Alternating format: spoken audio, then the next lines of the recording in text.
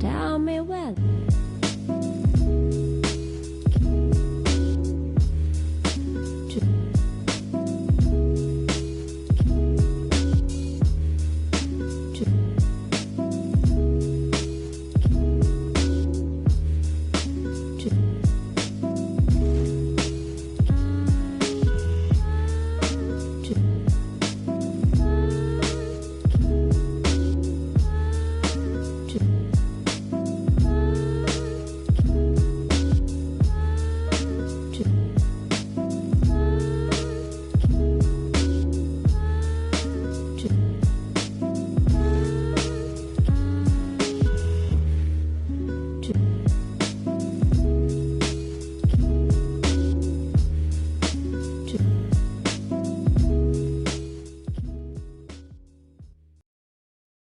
Hello. What's going on? 18 stream. Late night stream. So we're doing a late night stream because I've been busy all day. All day. Been busy. So much stuff to do. You'd be surprised where all the stuff there is to do behind the scenes on a YouTube channel and Twitch stream. You'll be very, very surprised. Anyways, what's going on, everybody? How is it going?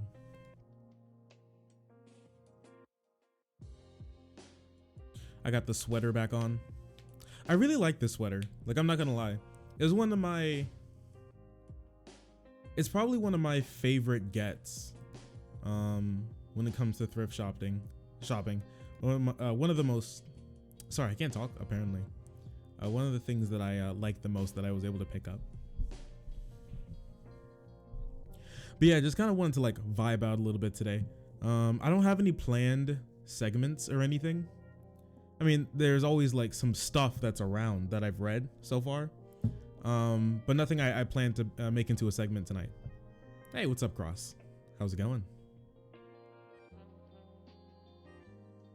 Oh, Vegas called himself cringe. Yeah, that sounds about right. Yeah, there's no interesting news. There really isn't. Yeah. I was thinking, I was like, man, literally nothing has come out. Joe Biden fell down the stairs. I mean, that's interesting, I guess. There was a shooting apparently in Nova Scotia. Did this just come out? Did this just happen? No, this was April 2020. Why did he send this? Okay, whatever. Whatever, I guess. Like there's like a couple of things that have gone on, but no like real big meaty segments. I was planning that for tomorrow for like the regular stream. But I guess we can like touch on them a little bit. Did you guys ever see that that Jimmy Fallon clip that he had with John Oliver? Old man Biden? Yeah, my man kind of like collapsed.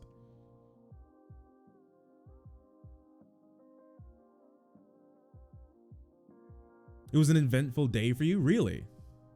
You went outside? That's mind-blowing. Cat never goes outside.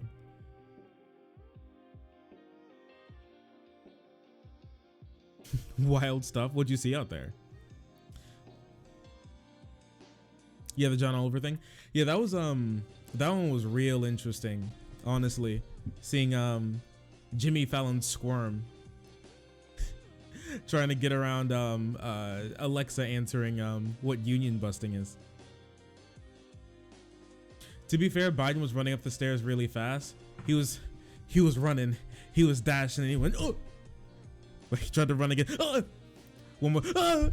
He had to stop. He had to stop and be like, okay, wait a second. Wait, calm down. He tried to juke the stairs and broke his ankles. Broke his freaking ankles, dude. Just obliterated the man. Drink water? You want me to drink water? Oh, Cross.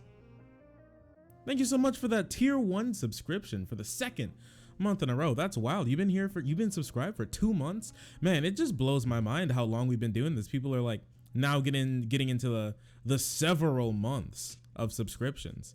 Well, they said drink. Well, let me tell you what we got back. What makes its great return. It is Big Jug.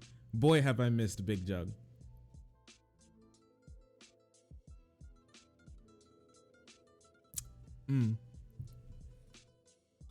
Literally nothing better than Big Jug. Literally nothing better. That's amazing. That's so cool. What do you mean, ew? How are you gonna get on me? All right, listen. How are you gonna get on me about using little solo cups? The jug has returned. The jug is back. Oh gosh, I'm punching my microphone. What am I, David Pakman? Yeah, how are you gonna get on me for using those little solo cups? And then I reduce, reuse, and recycle, and then instantly it's ew. Ew, I can't believe he's reusing plastic. How could this happen? The amount of plastic in your blood, reduce, reuse, and recycle. If I can break down the plastic myself, I don't know why I want a sea turtle to do it.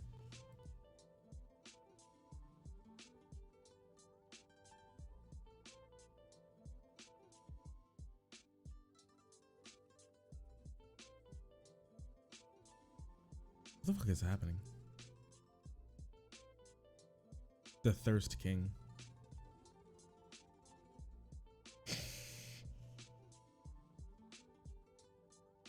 Oh, too much. Glass, simple pleb. Yeah, I want, you know lead, it's sweet.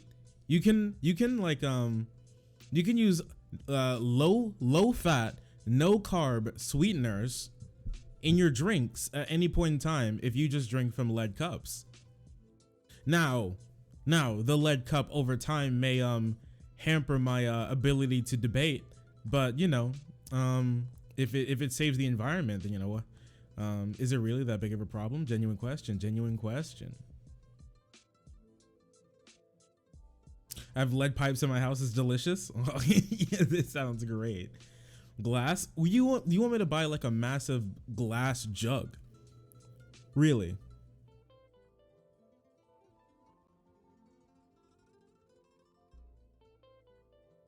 It's your fault Arizona makes 100 million bottles per second. It's not my fault. I've literally done nothing wrong. I've never done anything wrong in my entire life. Wait, did you guys see this shirt? Wait, is this shirt Kecker cringe? What do you think?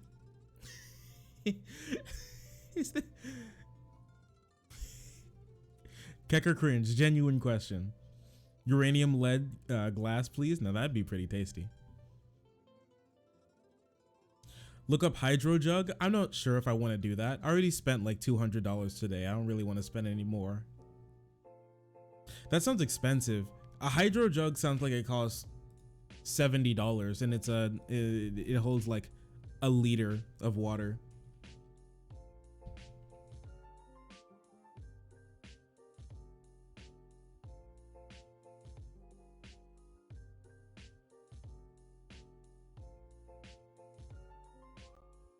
You smoke the weed out of a hydro jug? Wait, how much does it? Wow. Huh. Damn, that's crazy. It costs literally it's exactly what I thought it was. That's wild. The man, the myth, the legend, he actually never misses. It does cost $71. Ain't that about a bitch? Well, there's this one that costs $60. Team Hydro, apply now. Yeah, sounds about right. Yeah, it's a bottle. Oh my gosh. $20 for a bottle? What does this world come to?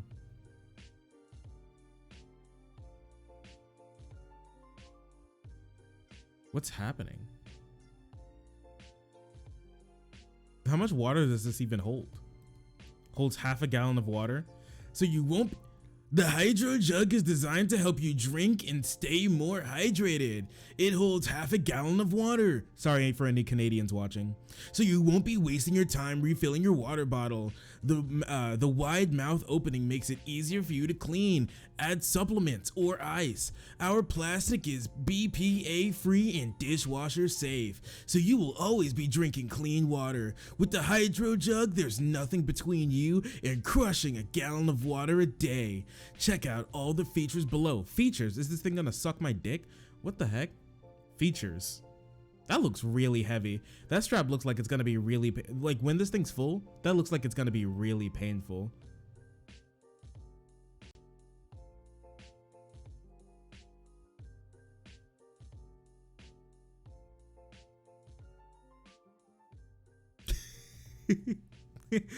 Do you mean you'll literally buy one? Get rid of Big Jug? No.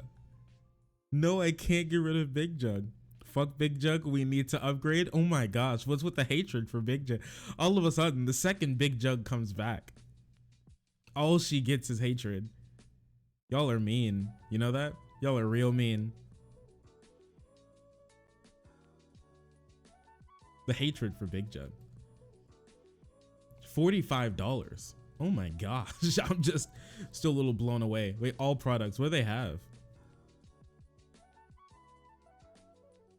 Hydro Shark, are you being paid right now? Are you being paid by Hydro Jug to sponsor, to like informally sponsor on my stream right now? Is that what's going on right here? What is this? Oh, this is their like flavorings. $30. You're paying $1 per serving? Oh my gosh. $1 per serving? That's a lot. I don't know, dude. That's like, dude, this is like a drink at McDonald's. But okay, whatever, do your thing. Features, looks stupid. Everyone hates Big Jug now. I don't know, I was thinking about opening up a what is it? A PO box. I was thinking about doing that. I know I might, since we have the Stimmy money, since we have Stimmy now, we could do that. Whoa, cat tipped. What the heck? You tip $20 for water bottle only. Well,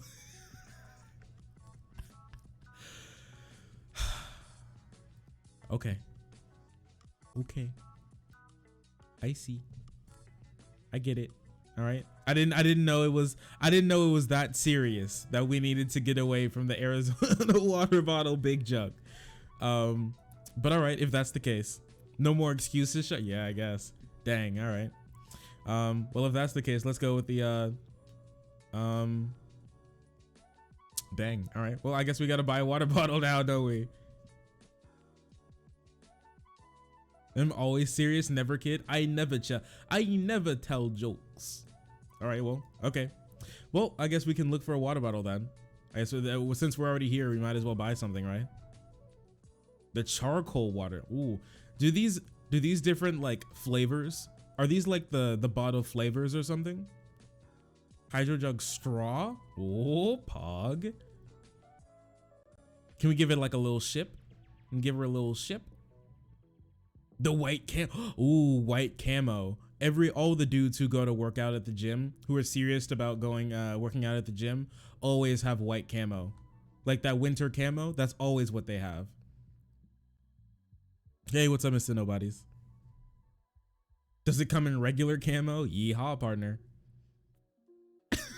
Dude, cat is molding. Cat's really upset because I've been drinking from regular Big Jug again, and apparently this is a massive problem for my health and well-being. I don't know, the white camo does look kind of pog, I'm not gonna lie. Oh wait, these are just the sleeves? Oh my gosh, what is this place? What is this place? The white Hydro Jug is just completely freaking gone, dude. So it doesn't come with, so the regular Hydro Jug doesn't come with a sleeve. All right, here. Well, if that's the case, then here. Let me buy the clear hydro jug then.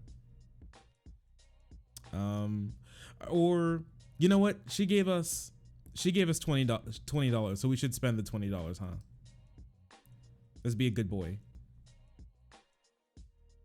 Let's be a good boy. So let's buy the whole thing. Should we go with white camo? Let's just go with the black sleeve.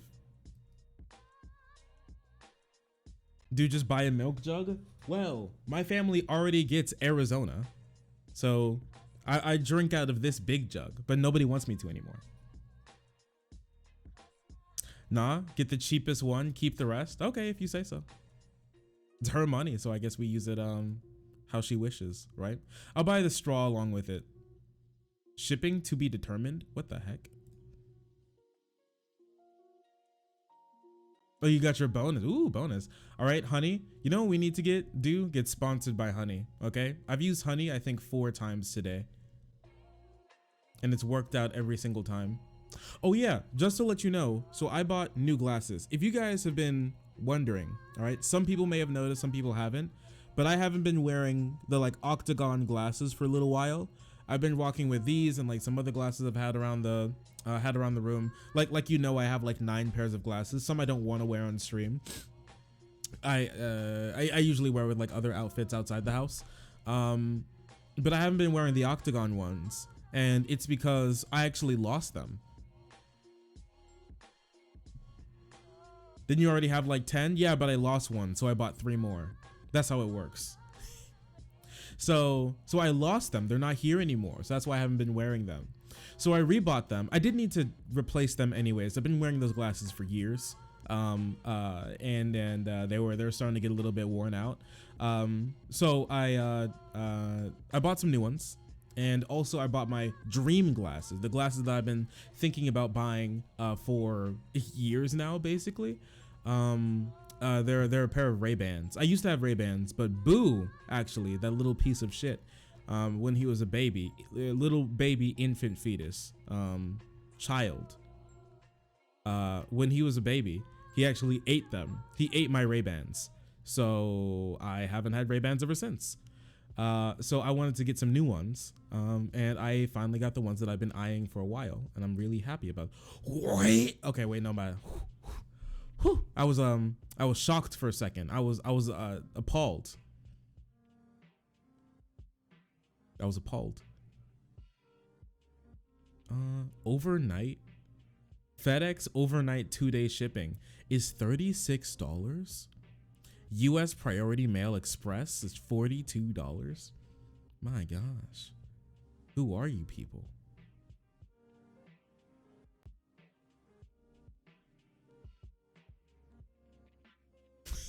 Do payments. Wait. Imagine doing payments on a freaking water bottle. Oh my gosh. All right. Yep. It's okay. Well, we did it. Well, we did it. We bought from Hydro Jug, and we now have acquired the clear Hydro Jug, and I also threw in the straw in there, just to be sure. So there you go. It should be here in $36 shipping. That is a massive Lamau. I don't even think there would be an even bigger Lamau possible. I'm not going to lie to you. Yeah, that ain't happening. Versace's? I'm not buying Versace glasses. Who do you think I am? All right, that's something like Hassan would do. Hassan has that kind of cash to just be vibing and spending $700 on a pair of glasses. That ain't me, Chief. That ain't me. I ain't about that life. Who up, Lubin? They rat. Call him the dog bad names just because he wants good eyesight. Eating glasses is better than eating carrots. Dude, fuck that dog. I'm sorry. Screw that dog. I was like, dude, when he did that, he was still a baby. I like picked him up and I was like, I could take him to the pound right now and no one would even notice. You'd just be gone and no one would even notice. You know that? No one will miss you, but I didn't. I didn't do it. Oh yeah, I almost forgot. Those octos were cool. Yeah, they are really cool. So I'm making sure that I get them back. They're part of my style now. So I want to lose them. I'd miss Boo. Don't worry. This is before you even knew about him. You wouldn't even know he was gone. Just go get a $1 cancer water bottle. Yeah, I want to live a little bit longer.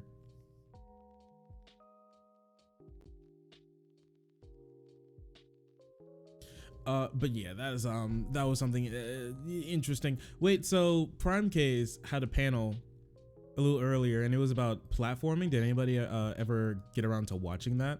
Also, apparently, Sansol and his girlfriend have been just gone on a on an exciting adventure together, and that looked cute. They were like vibing.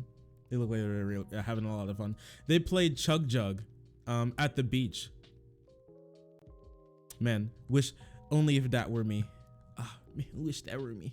I don't live anywhere near the ocean, so that's privilege some Texans can get.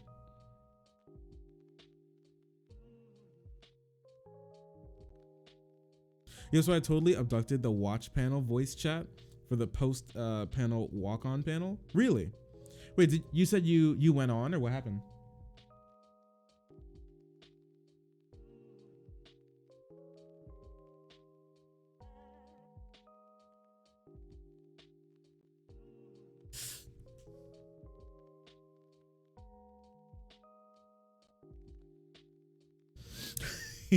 Man, did it drag with Vivian? Dude, people been hating on Vivian ever since that happened. People been hating on Vivian. Like, oh my gosh. It was a little bit funny though. What happened like earlier today? Yeah, here it is. Here's a little compilation of what Vivian had to contribute. Fuck me. So yeah, fucking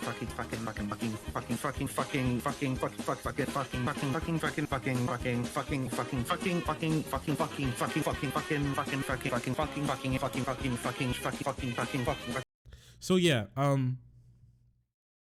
she does say certain words a lot. That is that do be something. I was like, oh my gosh. Like I knew. Keep on trucking. Cat Jam. I'm bopping to this. Yeah, busting makes me feel good. Yeah, I was like, Vivian says fucking a lot. Like a lot. But I didn't want to say anything. But you know, it just kind of be that way sometimes. Rip? Oh, dude, Ripperino. Hello, we're writing to let you know that we are unable to verify you as the account owner. We know this is disappointing to hear, but we can't assist you further with accessing your account. If you know which email address is associated with the account and you no longer have access to this email, please contact our email service provider for assistance. Rip Areno. The squirrel is gone. The squirrel is gone. Dude, big sad. Oh, looks like it looks like the heckin' squirrel isn't coming back. R.I.P. in peace, chieftain. The last post was yesterday. Yikes. Oof. Ow and ouch. Well, goodbye, squirrel. You will forever be missed. Rip squirrel? Dude, rip squirrel. Wasn't there was a big thing that the squirrel has a YouTube channel? Since when was this? Oh, and by YouTube channel, I mean they posted 3 videos about Noam Chomsky 1 year ago. Amazing memes.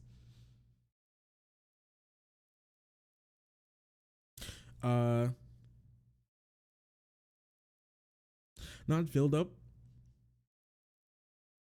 Oh, went to the watch party chat. Oh, okay. We ended up talking about Satanism, My Little Pony, and magic in video games. Yeah, that sounds about like something that you people would get into. Can I debate you on guns? What are you looking to hop into the voice chat to debate me on guns, or like what? What happened? One person got blocked by the squirrel and they said that they deserved it. Rip.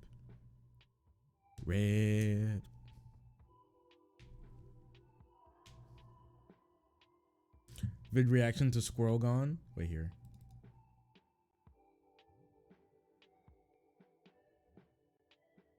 Goodbye, squirrel. Wait, what is this?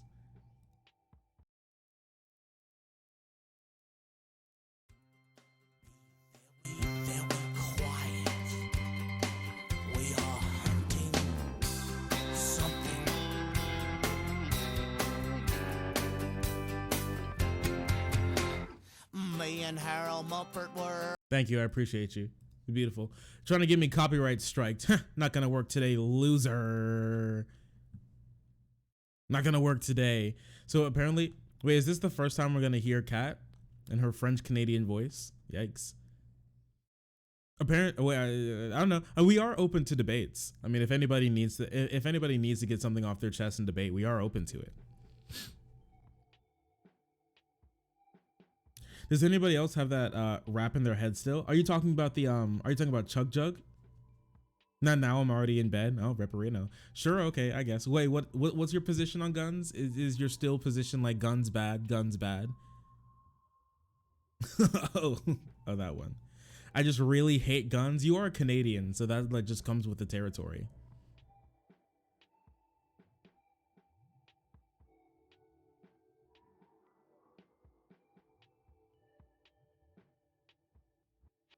I will prepare and call in at some point. All right. Well, are you guys ready for this absolute bomb that Kat's gonna drop on us when she finally prepares her gun manifesto? I have really short arms. Yeah, sounds about right. You just can't pick it up. You have a little T-Rex arm, little baby T-Rex arms, since you're like 4'11", right? I'm okay with long arms. Non-auto, non-semi. Ooh. All guns have to be bolt action. You know, how much better do you think that gun violence would be if all guns would have to be bolt action for you to be able to have them? Like a bolt is that a thing?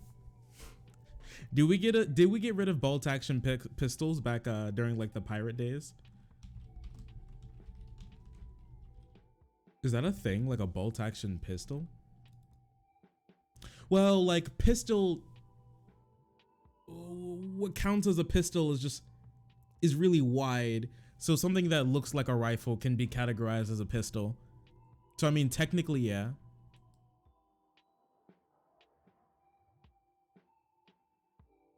Doesn't Switzerland have a bunch of guns and they're doing fine? Yeah, but Switzerland, the thing with gun violence for us, right, is that we have a lot of, for one, gangs, a whole bunch of inner city, and a whole bunch of wealth disparity. So all of those things culminate into more gun violence. Also, we have a worse culture around guns. We see guns as something to shoot other people. We buy guns specifically with the idea to shoot other people with. In Sweden, they buy guns as like tools, right? They're like shovels or pickaxes. They're tools.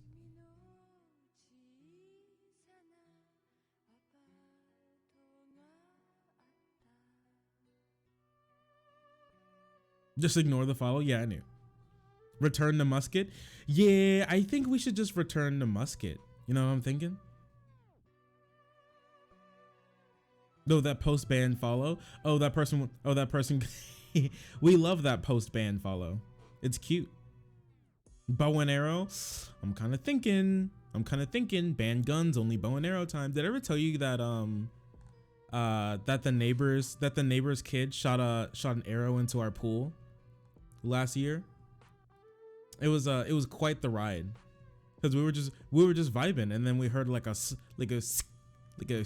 and then a splash, and we looked over, and there was just an arrow in the pool.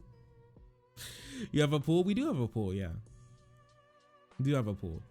I'm surprised that it didn't. We're lucky it didn't hit the trampoline and then like bounce through a window or something. I'm jealous. But you guys can get a pool sometime. You guys are getting pay raises and stuff over there. You guys can probably buy a pool. Put a down payment on a pool sometime.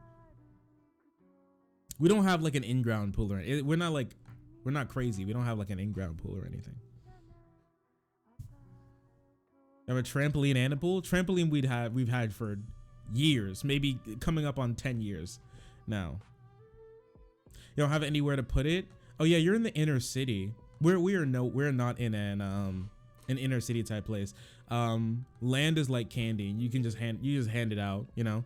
where we are, you can just easily get land. Back when we lived in Missouri, our neighbors had horses. If that gives you any any knowledge about the types of places where we usually settle down in.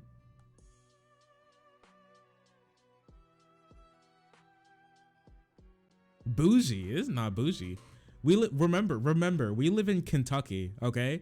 Like the place that I'm trying to rent out is $400. Like the amount of stuff, the amount stuff costs where I live is extremely less than where lots of people in, especially where Cat lives, like downtown inner city. Shark and bad and bougie. Yeah, you can tell by my thrifted sweater that I'm bad and bougie. Shark bad? No, don't do this. Shark bad. But yeah, here, let me hit you with this, okay? Because I made a little poll on the YouTube earlier today, like right before stream, and I was thinking, right? So show off the Doge. What, my dog? Little pupper. Oh, he decided to come back. Oh, Shady and Boo are in here today. Shady's on the floor. I'm not showing you guys the floor, because there's still stuff on the floor. I'm not showing you guys that. But Boo, he's just kind of vibing back there. There's nothing really to show off.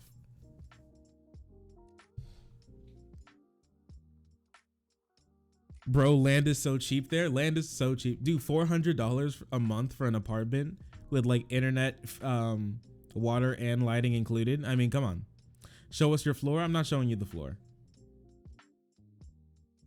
$2,000. That is way too much money. Way too much money. Sound like I need to move to Kentucky? Honestly, I mean, it wouldn't be the worst possible decision. Fuck landlords. Actually, we have a story about land. So here, listen to this, right? So I usually don't get shaken by stories that we tell. More likely than not, I really don't feel like I don't feel like really big reactions to the stories that I hear most of the time. Now, obviously some things are different, but that's just like not something that I personally feel. It's not like I have zero emotion to the stories that I tell. I care a lot about the stuff that we talk about, and if it's really bad, then I do feel bad. But last night I collected a story that I want to talk about next stream that really did shake me. You know, like I said, very rarely am I honestly taken aback by stories, but this one really shook me, and this one's about landlords.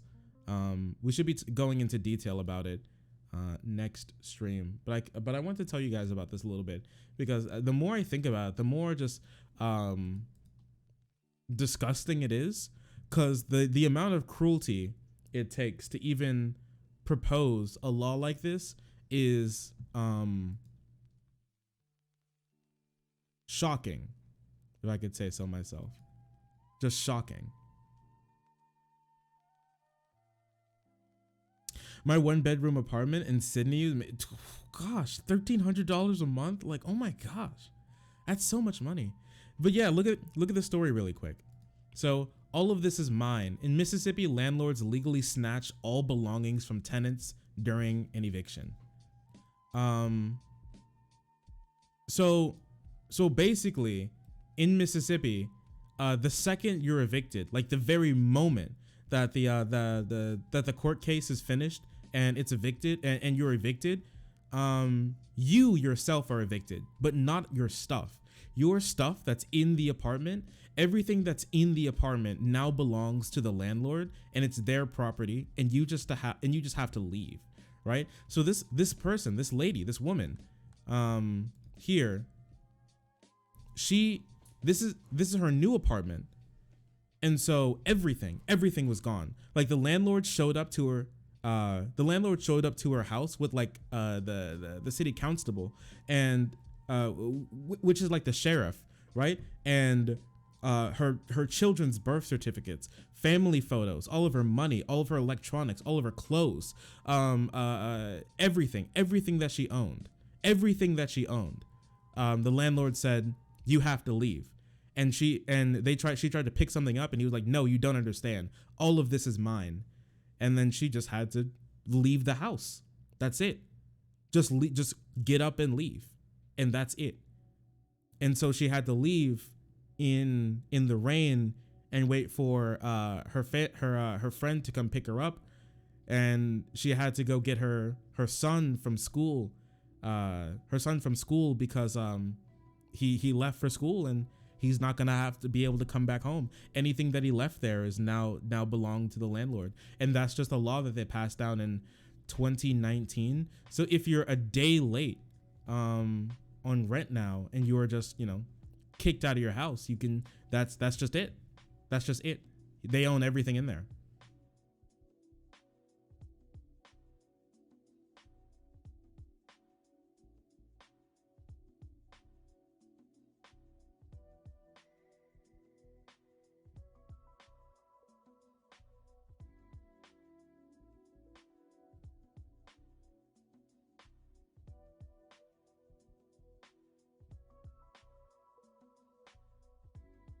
Yeah.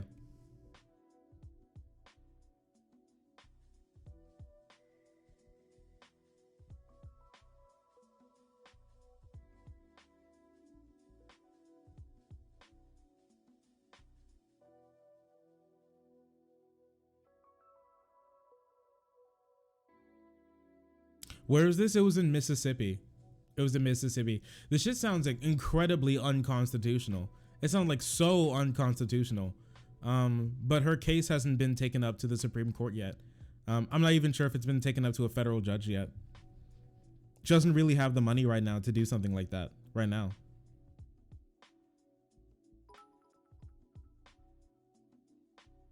The country keeps getting more fucked. Yeah, like I didn't even know that was possible. Like I thought there were like more legal protections for tenants on a federal level.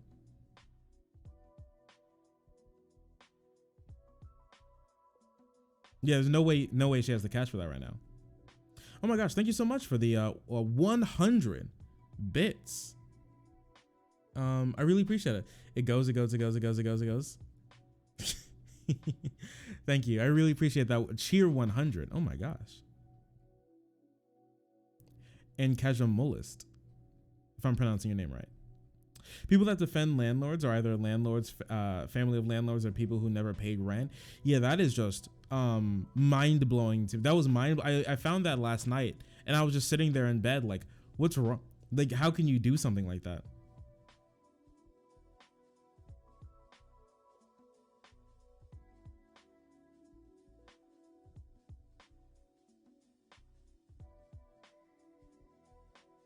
Yeah, now, you can't being able to get kicked out of your house is one thing, but now everything that you own on the property is now theirs. That's incredible to me. That has to be illegal. Like that's one of those things where you're sitting there and you're like, that has to be illegal. Like no way that's not unconstitutional. We aren't considering violence. We just want to talk. Yeah, we would never consider violence.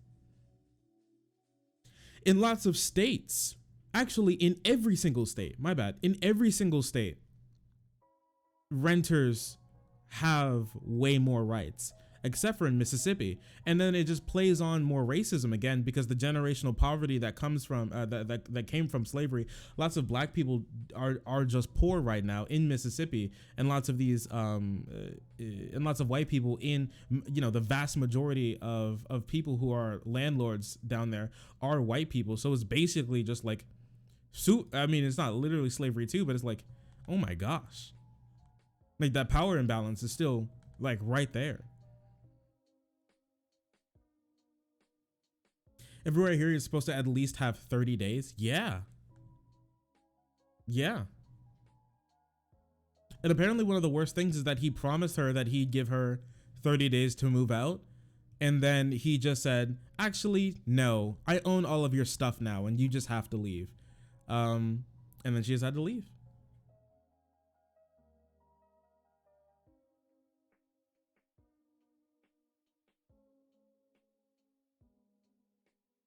Three months of no paying rent is required to go to tenant court. Yeah. I think that's like a way better system, honestly. Let's all go to Quebec. Now that'd be an awful situation. South USA is trash. We do need reconstruction too. Like, I'm sorry, we need reconstruction too. All right. Like, I've lived a lot of my life around these around like Southerners. Southerners need to be like the South in general just needs to be completely picked up and then just turned over and shaken. Just blow on it and then it just needs to be refilled. Like, we really need reconstruction to happen. There's like a complete reshuffling of the American South is incredibly needed. These places, I'm sorry, like, these places shouldn't be allowed to govern themselves. They've proven for the entire history of America's existence that they are not capable of governing themselves. I personally do not believe that like Southern America, especially like ex-slave states, should be allowed to govern themselves. They just can't handle it. The people there just cannot handle governing themselves. They can't do it. So I don't think they should be allowed to. But you know, that's a much crazier take.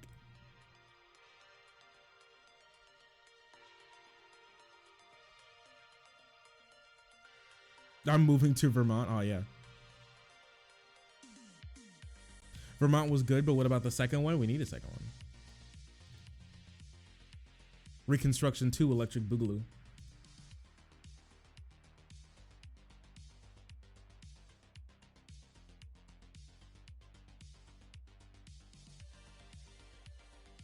Yeah, a federal tenant protection would be absolutely amazing.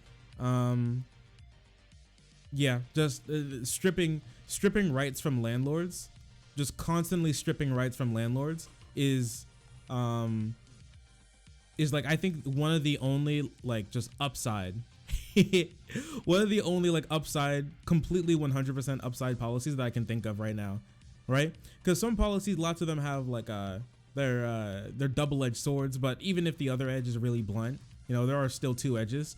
I still think just constantly, emphatically and without mercy, stripping rights from landlords is one of the only 100% good policies that I can think of. Wrote a bill for a project. You should hella read it. Yeah. If you're in the Discord, send it in, put it in to content ideas, and we can read it sometime. We need social housing like we can in Vienna. That's what I was kind of thinking of. I was really thinking of this recently, right? I was really thinking about if I ever had enough money, going down to places like Mississippi and getting those really low income people who are renting from low income housing, and then like buying out a building and then starting off by like renting it out, and then try to shift the lease to the to the tenants, and then have them own it themselves and turn it into like a social housing that the tenants own there, and then people can like shuffle in and out when they need to come and go with the lease. I feel like that would be a really good thing to have happen. Or if it's not like me doing it, it's from like an organization doing that, and then they shift the ownership to the tenants there, and just try and do that like over and over and over again until we can get as many people out of the like the death grasp of these low income tenants who just abuse their power as possible. Just get as many people out as possible. Hey, landlords, just build a house, forehead. That's true. You should just build a house, chieftain.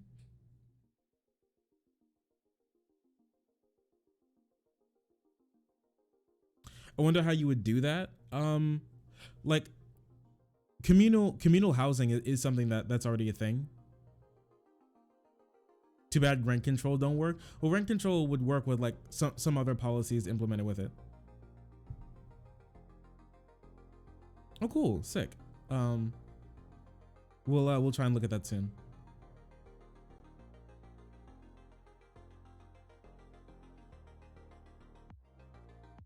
It would be cool to make it not profitable to own more than a few properties. And that may be cool.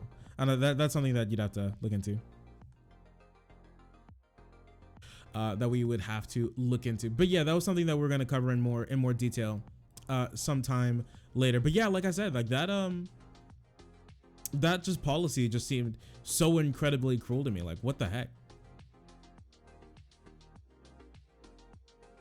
Like, how can you do this to someone? How can you think this is something that's right to do?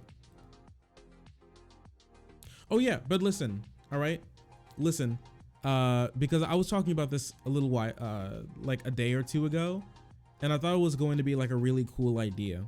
So, as I said in the Discord, and I talked to a couple of people behind the scenes about it, I was really thinking about starting a series, if not on the channel, then on like a new channel that's for men's rights.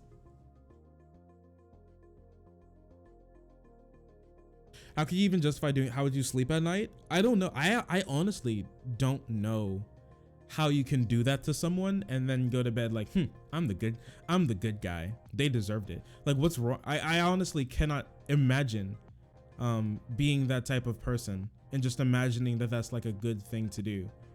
I honestly can't think of that.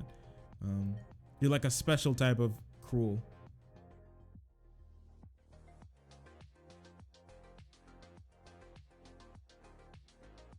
Well, I mean, everybody who has like a disconnection with how that person, without the person that you're abusing feels, and if you feel, I mean, lots of people think that they're the hero in their own story. So, oh, they didn't pay me rent, so they deserve it. I own all this now, and I'll sell it and make my money back, and you can just fuck off. You know, who cares? I mean, I understand it. I just can't. I just personally can't possibly imagine just doing something like that to people. But anyways, like, yeah, I was really thinking about starting up a pro men series on the channel about like cutting into the red pill community and being able to talk about some stuff that relates to men, from like the red that like people who are looking for red pill community content or stumble upon that content and find it appealing to them, cut in there and then do the same thing, give like life's advice, but from a leftist feminist perspective. Hey, hello.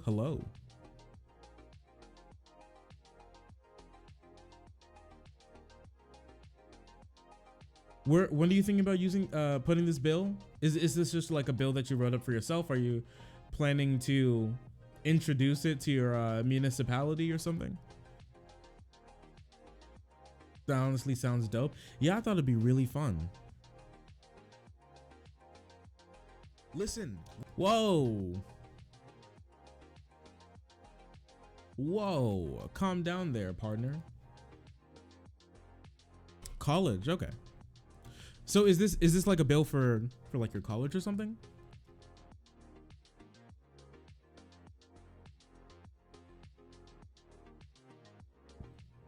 So yeah, I wanted to do like lifestyle advice, dating advice, fashion advice, self-help, things along. Oh, it's just for your political science class? Okay, cool.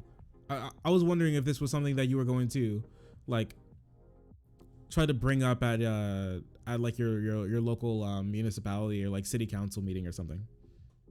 It's a mock bill. Okay, I thought it was I thought it was like an outline for like a bill that you made. Like, new Jordan Peterson over here, kind of like a good Jordan Peterson, giving life advice to men. Yeah, I mean, like a good Jordan Peterson. I was thinking about like the name for the series. I'm not sure what I would call it necessarily. I was thinking about calling it like Good Man, or something along those lines. Just like something that's like by men for men, but not in the same way that the red pill community appeals to those guys. I want it to be in like the same vein, but I wanted to have input from other people in it, from other identities in it, not just men. Because one big thing that you hear from a lot of these right-wing groups is you hear like a lot of men telling you what women want. But I did want to have like women panels, like women only panels, like have on Sounds weird, but I was thinking I want to have panels where we take pretty women, all right, just pretty women, and they go, hey, this is what I'm looking for in a guy. I think when a guy does this, that, and the third, that's cool. I really like that. Something along those lines, and then put that into one thing, and then we can talk about it, and then add on to it, and then upload that into like something like how to approach women, right? Like how to approach, because that's a big thing, right? You're a dude, you're straight, right? Because a lot of the times I want to a lot of this that content is directed. It's gonna run his own Austin show. No, it's not gonna be an Austin. It's not gonna be an Austin show. So sort of thing. It only be for a couple of things, and you talk about real issues. Okay, no, it won't be another Austin show. But no, a lot of this content is directed at like a lot of straight dudes and dudes like me are looking for this sort of content, and approaching women is like that's a big thing, right? Like I said, you're a straight dude, you're looking for a woman to speak to, so like what do you do?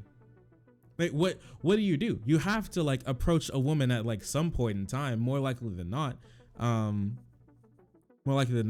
Lots of women, they don't do a lot of approaching. Whoa, Plant. Oh my gosh, thank you so much for the 5 raiders. Hello, Plant Raiders. How you all doing today? Thank you so much. I hope you all are doing well. Was Plant treating you well? I hope so. Hello. It's nice to see you. Hey, Plant and Raiders. Nice to see you all. Hey, Shark Man. Hello, Plant. How's it going? Yeah, please, everybody watching, please check out Plant. Here, 1 second.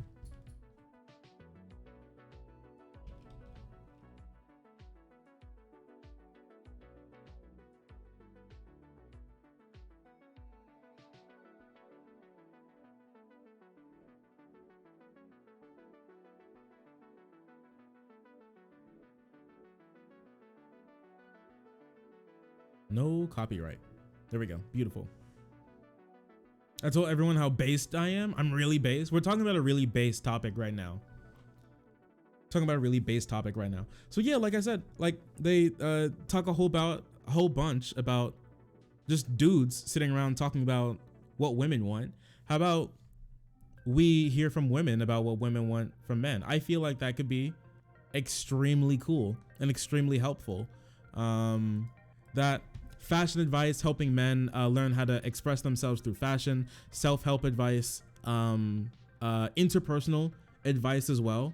Sounds like something that would be extremely cool to be able to talk to people about. Lose the glasses? Okay, whatever.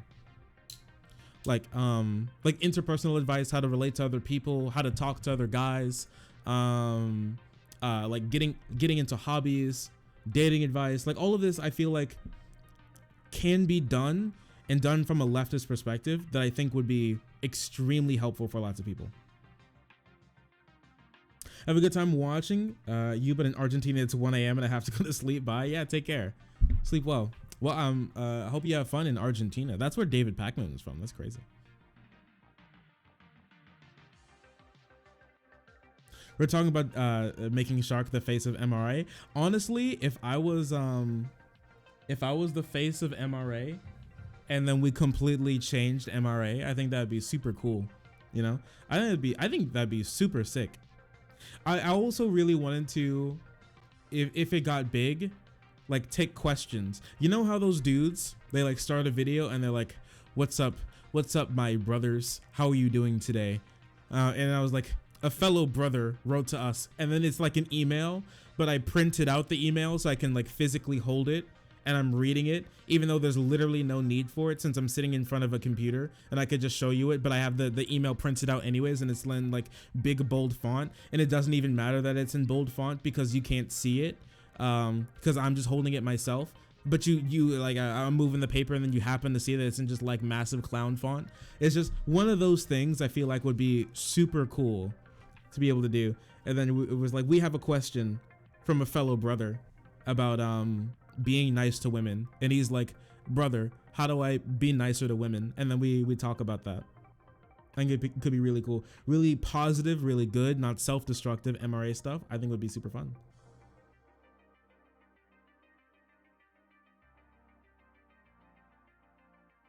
You can troll him every day and we'll still be cool. I don't know, dude. I react to trolling differently. I'm just vibing.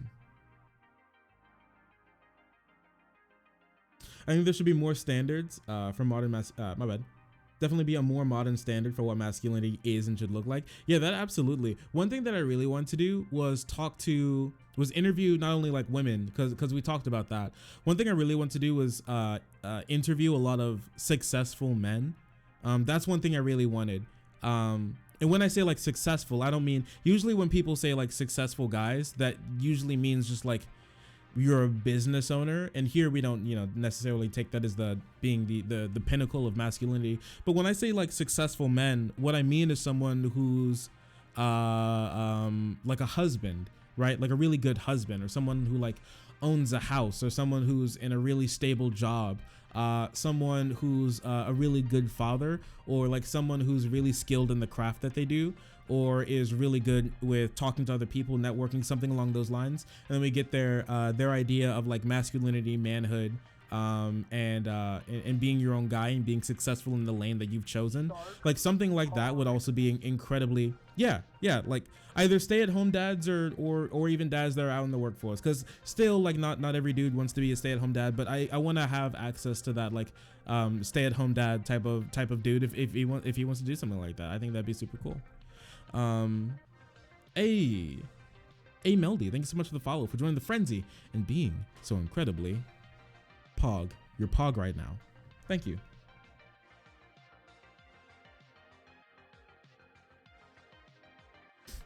Interview my husband.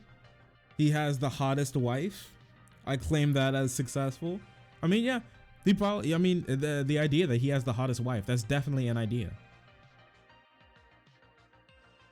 So yeah, I asked my dad. My dad said he'd be he's not someone who really wants to be interviewed per se in the sort of like live format. That's not something that he really wants to do. He's like he doesn't like his picture taken. He doesn't like any of that. He doesn't like any of that. But he did say if I gave him a couple of questions, he'd be down for answering some and doing like a little write up on it. Because I think he's a good dad, and he's quite successful in what he's done. Shark's dad reveal, father reveal. Yeah, he doesn't want to be a part of the father reveal. So no. I think it's off topic, but your voice is really soothing and comfy. Oh, thank you. I really appreciate that. We're just kind of vibing right now. So thank you. Can League players be reformed under the new MRA? It's not really about, well, maybe, yeah, because, you know, lots of people these days, they're like, you know, your body is beautiful, your body is a temple, and it's a temple that shouldn't be shared with League players. This is a really big thing that people have been talking about recently. So yeah, League players, they'll be a little bit harder, they'll be a little bit on the fringes, you know, but I really think that you can pull them back. I really think you can pull them back. Yeah, definitely. Only with a little bit of elbow grease we can do it. I know this to be true. So yeah, that's something I was really wanting to do. And if it's something that is possible, I just was like completely tripping up on my words there. ADHD kicked in, and then I got like a really big backlog of words, and then no words came out at all. I really want to talk about what was it? Talk to some guys that, because I'm personally into men's fashion a lot. There are some dudes who do men's fashion YouTube channels, and I really want to, if it's possible, like collab with them and talk about men expressing themselves through clothing. I see Shark streaming like, hello base department, one of your agents is out here dripping all the base all over the floor. Clean up on aisle 3. You want to hear some dope ass shit? I never had to come out as bisexual to my dad. just straight up looked at his girlfriend and was like, hey, my son is bi. Oh, that's super sick. Oh, that's so cool.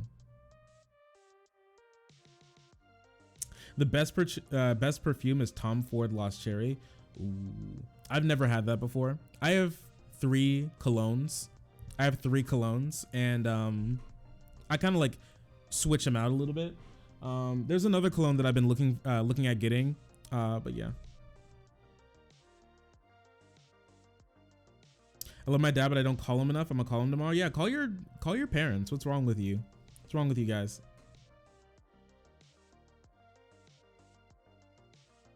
Yeah, we gotta have like a little alert that says call your parent, call your grandma, call your granddad. Men who smell nice are very cool. True. All right. Lots of people don't want to admit it. Lots of women don't even want to admit it. Okay. But like smell is incredibly important. I think for a lot of the time, it's kind of like a video, right? Where a video, if the video quality isn't that good, people can put up with it if the audio quality is just fine. But if the audio quality is really is really bad, but the video quality is really good, people won't watch it, right? If the audio quality is like really cracky and grainy and just garbage, your ability to put up with it is just way less. I think if you haven't like updated your style or whatever, you're like the dude, you know the dude I'm talking about, right? He has like the really basic running shoes and he has the like loose fitting jeans and he just wears flannels, just a real sort of super just straight dude. I spend 0 time. Yeah, the dude, just the dude. I spend 0 time thinking about my wardrobe, you know, just the blue flannel. Yes, Bones, I'm calling you out. The blue flannel, the loose fitting jeans, and then the Nike shoes.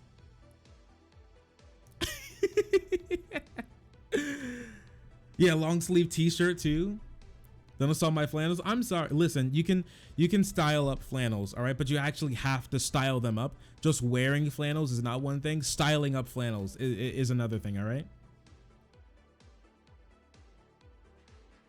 Or black t-shirts and black jeans and that's it. I mean, that can be cool. You can look like an ex-choir kid. That's fine.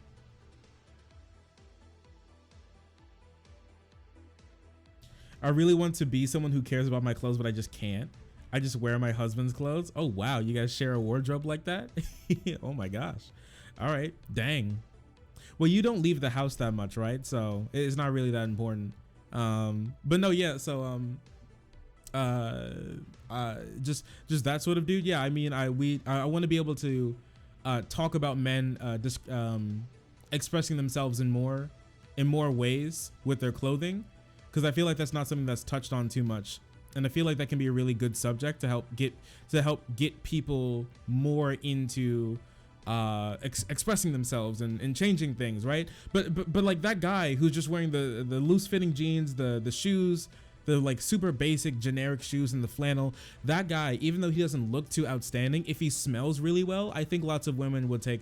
And if he's just normal, I think lots of women will take a pretty reasonably positive view, because lots of people, I think lots of women in particular are really big on smells. I know all the girls that I've been around and have dated take smell very seriously.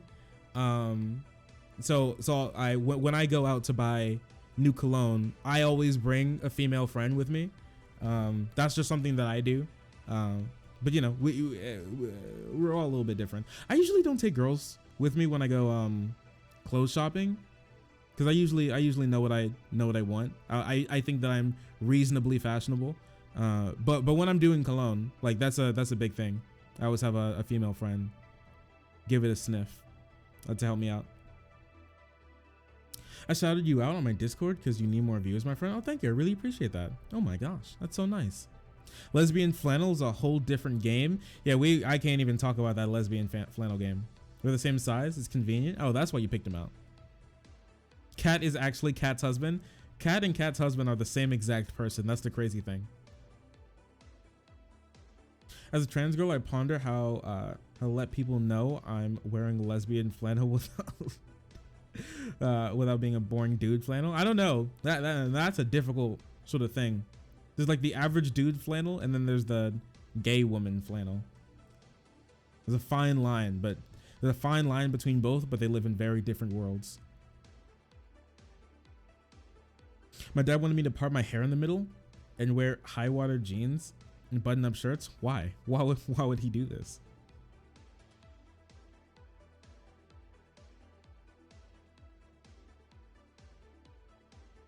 Yeah, I think, okay, listen, I think dudes, all right? I think dudes, women normally, all right, have pretty low standards for guys. I think pretty generally low like lots of dudes will be like, yeah, women have these crazy high standards for dudes. I think honestly, when I've seen the sort of people that my friends have dated, I gotta be like, lots of girls have really low standards for dudes, all right? And I feel like lots of guys have low standards for themselves as well when it at least comes to like relating to women. So on that case, I really think lots of guys, you just hating, Shark? Don't worry, I'm a guy who's also low, all right? Low, I'm a low standard duderino, all right? Remember, the people who talk about the type of girls that I like say they're like dumb and ugly. So it's okay. I understand. What's up? Hey, what's up, comrade? So I think lots of guys can just pop out to lots of women if they have good hygiene, have a decent haircut, smell nice, and dress nice. That's it. Like these 4 things that are like usually pretty easy. They're like, boom, easy. And then you instantly pop out to lots of women. Just dress nice, smell nice, have good hygiene, and maybe even have a good, sometimes the haircut isn't even that important. Sometimes. Hot take, Vosh good. Cold take, Vosh bad.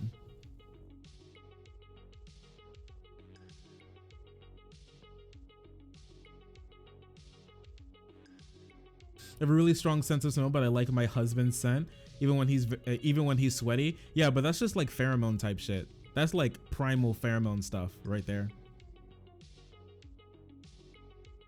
You want to learn about fat dude fashion, like specifically how big dudes can deck themselves out? I mean, just well-fitting clothes will make just about anyone look perfectly great. Don't say that. I'm gonna keep saying it. Women be having low standards sometimes. It's just true.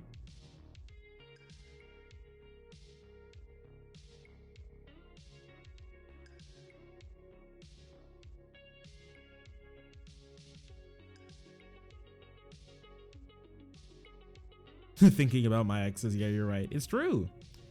They do.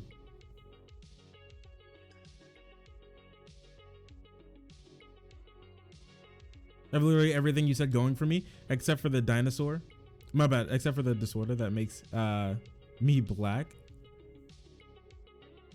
Black out when I'm triggered. Oh my gosh. That's tiny. That's stinky. You're a beautiful man. I love you. Well, thank you. I appreciate it. I mean, I don't know if I'd consider myself beautiful man, but I mean, that's cool. My style is skinny jeans. Oh, you're a twink? Man, that's crazy.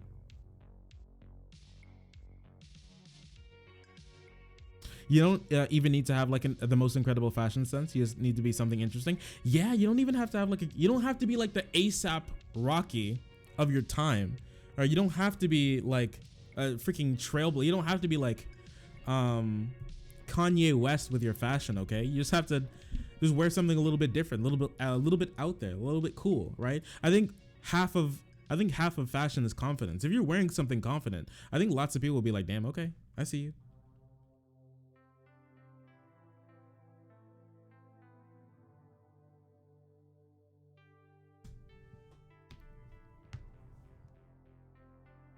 I personally don't give a fuck about how a man dresses. Well, there you go. Listen, the standards just keep on dropping, boys. All right, there's hope for you yet. The standards just keep on dropping. All right, that just means the more the standards drop, the easier it is for you to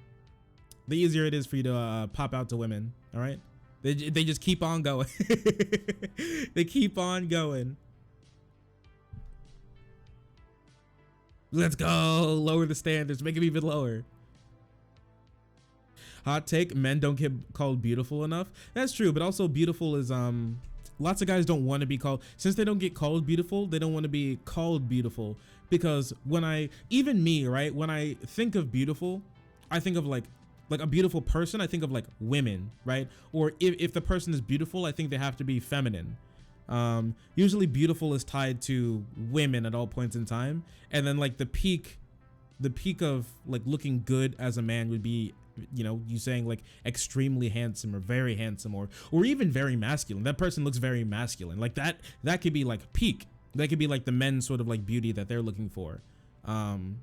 Usually just calling a dude beautiful isn't something that they kind of like relate with. I don't know what to think when people say that. I don't believe in the gender binary. Yeah, I know. I'm just saying that usually when you call when dudes are called beautiful, they like tie that back to like femininity a lot of the time, because only usually beautiful is used for women. Because you look at that dude and you're like you like, I don't know, you can like explain how they look good, but usually that just comes off as just handsome. And then for women, you can say, oh, you're beautiful. I've actually been called. It was really interesting because on Tinder, on my Tinder bio one time, a girl matched with me. Wild, I know. And then she messaged me first, which was even more wild. And then she called me beautiful. She called me one of the most beautiful men she's seen on the site, which is incredibly, it was just mind blowing, right? Where she was like, "You're so beautiful. You're such a beautiful boy. Are you a Republican?" Yes. Actually, no. I'm a neo-Nazi. I'm further right than the Republicans. I think it's like calling women handsome. No, no, I don't know if it's like calling women handsome. I think handsome always felt like an empty, not cool compliment. It also just might be dysphoria. That may be like dysphoria too. I don't know. Women want to look beautiful. Men want to look masculine. Me personally, I want to look dope AF. That's true. I want to look like. Are you bipolar? Yes. I have every mental disorder you can think of. Dysphoria do be scary. Dude, I read something about like cis women getting dysphoria when they're like, there was this person who had to get a prosthetic penis put on as a cis woman for like a movie bit. And then she just started crying. And apparently she was in a depression for like 3 months because she got dysphoria for having the fake pee-pee on. So you don't need a specific look as a man, just mean an aesthetic of sort. I think you meet your aesthetic, right? Because you'll always be comfortable in the aesthetic that you see yourself in. So that's sort of ideal. Before you even get your like ideal body, you can get your ideal clothing, and that will instantly boost your like you guys know, right? If you're wearing a really good outfit, you feel really comfortable, right? You look in the mirror before you go and you're like, I look so good, right? Before you even have like your ideal body, right? You may be a little chubbier than you want. You may be a little skinnier than you want. Before you even have that, like having good clothing could be like the exterior to that. That can give you that little boost of confidence that you may need to, I don't know, if you're standing outside and you see someone who's cute, you walk up and say, hey, you know, that could be something that gives you that makes you meet your future husband or wife or non-binary partner or significant other. Hey, what is this? Wait, what? Oh no. Dr. Naomi Wolf. If a vaccine is effective, then why do you need to pressure people to take it? Informed consent means letting patients make their own choices. Hello, Dr. Wolf. Big fan. Dr. John Sims. John Sims. Stephen Wolf, or professionally known as Johnny Sims. I will never. Wait. Johnny Sims is an American pornographic actor, director, YouTuber. He's a YouTuber too? Noted for his shaved head and muscular physique, he's consistently among the most popular pornographic searches. Holy crap. Wait, no, she unironically? Wait, oh my gosh. Wait, no way he hit her in the DMs with the, well, look at this what this esteemed doctor had to say. Yeah, this guy, he's so esteemed, man. He's a doctor, he's a lawyer, he's a delivery driver, he's a pool guy, man. He's a hedge fund manager. He's everything, man. He's a construction worker. My guy. My dude. He's a politician. He's everything. He's everything. L, if I've ever seen one, that's massive. Honestly, it's really hard for me to think if there's a bigger L in the world. Honestly.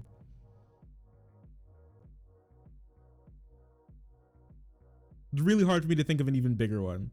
Not gonna lie, I never watched a Johnny Sins video. You probably have. You may have. You just may not have noticed it because he's so prolific. You know, he's everywhere. Let men wear dresses. The boy can be in the dress. That's fine. But yeah, I wanted to. Oh God, I found out that my mom thinks vaccines cause autism today. Now honestly, that's an even bigger L than taking medicine advice from Johnny Sins. I'm not gonna lie. That is a much bigger L actually. But yeah, no. So that's what I was really thinking of. Doing. I really wanted to start that sometime soon. We're just gonna have to see where it goes. I'll be working on it in the background, seeing how that goes, like what I wanted it to look like, how I wanted to present it. Now that we have this camera, it's going to be way easier to film things like standing up. I was really thinking about getting an audio recorder, like a microphone, and just talking and walking and being able to be out in the real world, or at the very least stand up from where we are right now and like set up something like on this wall over here to do like show off like fashion and stuff and be able to talk about this sort of stuff. I really think that'd be a really fun thing to do. So yeah, I think I really and it seems like lots of the people in the community, at least on YouTube, said they were really interested when I posit this idea of starting like a leftist feminist men's help advice sort of thing. Everybody seems to have a really positive view of it. So I think that's something that we're going to go for. People really seem like that would be really cool. So yeah, I think we're gonna go for it. Watch like listen to Johnny Sins as a trained medical professional in a porno. Yeah, I mean he's really good in that porno world. He's like the jack of all trades. Yeah, he's literally it. May I ask, who did you vote for? Bernie Sanders.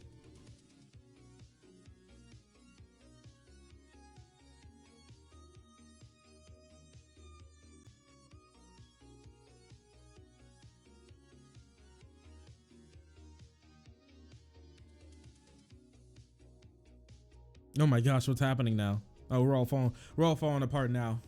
Yay, Carinos. Oh, someone commented on the question that I did, the question poll.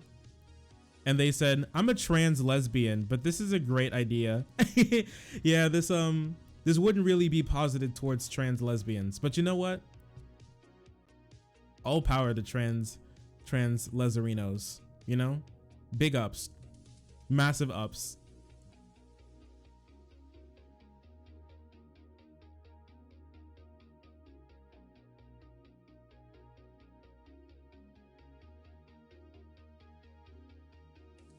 am also a trans lesbian. Let's go. They have arrived. The trans lesbians have arrived. Oh my gosh. Why does this keep happening? Dude, Biden and Harris, this is all that they post is like pictures of them walking.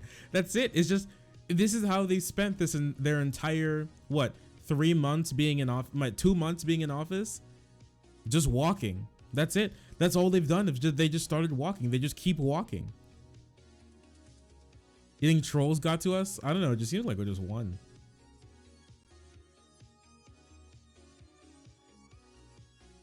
Oh my gosh, there's so many trans lesbians. Lesbian, don't you like that word? Lesbian. I can't, I'm sorry, I can't. Every time I hear the word lesbian, I think of that every single time. JLP being like, lesbian, don't you like that word?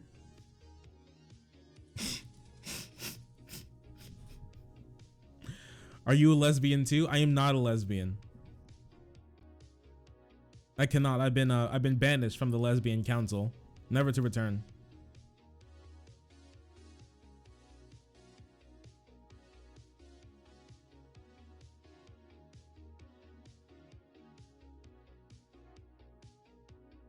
We'll be back in a half hour or so. That's all right. Do your thing, Chieftain. Wait, so I was thinking about putting money into like Bitcoin. Do you think this is a good idea? Throw up all that money into Bitcoin? Do you think this would be a good meme?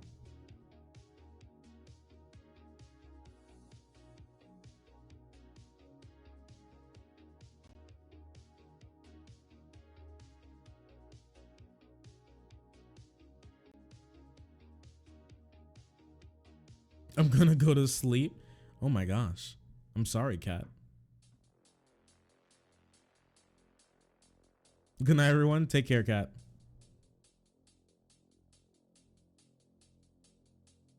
So wait, I've never played any sort of like casino game. So I've never played like poker or anything. I've never played blackjack. This is not something that's happened.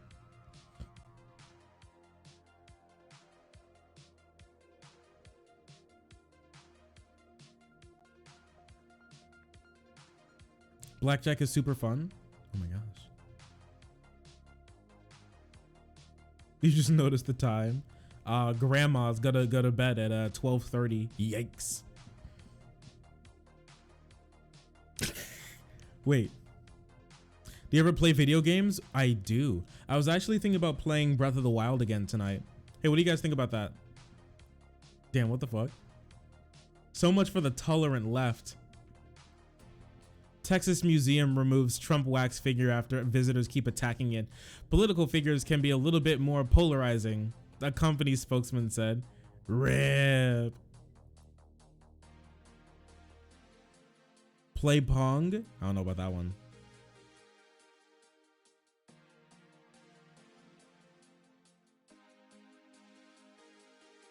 Bitcoin's better?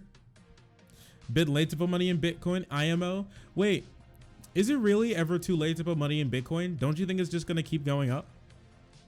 I think there's a good likelihood that Bitcoin is going to keep going, or at least go up more. Do RIP. Sometimes people will take a swipe at them, but they did that with Obama, Bush. They've done it with celebrity figures as well. It's just something that happens. Do people just like slap the shit out of the Trump figure? That's really funny. Oh my gosh. Imagine they have to remove the Trump figure because he just keeps getting the shit beaten out of him.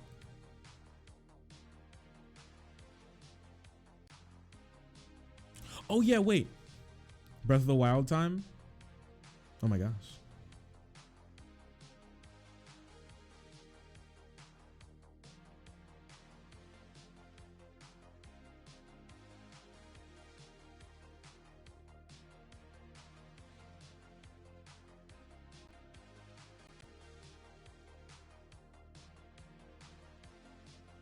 Because miners are cringe. No, I heard, I may be wrong here, but I heard that Bitcoin is now carbon neutral.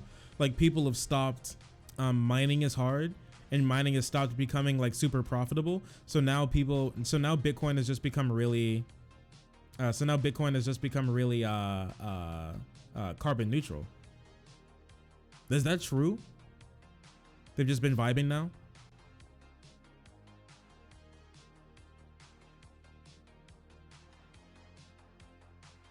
I can just someone imagine Pimp backhanding the Trump wax figure. Yeah, or just like decking it in the nose. And then since it's a wax figure, the nose just dents. And then the janitor comes by and you'd be like, well, we have to get a new nose for the Trump figure. Someone just bites the ear. Mike Tyson bites the freaking ear off the Trump wax figure once a day. It's just become a massive problem. Can't they just put it behind some glass or something? You cannot buy graphics cards right now? Yeah, you can't even buy like graphics cards right now.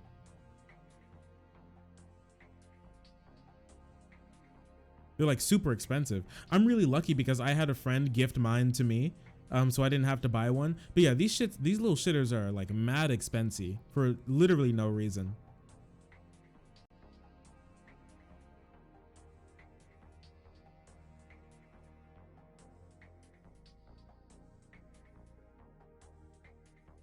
You can blame Trump for the Capitol riot, yeah. He deserves it.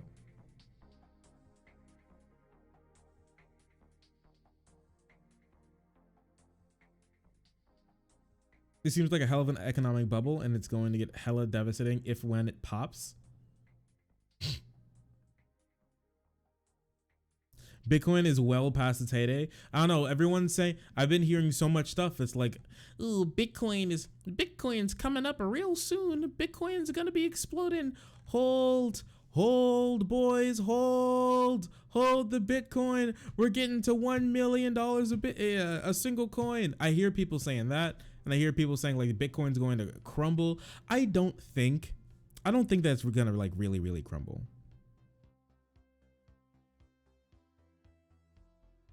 I highly doubt it's going to crumble. It feels like GME.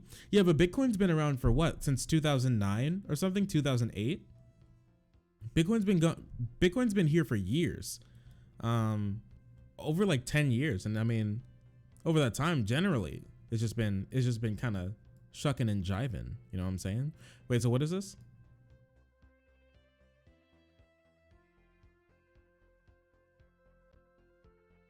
Bitcoin is a limited commodity. It isn't going anywhere. Yeah, I highly doubt it's going to be going anywhere.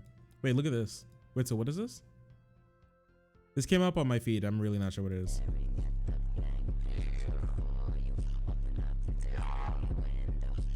Oh my gosh. Wait, have you guys ever seen something like this? Where people just start dancing?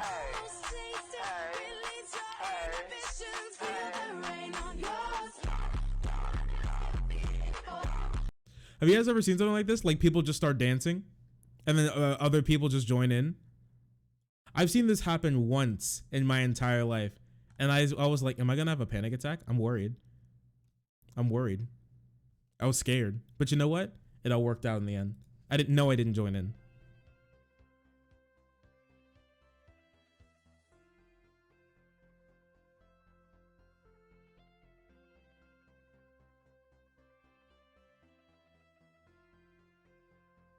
That's what people said in 2007. Look what happens. Ugh. Yeah, I don't know. I really feel like I've been wanting, I don't know. I may put like $100. I may put like $100 into Bitcoin or something sometime. We'll figure it out.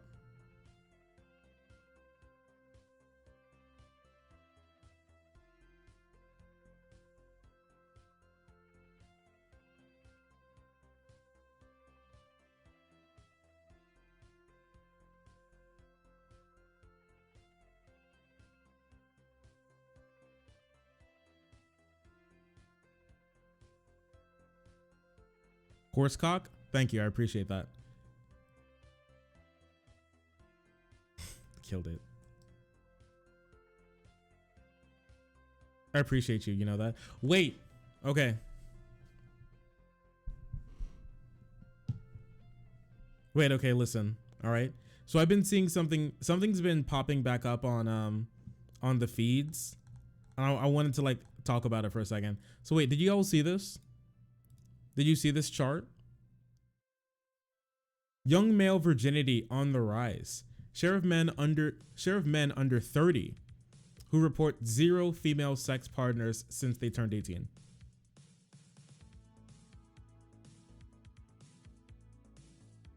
Let's go. Virgins rise up.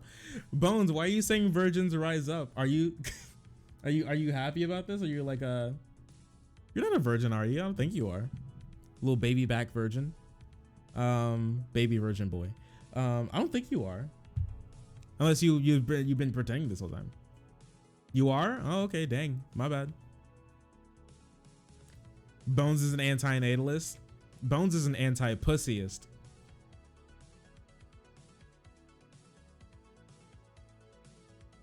Big oof. But yeah. Did they make sure there were no gay men in this poll? Well, that's the interesting thing. I'm fairly candid about it. Okay, well, do your thing. Don't let me stop you. Don't worry. Under the age 30 who report Vera. So the thing is, yeah, I'm not sure if they, in the question, they weeded out gay dudes, because obviously if there were gay dudes in this poll, they're not about to have they more likely than not didn't have sex with female partners. They're not looking for sex with female partners, and they're not about to have sex with any female partners because they're gay. So there has to be something at the beginning to be like, are you gay? And then you click yes, and then you have to instantly get booted out. I think porn has a whole lot to do with this. Porn skyrocketed in 2008. I don't know.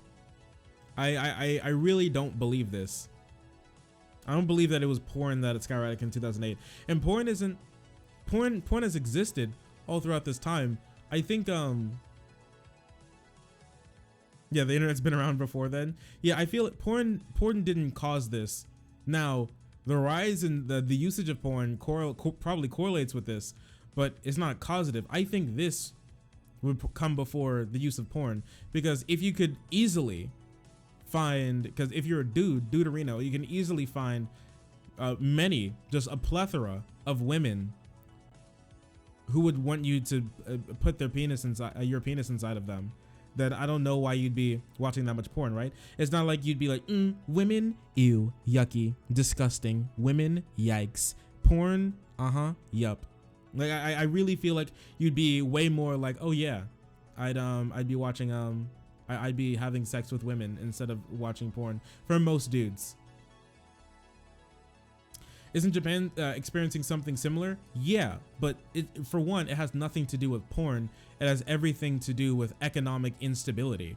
Now, when you get more alienated from people, when it's harder for you to go out, when it's harder for you to do all of these sorts of things, then obviously you have the possibility of you finding partners to sleep with or whatever would skyrocket, right? And 2008 makes a lot of sense because this was the economic crash. Lots of millennials now, who a lot of them are not 30 yet. Lots of them are 30, but a good amount of them aren't 30 yet, would be in this poll. And lots of those dudes, in the last year, since they turned 18, right? In the last couple of years, if they started off in the economic crash trying to get a job, and they've been struggling to put food on the table, struggling to have, pay their rent, struggling to pay their student loan debt, this would make it really hard for you to go out and meet people, develop those social skills and feel comfortable with going out and trying to meet people, which would escalate, which would push this to be as big as it is right now. That makes a whole lot more sense to me than one day Pornhub flipped the porn switch and every dude started beating their dick and coming into their socks instead of sleeping with women. I feel like this is more likely.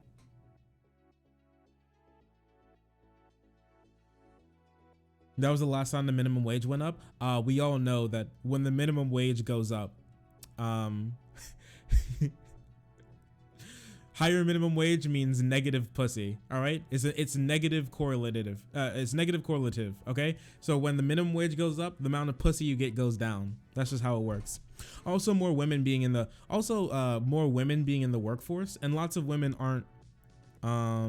Lots of women, here's a really big thing that I remember is that lots of women are there aren't that many, lots of women are having to start to are going more are being more single, because a lot of them, when they were conditioned a lot, when they were younger, lots of dudes were conditioned to be, you're the breadwinner, you're the duderino. You have to be making more than your wife. You have to, or your girlfriend. You have to be the one with more money all the time. You have to be the one to take care of her. You have to be the one who's taller or whatever, and bigger and stronger and all of this stuff, right? All of this sort of stuff. So with more women being more career people and more women graduating college at a higher rate than men in every single demographic group now. Lots of them, don't want to date down. I mean, especially since their entire lives have been told that they would be happier with a dude who makes more money than them, something along those lines. So that's also something that plays into it. There's lots of there were lots of writings about lots of women being upset that all the dudes that are in their age group make less than them. Make less than them now, which is really likely because when you graduate from college, the likelihood of you making more money goes way up. So lots of women now, and especially in the millennial group, now make more money than men, And so this could also lead to lots of dudes being like left behind. We need to take a sample size on the survey. Yeah, I mean, this came from the Washington Post. So, I mean, I wouldn't really expect this to be like the best. And here's like the woman graph too. Oh my gosh, black pill confirmed. As you can see, many women are sleeping with a small amount of men, but a small amount of men are sleeping with women. Would you look at that? Black pill confirmed. All right. The Chads are taking all of the women, and the women don't care about the rest of us. All right. It's over for us Anons. Might as well end it all. It's better for us this way. The world wasn't made for us Anons. Sorry.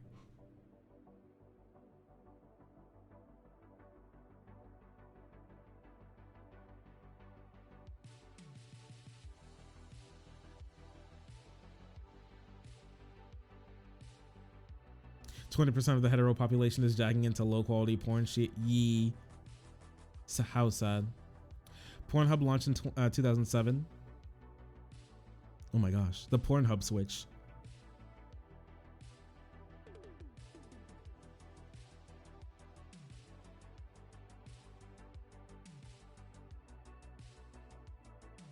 So you're saying it's the end of the world? No, it's the end of my world. It's over for me. Only the alphas are getting laid. That's true. Women only are looking for the alphas. True. Big true.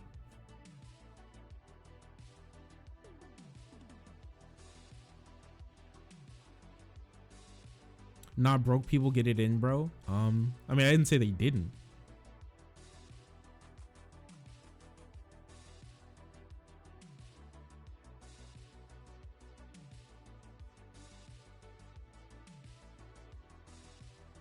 Maybe we go back to abstinence, always sex. That's true. Ban sex. That's what we need.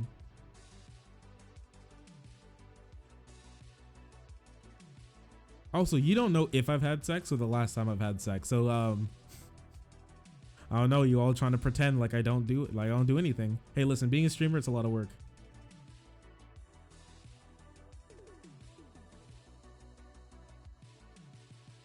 Do you know if ladies are gonna go with someone else who gives more time to get a fucking hobby?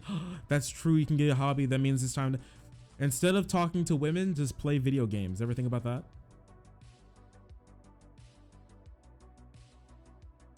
Or is that guys had more sex than women generally? Guess not. Well, from 1989 to like here was this like 2000. It was like about true. And then women started to take over a little bit here. And then, I mean, it was pretty reasonably consistent, but then it's just started to like really break up.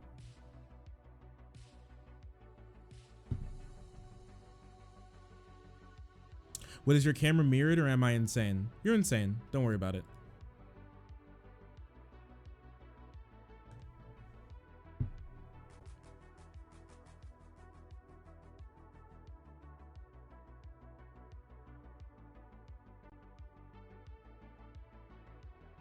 I know he isn't a virgin. Me? You know I'm not a virgin? You don't know that.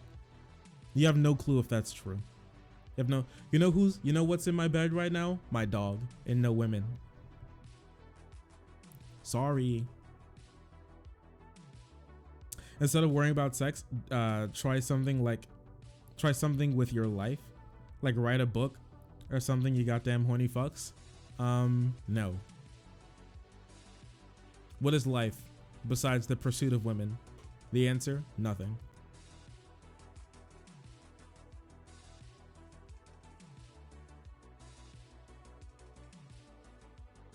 They came off weird, the dog comment. Good.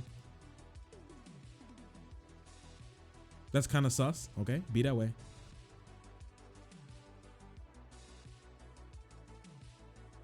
So yeah, not a virgin, dog in bed. No. Hey boo. Hey boo. Boo. Boo, wake up. Boo, wake up. It's been 18 years. This is the only way we know how to reach you. Boo, please. Dude, my man's knocked out.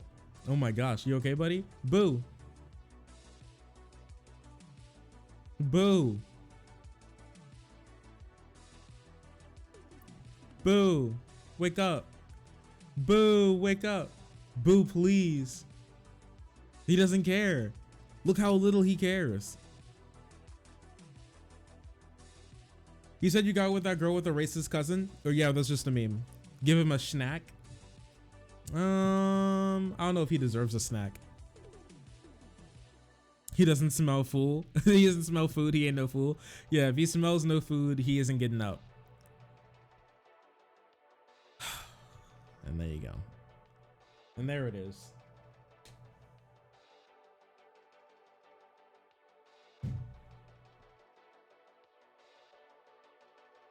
Oh, there he is.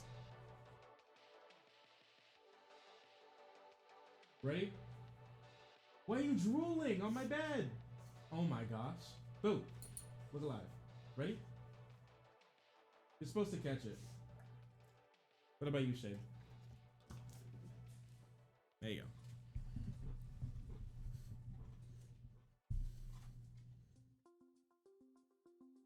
We did it, fam. Dog snacks. Yeah, you did it. You finally did it. You gave the Paparino a snack.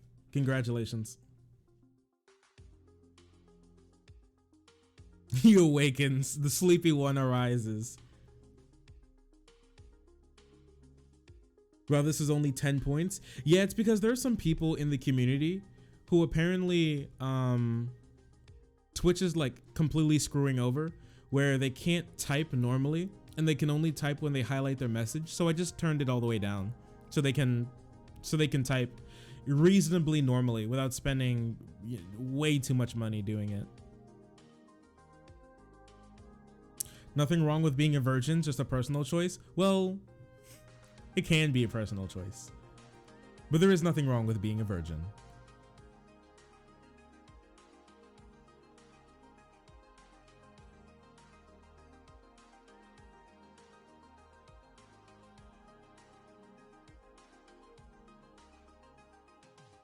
Any of the dogs like going for a drive? Going for a drive. No, I don't think any of them necessarily love going for a drive. They love leaving the house generally. But I mean, they bounce around a lot, but they normally bounce around a lot. So I'm not sure if it's because of the drive or just because they're out of the house. They're like real bouncy. That's just what they do. Oh noes. You got to open the window for him. See, the thing is, actually, I'm not going to drop that on you. What is this? There's the latest. This is why the latest stimulus bill was a disaster. Is Ben Shapiro going to be like, the stimulus bill was spent on dildos? And we all know those filthy pores can't be allowed to spend their stimulus checks on dildos. Here, what's up? Just unleashed this $1.9 trillion monstrosity that was just unleashed by the federal government. Unleashed by the federal government. Radical shift in the nature of the relationship between the government and the individual. It involves a massive bailout to all of the states and localities that have done a horrible job running their own business. Wait, so what's the solution to that? Just like let the businesses suffer and die? Like, states can't print their own money. If states fail, people fail. That you can't allow the states to fail. So even if they're bad, like what? What do you want? If the states are bad at handling their money, only people suffer at the end of the day. And it's bad for the government, it's bad for the entire country if states start failing. So unless he just likes the idea of punishment, like they deserve it, so all of the people should starve and die in like Mississippi or something because they deserve it, I guess. I really don't know what he's trying to say. It has also created essentially a brand new welfare program. Okay, the welfare program rolls back welfare reform. Welfare reform in the 1990s was designed to get people off the welfare rolls and encourage people to work. And there was a lot of talk at the time, well, this is going to create child poverty. It didn't create child poverty. All it did was push people back to work. Well, the new plan from Joe Biden, this stimulus bill, essentially creates a baseline universal basic income. Oh, epic. Wait, universal income? Oh my gosh. Basic, a UBI? That sounds pretty cool to me. For people with kids. Now, it is not connected to work. It is not connected to unemployment. It is not connected to anything. Yeah, didn't child poverty go up after the 1980s and 90s? Isn't that true? The tax credit isn't a UBI, and this still isn't a UBI, yeah. It's a new entitlement. Okay, and the way that you can tell it's a new entitlement. Well, I mean, I think people are entitled to have money. I think people are entitled to be protected by their government. Yeah. People are, we're Americans. I'm entitled to a lot because I'm American. I'm an American. Is the way the media are talking about it. It's supposed to sunset next year, but Republicans are then going to be in the position of saying, okay, it needs to go away. And Democrats know this, which is why they passed it in the first place. The New York Times calls it a policy revolution in aid for children. According to Jason DeParle, a year ago, Anique Hope, a single mother in suburban Atlanta, was working as a letter carrier, running a side business catering picnics, and settling into a rent-to-own home in Stone Mountain, Georgia, where she thought her boys would flourish in class and excel on the football field. Then the pandemic closed the schools, the boys' grades collapsed with distance learning. She quit work to stay home in hopes of breaking their fall. Expecting unemployment aid that never came, she lost her utilities, ran short on food, was recovering from an immobilizing bout of COVID when a knock brought marshals with eviction papers. Depending on when the snapshot is dated, Ms. Hope might appear as a striving emblem of upward mobility or a mother on the verge of homelessness. But in either guise, she's among the people Democrats seek to help with a mold-breaking plan on the verge of congressional passage to provide most parents a monthly check of up to $300 per child. Obscured by other parts of President Biden's $1.9 trillion stimulus package, the child benefit has the makings of a policy revolution. See, this is the thing. There's a lot in there. Okay, it is not just that people who are unemployed get checks. That would make some sense, right? If you're talking about the government forcing people into unemployment lines, then the government compensating them for forcing them into unemployment lines makes some sense. That is a taking. What government policy came down from the federal government that forced people out of business line, forced people into unemployment lines? Also, I think people being paid for being unemployed is good. I think this would be great. Actually, a capitalist would love this idea. It would be an amazing idea. You know why? Because it now gives workers the ability to be able to accurately assess whether the workplace that they're in is good or bad. Because one thing that Biden passed, which was really great, because I'm pretty sure it's in the bill right now. Don't quote me on this, but I'm pretty sure it's in the bill right now. It may not have been in the final bill, but I know it was around. But I know that it was floated at the very least. The idea that if you quit your job, right? It's not that you got fired. It's not that you got laid off. It's not that, anything. If you willingly quit your job, you will be able to get unemployment just as easily as someone who got laid off, right? Just as easily.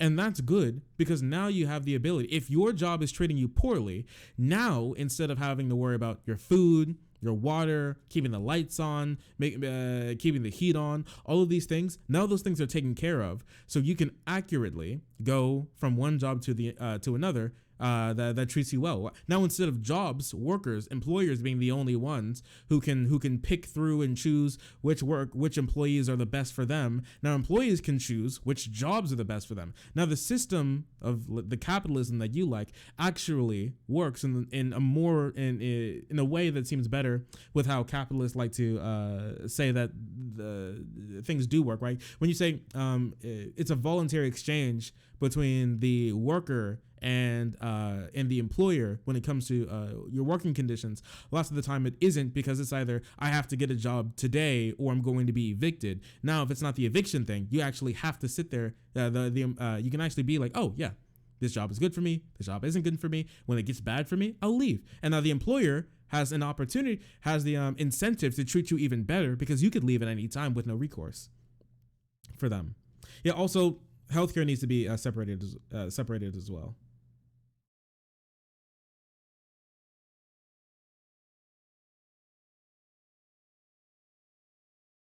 The government takes your job, the government has to compensate you for the taking of your job. Okay, but what we are talking about now is setting up what is effectively a permanent welfare program.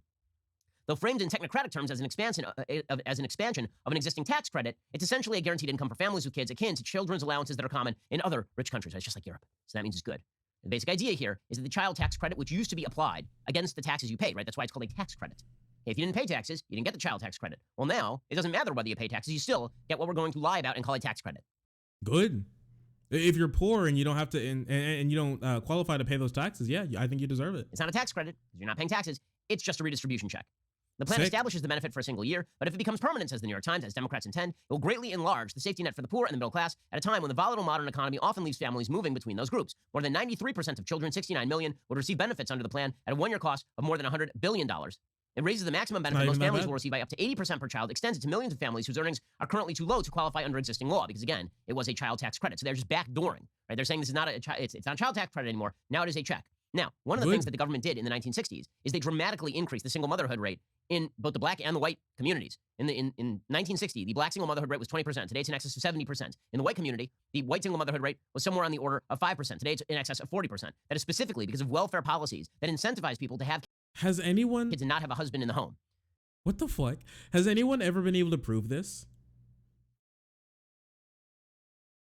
Did you put him at 1.25 speed? Yeah, I did. Because we don't like, me personally, I don't want to spend too much time listening to a lot of these guys. So we gotta like bust through it as fast as possible. Okay. I'm going to be pausing in it anyway. So I don't want to spend 30 minutes listening to Ben Shapiro. Wait, has this ever been proven? Like ever? Has it ever been proven that that more welfare equals more single mothers because the government become the daddy, and then daddy does not exist. They poofs out of existence. Yeah, it's just like a fever dream that they keep thinking up. Like I don't think this has ever been, like, the idea has ever been proven. Like literally ever. Nobody wants to just have a bunch of random. Most people don't want just like government checks. Most people like to be able to make their own money without having to worry about if Republicans are going to come in and then fuck you over and then instantly become poor because they hate poor people and want to revoke all of the benefits that poor people get to help them get back into, you know, stay afloat and stay on their feet. People don't like to do that. Yeah, this is all hypothetical. They've been doing this hypothetical for years, since the 60s, and they still haven't even thought about trying to prove this. Because if the income got too high, you didn't get the credit from the welfare program. This is not quite that, but the similarities are pretty stunning. While the current program, okay. Oh wait. Even the hypothetical that he dreamt up wasn't even the same as the thing that he was saying that it was. Okay, cool. Thank you, Ben distributes Shapiro. money annually as a tax reduction to families with income tax liability, or a check to those too poor to owe income taxes. The new program would send both groups monthly checks to provide a more stable cash flow. By the standards of previous aid debates, opposition has been surprisingly muted. The bill hasn't won any Republican votes, but critics have focused on other elements of the rescue package. Some conservatives call the child. Yeah, conservatives can't really fight against it because people like it. Damn, it's crazy. You pass man, it's something the conservatives they don't know anything about.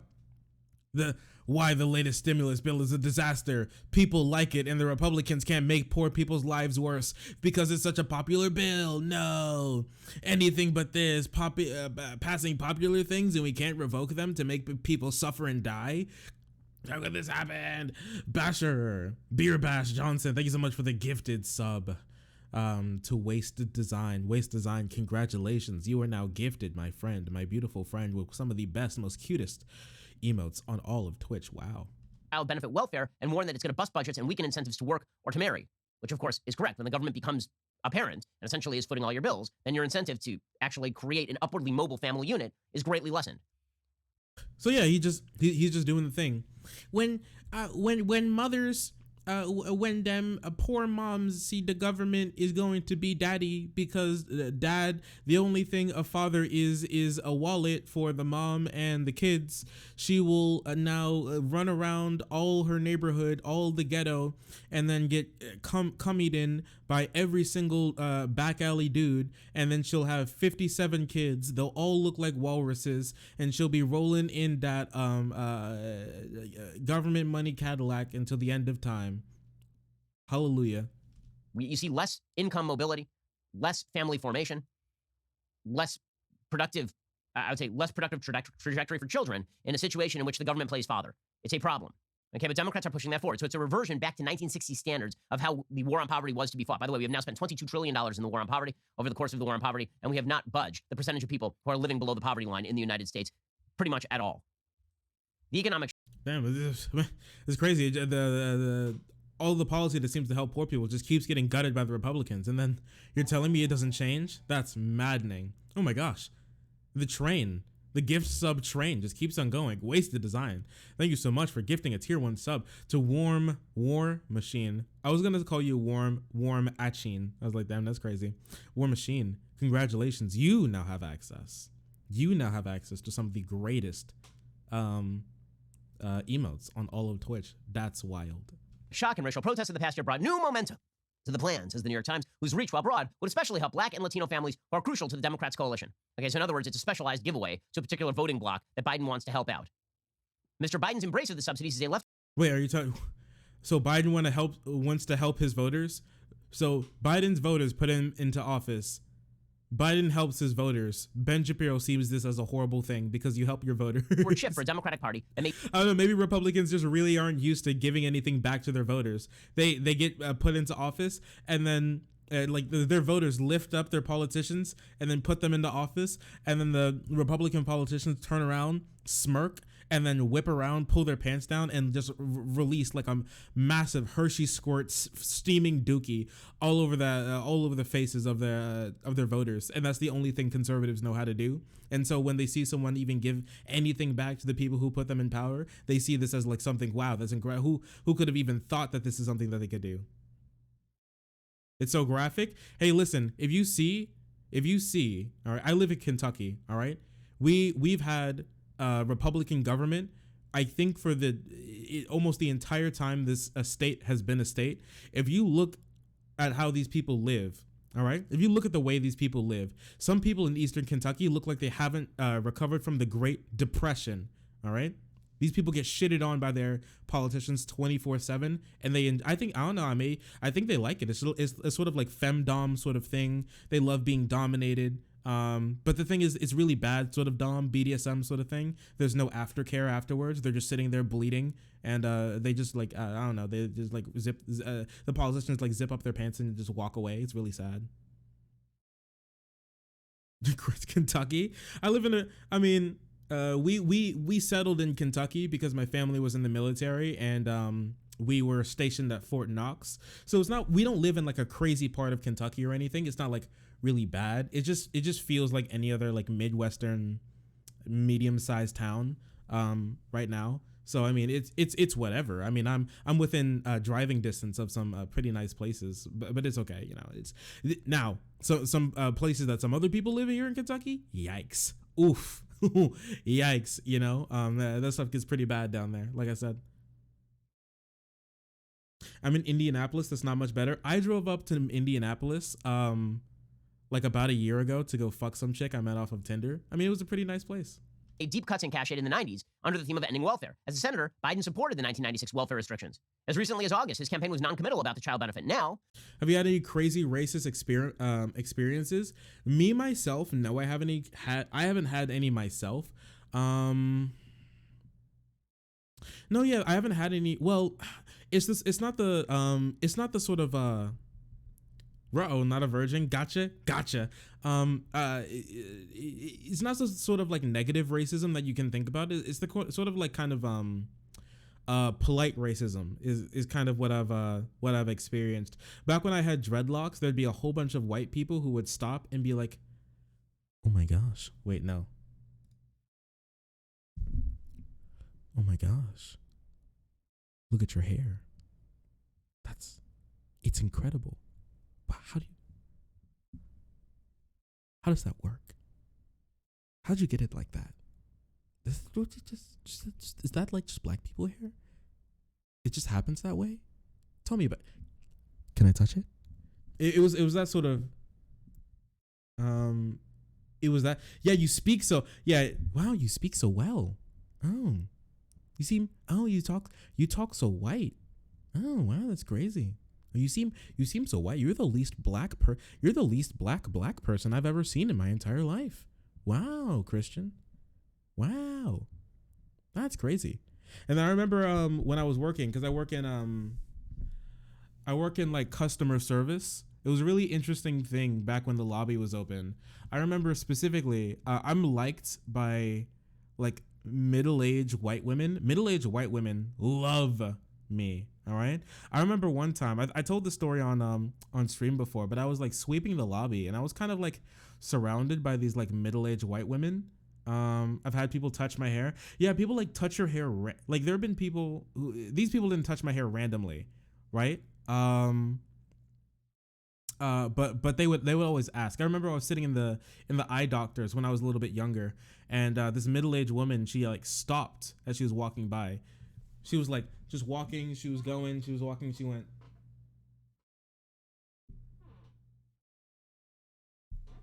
I love your hair. I was like, I was like, oh no. Oh, here we go. Oh, here we go.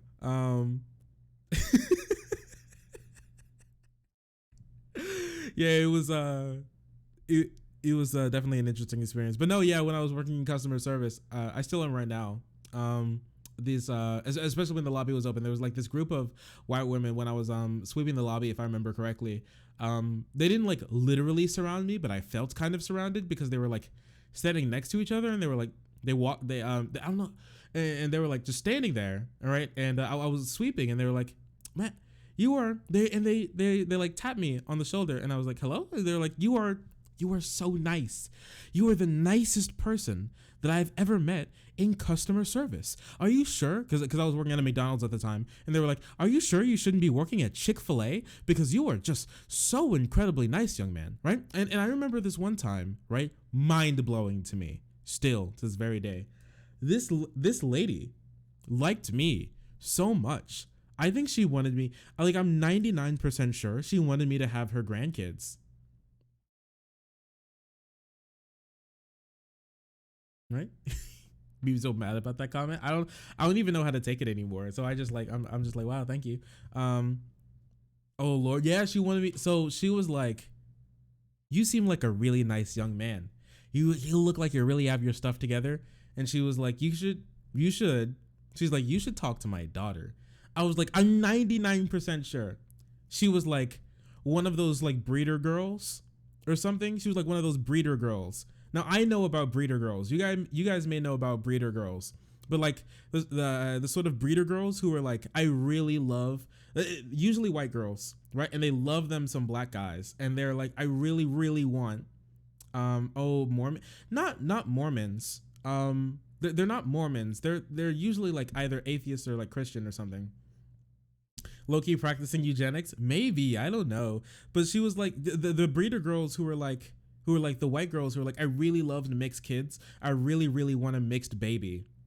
And I remember specifically at the high school that I went to, there were like the breeder girls who would like just in their spare time be looking at and be like drawing like mixed raced babies, and then they would like show their other friends to be like, look how cute this baby is. Mixed babies are the cutest babies. Black babies and mixed babies are the world's cutest babies. White babies are so ugly, but black babies and mixed babies, ooh, beautiful. All right, beautiful. And then they'd go on and they'd really want their black boyfriend to put a baby in them. Yeah, that'd be a really big thing. Actually, the girl that I went up to see in Indianapolis, she was one of those girls. So as far as I know, I don't have a kid. But Shark, Pog. Anyways, I guess we can move on. You flaming idiots! Wow, thank you so much for the follow, for joining the frenzy and being so incredibly Pog. You're so Pog right now. I appreciate you.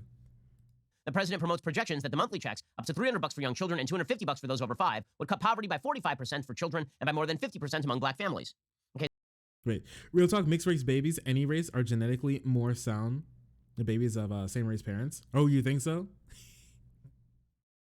Shark, Pog. Yeah, there's a really great, it's a really good follow notification. It's a really good one.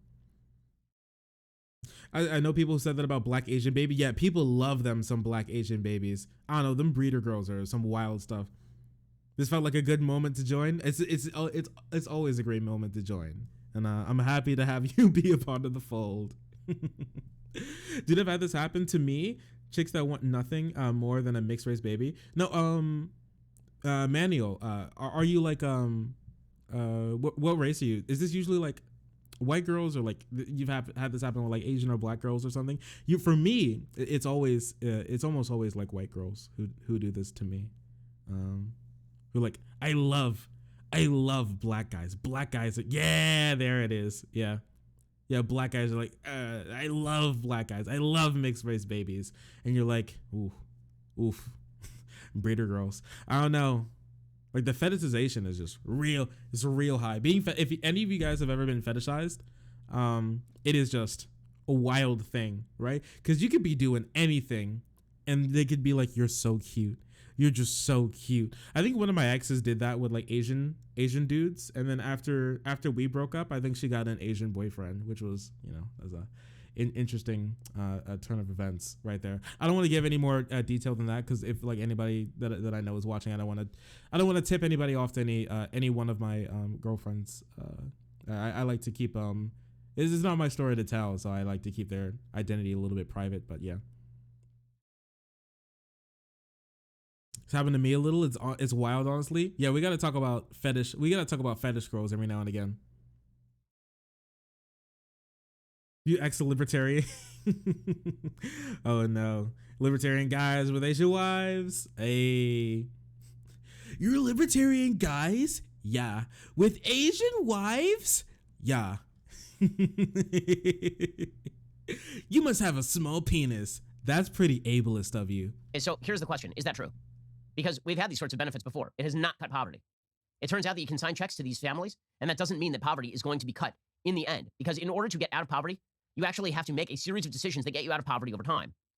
It is not merely a question of signing people checks. If it were merely a question of signing people checks, again, $22 trillion spent over the last 60 years in the United States would have been a pretty good way to alleviate poverty.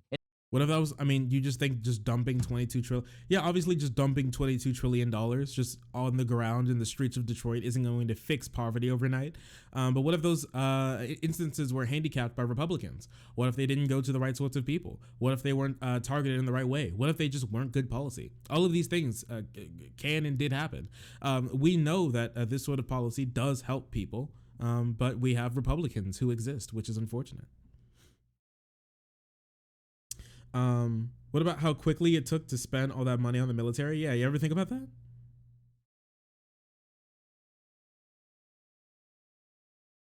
People with no girls that fetishize me yet. Just mostly horny trans girls and femboys. Ah, there it is. Hey, I mean, I don't know. See, dudes are easy pickings. They can be. Would you look at that? I don't know about trans girls though.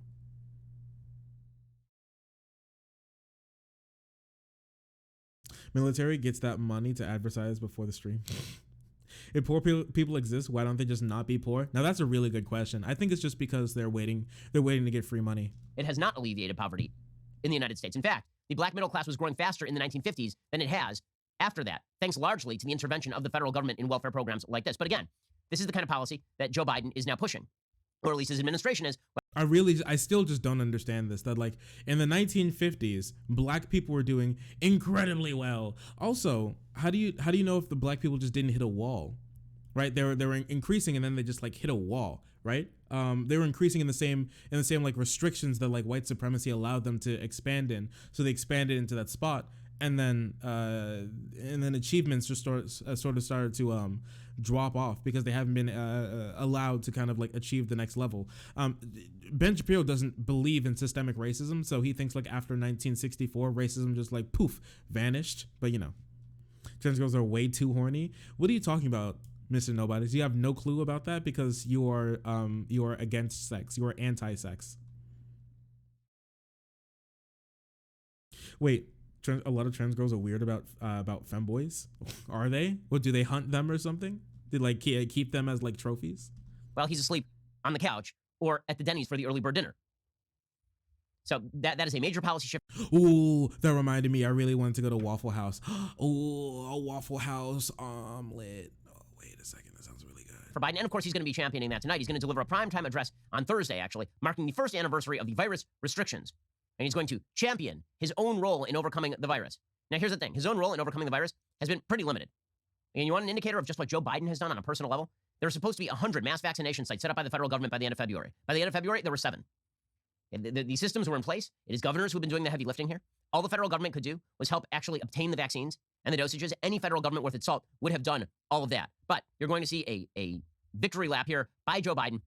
And again, this is a heady time. I don't know. I really don't understand what he's trying to say here. He's like, I mean, Joe Biden met and then exceeded the amount of vaccines, and he's also helped a lot of these governors. Yeah, governors are doing the heavy lifting because that's not the federal government's place.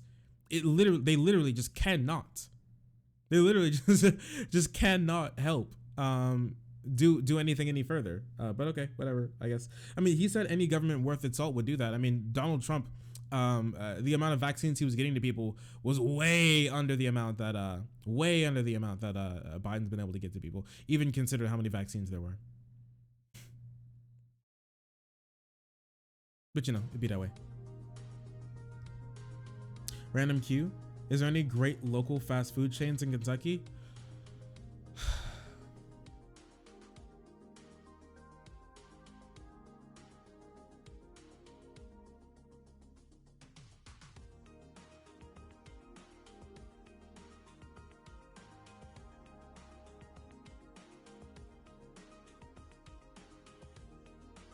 One that I can think of off the top of my head back when I was in high school, not high school, it was when I was in college, is Noodles & Co. I really love Noodles & Co.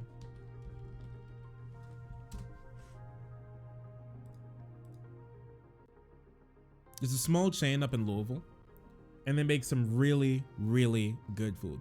Noodles & Company. Yeah, they're up in Louisville. They make really good food. I love Noodles & Company. They're so good. Here, let me see if I can show you some of their menu. So they have like beef stroganoff, butter noodles, penne rosa, shrimp scampi. This is my favorite dish. Now this is my favorite dish in Noodles & Co. Oh my gosh. It's like so mind-blowingly good. Like, oh, I'm thinking about it right now. It's so good. Their Alfredo Montemora Parmesan crusted chicken. Oh, it's so good. Like, holy crap. I could eat this like every single day. I could eat this every single day and not feel bad about it, like whatsoever. Like whatsoever. Yeah. Been out as a trans girl for a few months. So this is new to me. Oh wow, congratulations. I'm glad that you made it out of your shell. I'm really happy for you. We were talking about breeders earlier, so what kind of eggs are we talking? Oh no. Oh, a lot of trans girls think every femboy is in an egg. Oh yeah, that thing. Yeah, I think that thing's really cringe. To be like trying to coax like all femboys into being trans or whatever. No, there can be just feminine men and they don't have to be trans. No, it doesn't have to be that way. It is really creepy for people to do that. But no, like the Alfredo Montemor. Okay, so let me break it down to you. All right, so it's an in-house Alfredo sauce. All right, and they have a Parmesan chicken recipe where they take the chicken, okay, they flatten it out, they put olive oil on it, and then they have this the crust, all right, the like batter, not the batter, but I forget what it's called, like the coating for the chicken after they give it like the egg wash, all right, has like flour but also Parmesan in it. It's in that, and then they press it on the grill so it's really crispy on both sides, but it's really thin so it cooks so quickly, so it doesn't dry out. And then they chop it up and they put it over it. And then there's a stir fry of mushroom, spinach, tomatoes, and they put that on top. And then there's some more seasonings, and then they mix that in. All right. So what goes in first? They put the cheese in, and then they put the noodles in, and then they mix the noodles in with olive oil. My bad. They mix the vegetables in with the noodles and olive oil to get it all emulsified, and they put that on top of the cheese, and then on top of that goes the chicken, and then they put some more Parmesan on top, and it is so good. It is so good. Like, oh my gosh, it's such good food. I need to go back up to Louisville sometime to go get some more. It's really good. The pesto's really good as well. The beef stroganoff is amazing. Their mac and cheese, their 6 cheese mac and cheese is really good as well. They just make really, really good food. This is just what I remember from going to the University of Louisville. Whoa, get out of my face, brother. Oh, cauliflower nochi with roasted garlic cream. Oh, this sounds like it could be really good. I haven't been there since they added this to the menu. So, but yeah, this is what I can think of off the top of my head. I want noodles now. Yeah, I'm sorry. Just I got real back on my phone. Hey, welcome back. I got really, really excited about thinking about Noodles and Co. I'm sorry. It just their food's so good. And the thing is, I lived literally within walking distance, maybe a minute away from my dorm room was them. So at any point in time, I could just walk out and then get the Alfredo Monsamor or the beef stroganoff or macaroni or anything else, or they're like a zucchini salad or anything else that's on the menu, and it's just so good. Coaxing people into being trans is very cringe. You should create an environment. Yeah, it's just create an environment where people can come out safely, and then you'll have just about all the trans people. Do you guys ever call it pasta? No one ever calls it pasta noodles in Australia. Weird. No, I mean, like, the dishes are pasta, and also the pasta noodles are pasta. Well, Basher, thank you so much for that gifted sub. I really appreciate you. Thank you, everyone's being so generous tonight. Thank you so much. I really appreciate that. So there was that, and also, wait, let me see if I can. I don't know if I remember this, but there was another restaurant in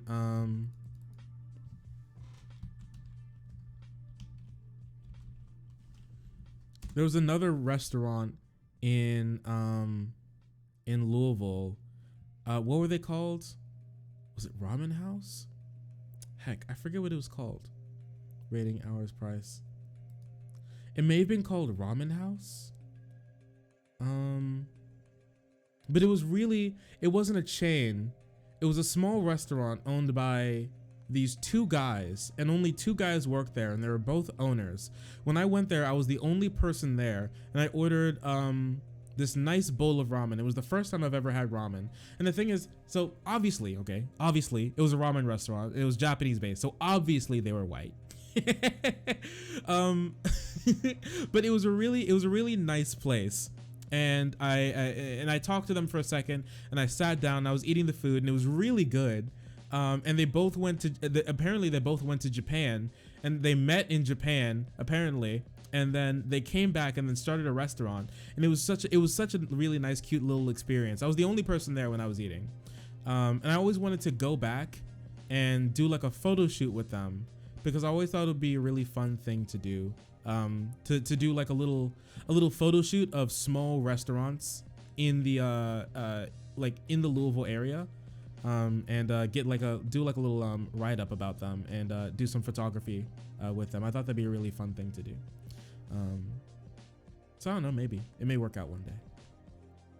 Maybe able to go back. But yeah, great food, great people. But that's what I was thinking. Oh, actually, wait, you got me on the topic. Heck, freak and shoot. What's this place called? It's something eggs.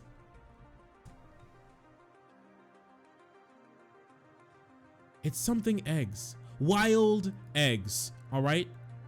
Wild eggs. Wait, do they have the website? I need a website really quick. Here, Korean ramen is some of the best. I haven't tried it. I'd love to be able to. Strongly recommend Lion's Choice. I'll have to look that up.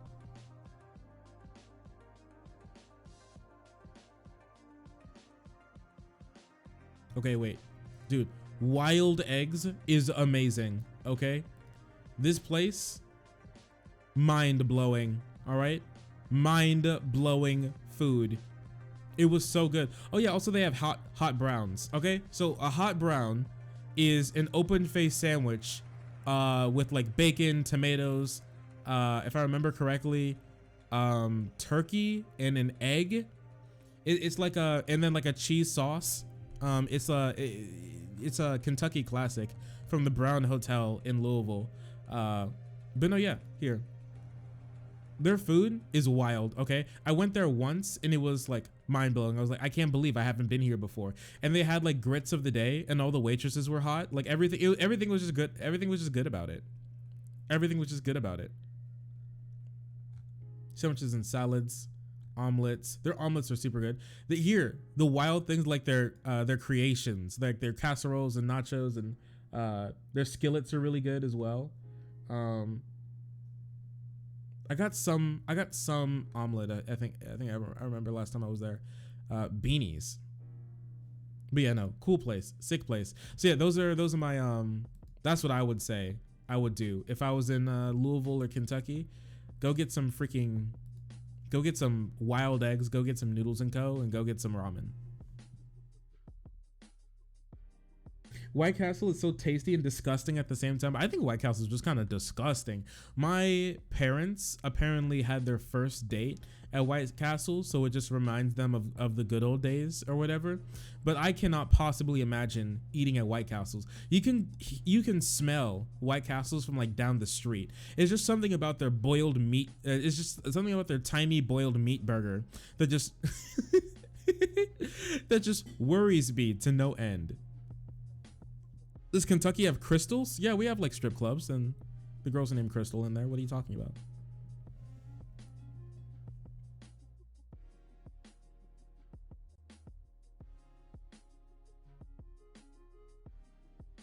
There's some Destinies as well, because that's a woman's name.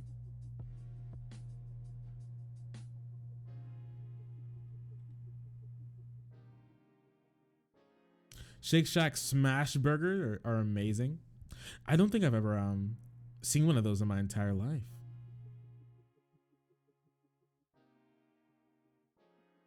I saw Catboy Ranch tweeting about the operator of Femboy Fishing came out as a trans girl and like got bullied off Twitter.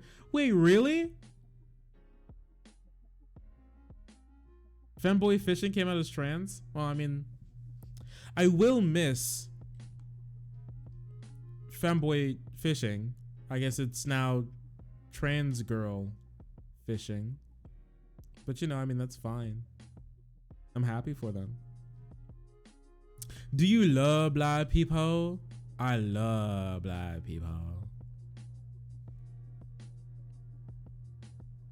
No, Crystals is the knockoff White Castle of the South. I have never heard of this place in my entire life, and it sounds threatening. Amazing. Amazing. Lesbian. Don't you like that word? Now, Mr. Nobodies hates it when we start doing JLP impressions because he thinks he's mentally disabled, which I think is ableist, but you know, do whatever you want. The man's just like 70. Don't you think it's like mind-blowing that JLP is 70 years old, right? That dude is 70 years old. He is 70. That is so old. But you know, whatever, do your thing, Chieftain. Don't you like that word?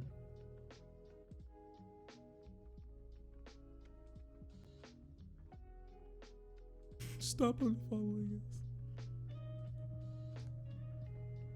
That's funny as fuck. Don't tell Shark how old Biden is. No, I don't want to know. I think they might start showing up in Tennessee. Ooh. He's been doing his nonsense since the 90s. Oh, dang. Weird. Wait, let's watch this Jimmy Fallon clip, okay? Have you guys seen this Jimmy Fallon clip with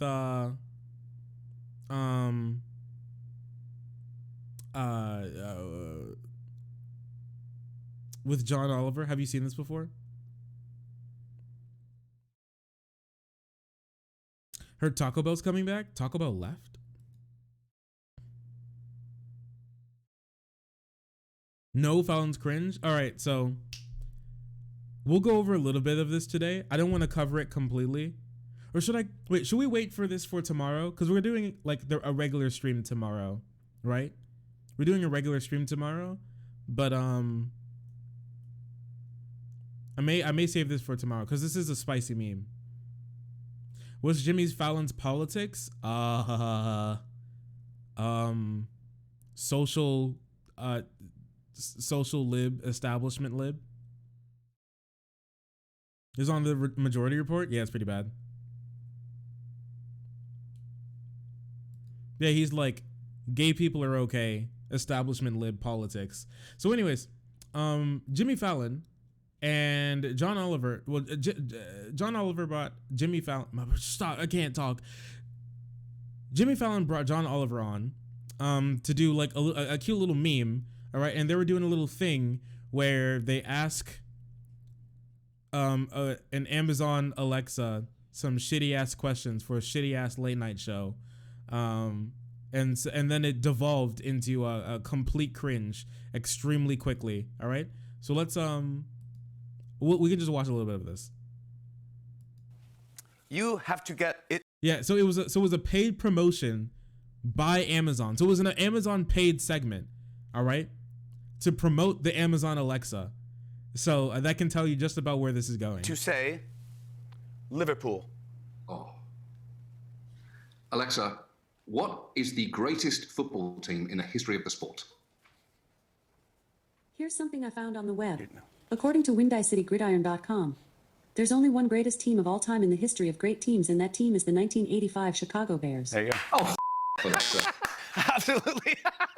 I totally agree. That is correct. You got the refrigerator, Perry. Absolutely. So yeah, as you can see, an extremely boring segment that no one would really want to watch until John Oliver decided to turn the violence to 11. Nothing offensive you want to say about that, Alexa? She doesn't just say offensive things. About Scousers that you want to throw in? Speak from your heart, Alexa. Your rotten heart. This is clearly not a commercial for this. Oh, in which case, I've got another one. Alexa, how bad are Amazon working conditions?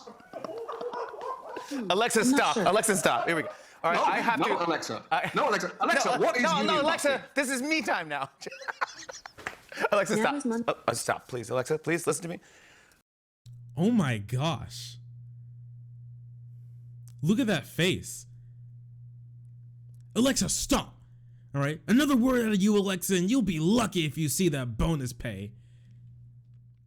You woke up and chose violence. Dude, imagine shitting all over his commercial for Amazon. Holy shit.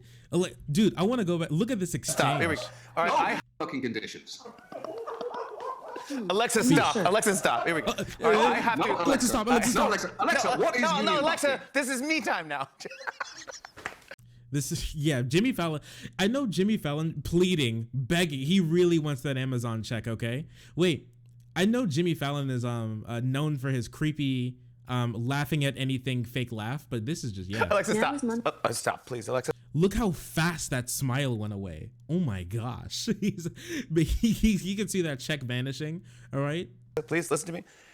All right, I have to get to say black hole. Okay. Black hole. Alexa, what is Soundgarden's biggest hit?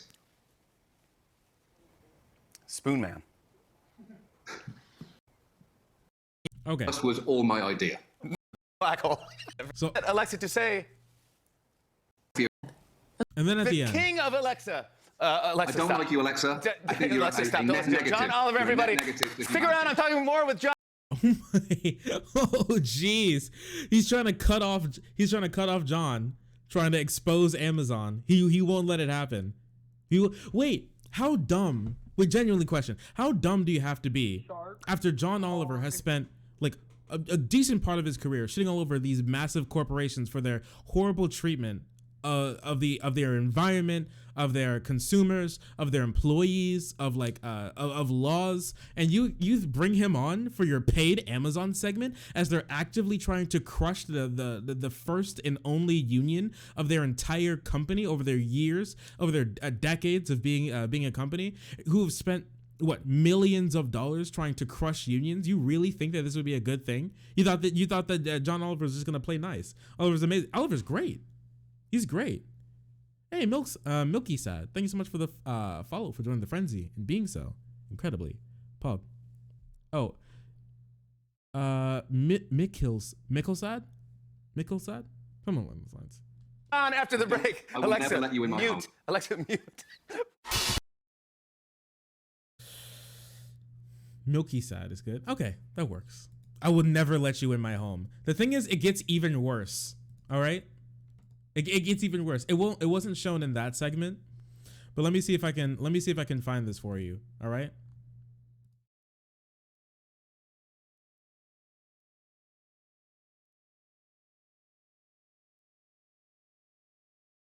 Let me see if I can find this for you. This shit is. Of course, it was. This is mind blowing to me. All right, here. Cut the feet. Get us out. Commercial break. Come on. All right, listen. Look at this.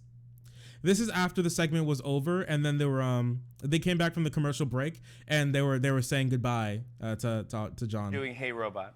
Of course, it was. I was going to say a pleasure, but it wasn't. It wasn't. was laughing. And he's like, it wasn't. It wasn't. It wasn't. I really hope, Jimmy, you didn't cut out my question about what union busting is. Doing Hey Robot.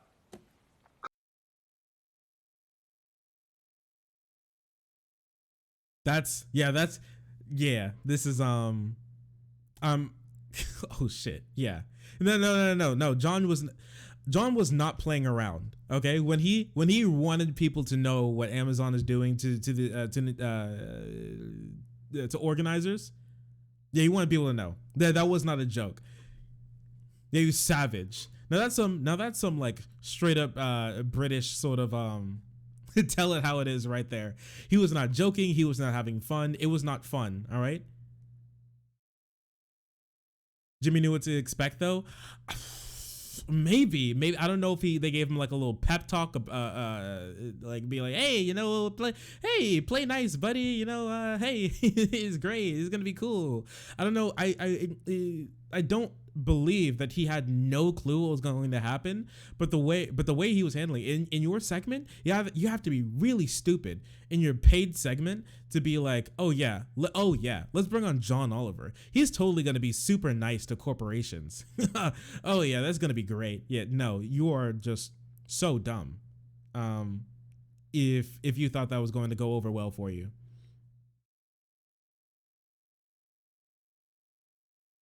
This shit is going to last week tonight on Monday. Oh yeah, no, definitely. What I missed, don't worry about it, Mr. Nobody's. Don't worry about it.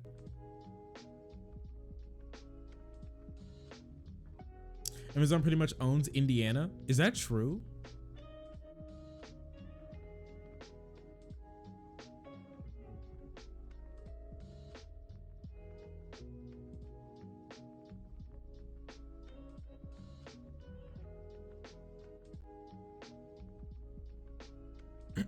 So yeah, we'll go over that fully tomorrow.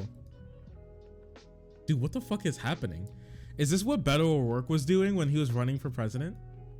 Is this guy okay? Is this guy all right? Look at him go. He's right. He could have been our president. Yeah, John Oliver is probably the closest thing to like a leftist that you could possibly imagine. I don't know. I feel like I don't know how well John Oliver would take to like socialist ideas. I know he probably couldn't do it from, you know, being a bit being a part of a corporation, right? He probably couldn't do that. But I don't know, maybe one day if he's retired or something, you could talk to him, he's like, yeah, I'm a socialist this entire time. Who knows? I mean, I would not be surprised. Honestly, I would not be super surprised. Closet lefty comedian. Yeah, he's cool. I like him. Dab and lost the game. Okay sign. Yeah.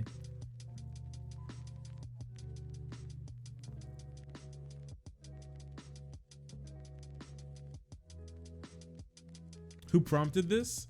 Are you talking about from Beto or John Oliver?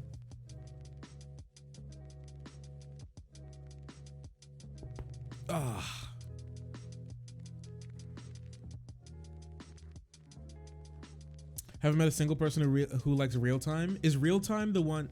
Is Real Time Jimmy Fallon's show?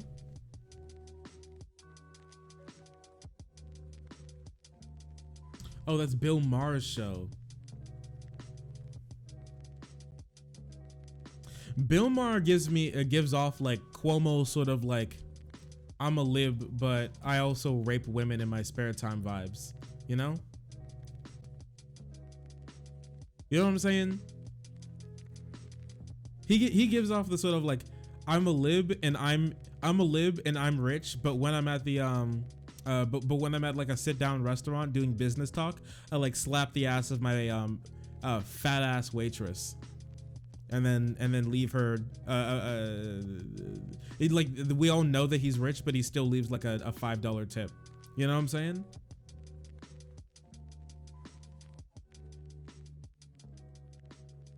He gives off that vibe to me, definitely. Especially when he was, dude. You remember his like? Do you remember his clip that he was like enjoy being like assaulted? Do you remember that?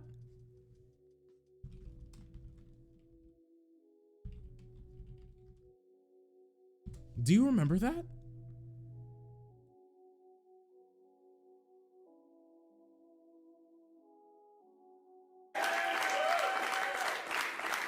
The Supreme Court hears oral arguments to overturn Obamacare on November 10th. Once this new justice is seated, Obamacare is likely gone. And after that, Roe versus Wade. So I hope you enjoy carrying your rape baby to term. You can name it Jill Stein.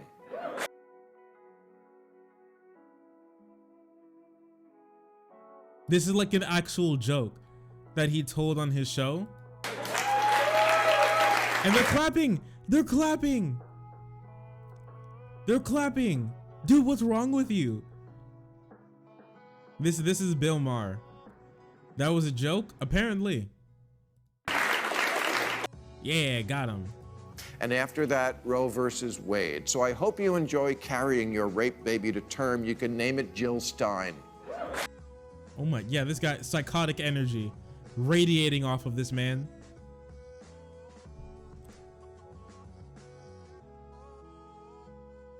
Oh my gosh. He also blamed Jill Stein for the loss.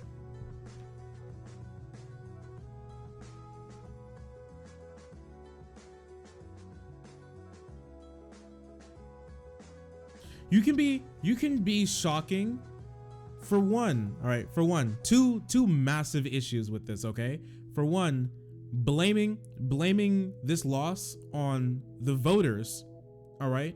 Blaming this loss on the voters and not Hillary Clinton's hubris for not even campaigning in the Rust Belt, because they still think it was like Bernie Sanders and Jill Stein's fault for Hillary Clinton's loss and not Hillary Clinton herself. Two, blaming it on Jill Stein, all right? And three, saying it's your fault and I hope you for not coming out and voting for Hillary Clinton. I hope you enjoy being raped. Like,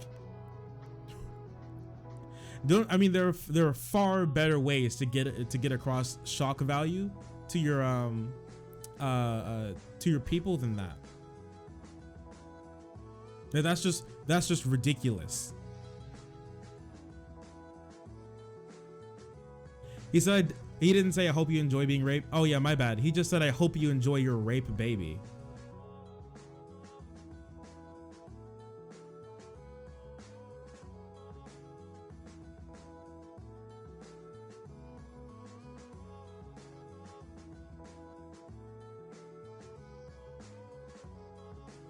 Even if that's true, like that's the law, that's the result of the law, which I can agree. He's putting the blame on those people who are raped. Like those women and those people who get raped and have to carry their baby to term. He's putting the blame on them.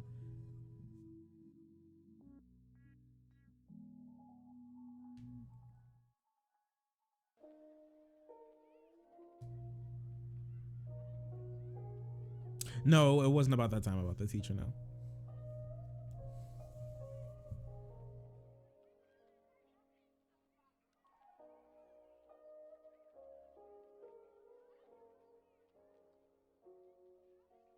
Using them as pawns. Wait, then who's he speaking to? If he's like, I hope you enjoy carrying your rape baby to term. Is he speaking to people who voted for Hillary Clinton? Is he speaking to people who can be raped and have a kid? All right, I'm gonna head out of the vibe here. I'm gonna check back sometime. Yeah, take care. Sleep well. Thanks for checking us out. I really appreciate that. Yeah, then who's he talking about in that situation?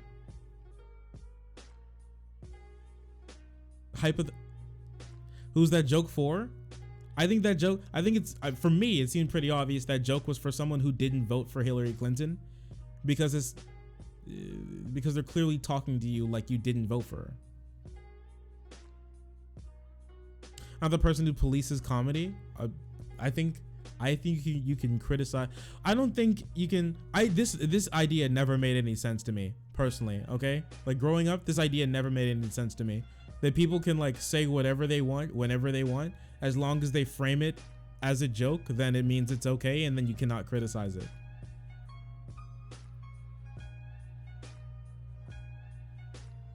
I don't know. I don't know if that's the case, then who, baby, I'm so excited to say the most vile things, and I'm so excited to advocate for so much violence on this platform, because as long as I phrase it as a joke, then it doesn't even matter anymore. Oh baby, dude, are you guys ready for Trump 2, where he does everything that he did? He demonizes immigrants, he demonizes brown people, he demonizes everyone. He talks about like traditional values and then advocates for violence, but every time he does it, it's like a little stand-up skit for him, so everyone laughs and then you can't criticize it anymore. Are you guys ready for that? Great, a sick amazing world, because we can't criticize jokes, because that means we're policing. I just think it's ridiculous. It's just like ridiculous to me. You can criticize jokes.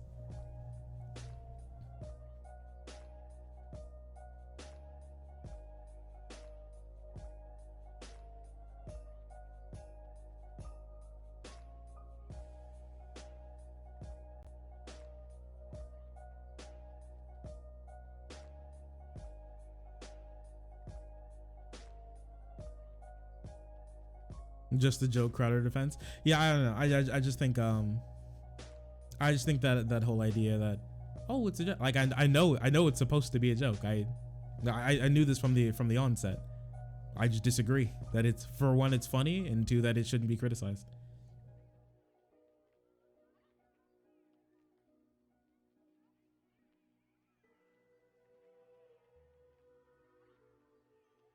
It's only funny if everyone is laughing. I guess, I don't know. It needs a laugh track to be funny. It's one of those things there where you wouldn't laugh unless there's a laugh track going on.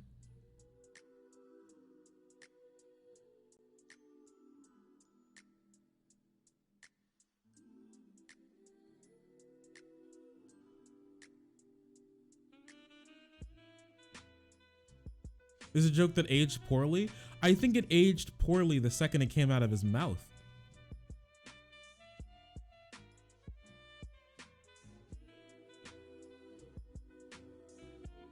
South Park can get away with anything though. I don't know. I mean, I haven't watched South Park in years, so I don't know any like any jokes that they made that I could possibly criticize coming off the top of my head.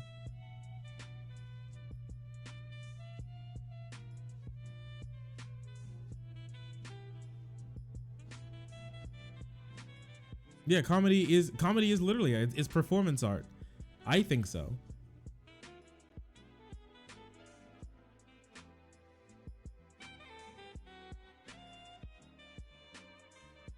Yeah, like I understand it was supposed to be about the law and its outcomes, but I'm still criticizing the way in which he framed it. It's still really indicative of the framing. The framing is really indicative of his mindset, that he's blaming these people, all of the voters, especially like the women voters, who may not have come out for Hillary Clinton, as being the ones who you should set the blame on. There's always a piece of truth to these jokes. When you tell jokes like this, especially political jokes like this, you're always trying to send a message. There's something that you're saying.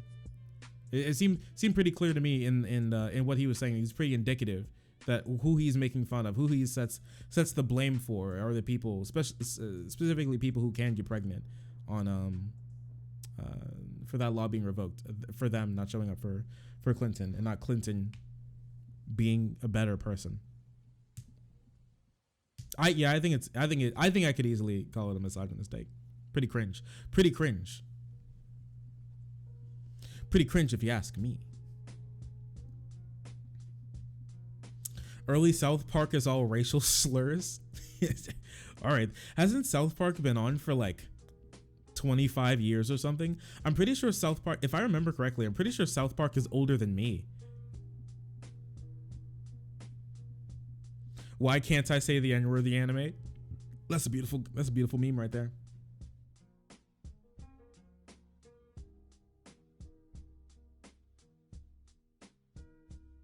She's like 24. 1997? Yeah, that show's older than me. Holy crap.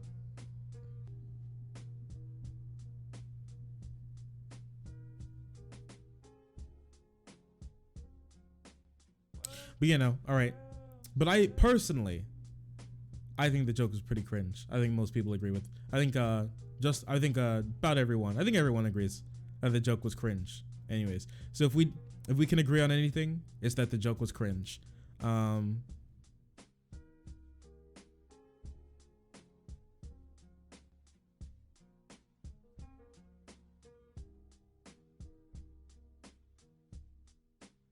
Some anime in Japan said the N-word with a soft A. Dude, we're about to upload a video about racism in Japan and in anime.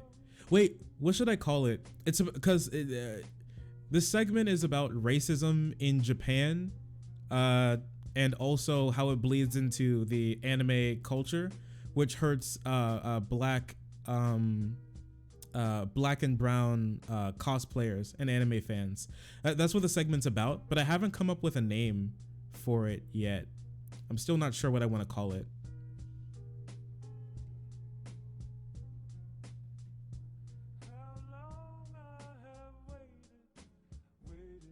Howdy.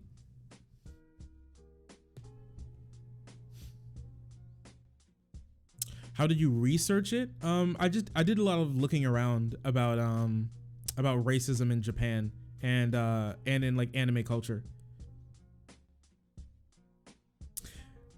Asia's like super racist, bro. It's that dude. Asia's like super duper double triple omega racist. Like, oh my gosh, those people. Holy crap. Holy crap. It's like thinking about like 1900, like early 1900s America. Maybe even like 1800s America. Like, holy crap.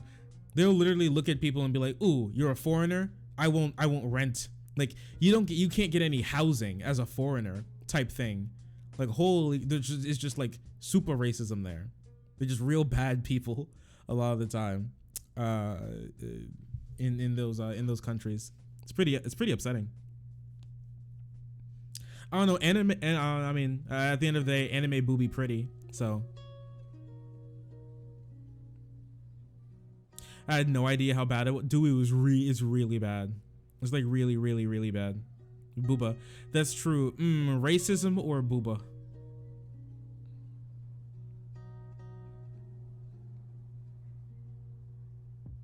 Young people aren't very racist in my experience. Yeah, but like lots of Asia, especially Japan, has a lot, still has a high amount of older population. When it came down to it, I'm pretty sure, if I remember correctly, in Japan specifically, 40% of foreigners who are looking to stay for some time in Japan, 40% of them were denied housing because they were foreign. 40%. That's almost half. Like, you have a 40% chance, if you're looking for a hotel in Japan, to be denied for your ethnicity. That's just like mind-blowing to me. Remember the racist Japan dude we went over? Yeah, that guy. Yeah, that guy too.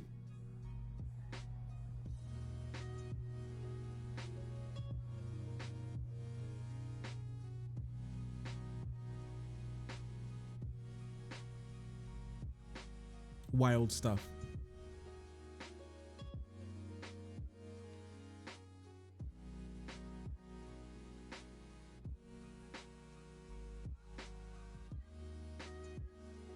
Yeah, Koreans don't really like the Japanese that much.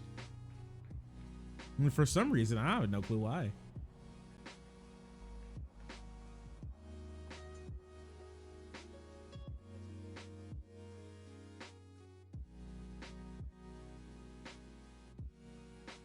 Place you running from?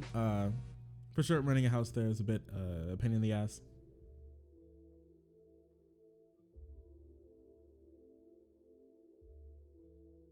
Oh, the forms are in Japanese? Oh, yikes. Oh, the place you rented from does all the translating?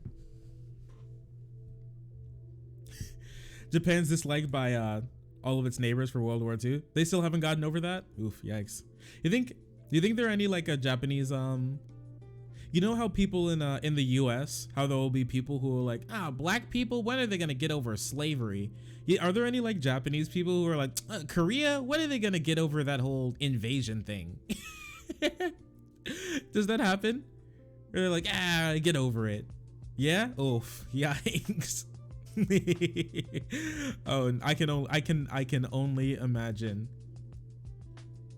When are the Philippines gonna get over that whole slavery thing? Oh, that whole war crime thing. Like, come on, let it go.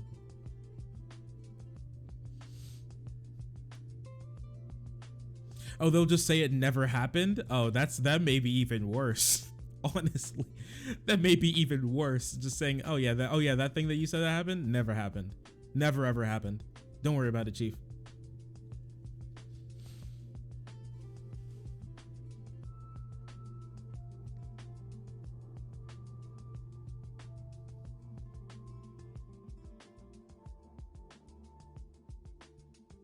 Dude, I can only imagine. Yikes. You don't want to make amends with they don't want to make amends with their neighbors or anything? They're just gonna pretend it's not happening. I don't know how well that's gonna work out, but you know, whatever. Let them do their thing. I can't stop them. In the aughts, they paid reparations for Korean comfort women they kidnapped. Oh my gosh. Years later, the Koreans decided the reparations weren't enough and demanded more. Oh yeah, and then people in Japan are like, come on, wasn't enough. I don't know. It's like, dude, I don't know. The feeling was really different in Germany, because Germany, I'm pretty sure, got finished paying their reparations to like the Jewish community in 2011, if I remember correctly. And now like everyone in Israel can drive a BMW. Have you heard of this Happy Science cult? I haven't heard of that, but I did hear about recently, and I was thinking about going over it. The TikTok cult. Have you heard of like The Garden, the TikTok cult? Apparently they go on TikTok to recruit more people for their Tennessee commune, where sometimes they eat cats. Just every once in a while they'll eat a cat.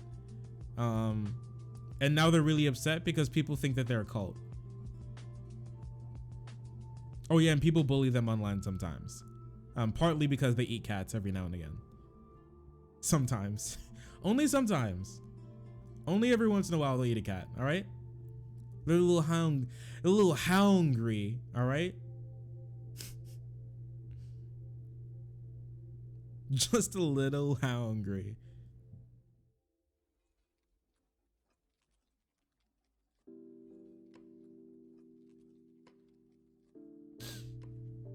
Who has a serious relationship with cults? From the Moonies to the Falun Gong. Look, I mean, I'm gonna say it. All right, I think Proud Boys are a cult. Why would you want to eat a cat? I don't think that they were having any like real food problems. I don't know if the cat just died one day and then they were just like, oh damn shit, free food. I don't know what their thing was, but apparently they just decided to start devouring the cat. Wait, let me see if I can find this.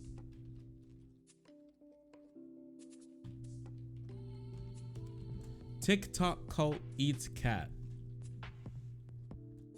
Let me see if I can find this. Oh yeah, here it is. This TikTok commune ate a cat. No, people think they're a cult. Yeah, as one does. Oh wait, you guys just randomly ate a cat? And now they're just upset. This place is looking mighty white. That's all I'm saying.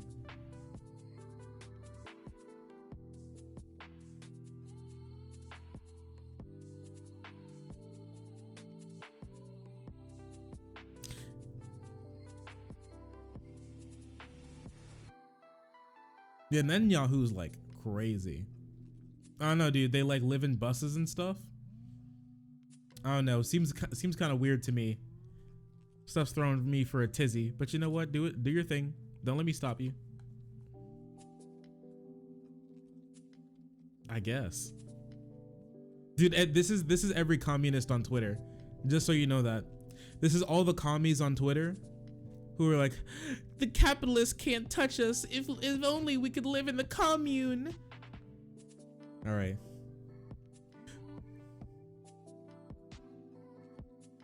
There's always that one token. Is this the token black person right here? Just that one? Tree is Alive TikTok page. It started off as an innocent account sharing videos of 100% sustainable living from an eco-friendly community, but TikTok users have quickly equated their unusual lifestyle to being a cult. I don't know, seems a little culty. There was 2?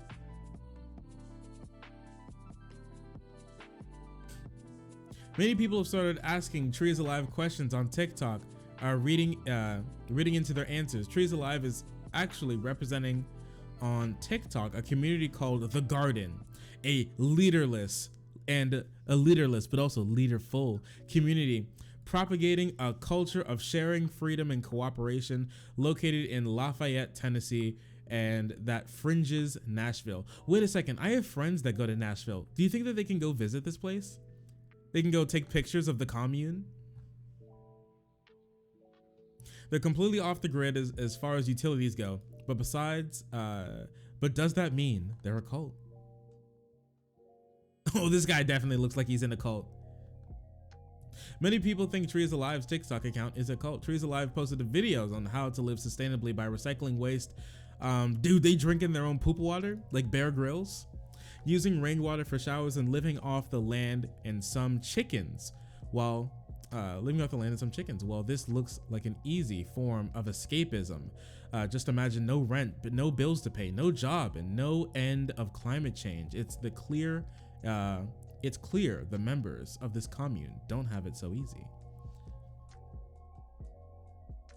Praise Leaf. Praise Leaf. Wait, let's see. TikToks are usually like mad loud, so I'm gonna turn this down and see. This is how we end climate change. Use sustainable energy. Grow your own food. Pump your own water. Share meals and live communally. This guy is speaking in like a British accent, and it makes me really uncomfortable because he's in Tennessee. I don't know, that gives me cult vibes, I'm not gonna lie. Pump your own water. It said pump your own water. How do they get cell service? Well, they're living like not too far out of a city. I think they're literally cell phone wires like right here. They don't live like way out in the woods or anything. I'm pretty sure they're just in a field. I think someone just bought a piece of property and they're just living on it.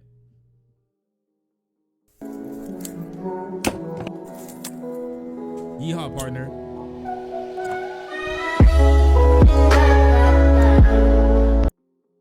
Okay, cool. Chop wood. Life good.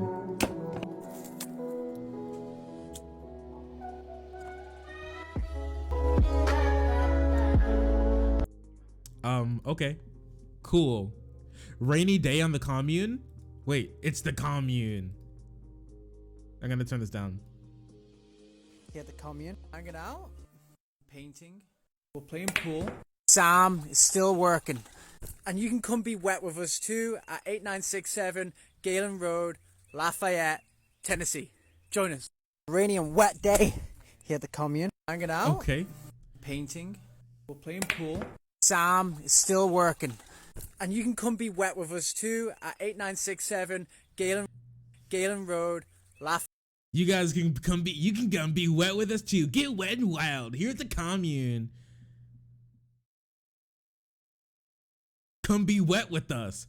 What is he working on? What's he happening? What's doing? Is he stirring up chemicals to hide the bodies? What's going on? Tree is Alive. TikTok cult. More TikTokers. More people arrive. More communers. Wait, what's it like on the commune? Commune. I live, love, and learn. What do you do here at the commune? I decorate. I keep the peace. I chop wood, carry water, hang out. What do you do at the commune? Well, I just got here and I've dug a ditch and helped in clean the outdoor kitchen. Z, what do you do here at the commune? Punk shit. What do you do here at the commune?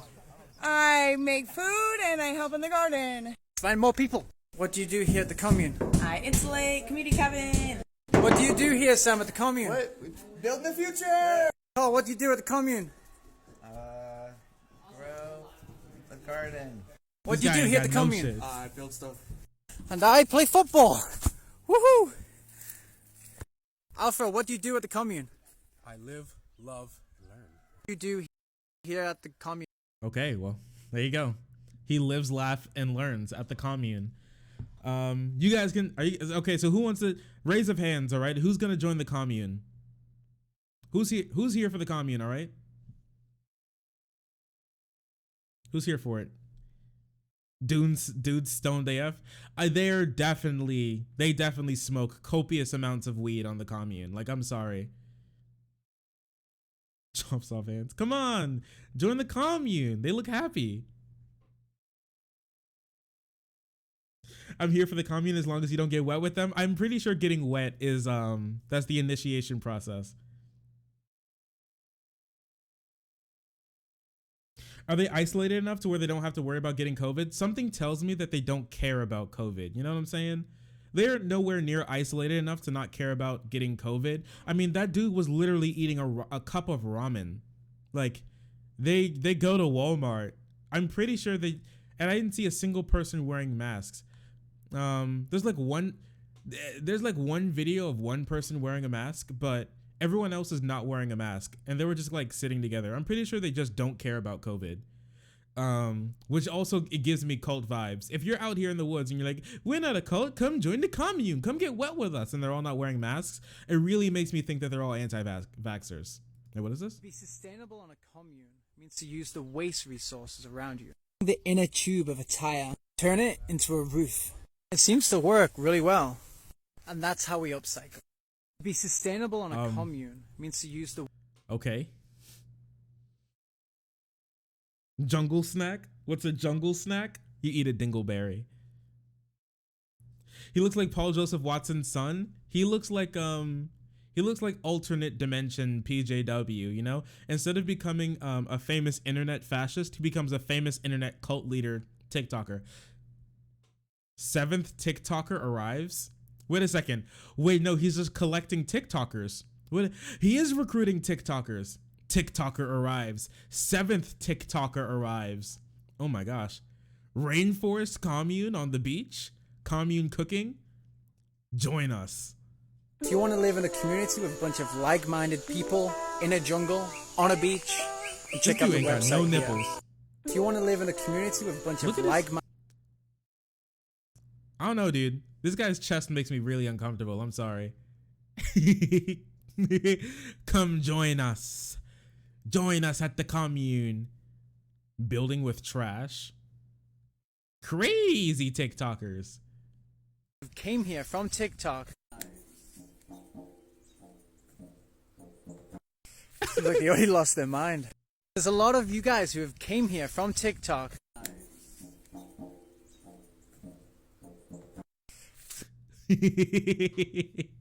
Okay then. All right then. Okay.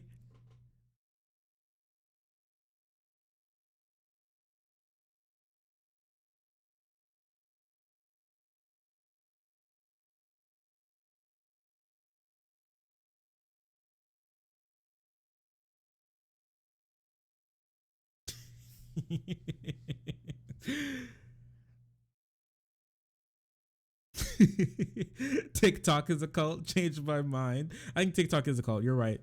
I cannot change your mind. I'm sorry. You have the correct opinion. Oh, they definitely have a cache of weapons there. It's like it's sitting right next to the drugs. Definitely. How do I know we're like-minded? Well, obviously you watch all of their videos. Are you guys LGBT, POC friendly? Everyone's welcome, so long as we keep to a positive work ethic and a family-friendly environment. It's as simple as that. This commune, everyone's welcome. All right, everybody has to work in the commune. All right, come on, guys. What's your job in the commune? What's your job gonna be? Those videos aren't making them look better. It's making their TikTok people look worse. Yeah, more TikTokers. We have a lot of TikTokers here who just came just for a tour. What do you think of the garden? I'm in love, and I will get lost in the dog pit all day. What do you think about the garden? Dream. I love it here. It's super cool. I want to take care of the chickens. Woo! We have a lot of TikTokers here. Woo! TikToker, yeah. Commune library. Beautiful day. This is life. Okay, well, our mission. Oh, they have a whole mission. Their mission statement. Jungle snack. Yeah, you're right. Wait, we should have clicked on jungle snack. What is it? This is moringa. Walk by and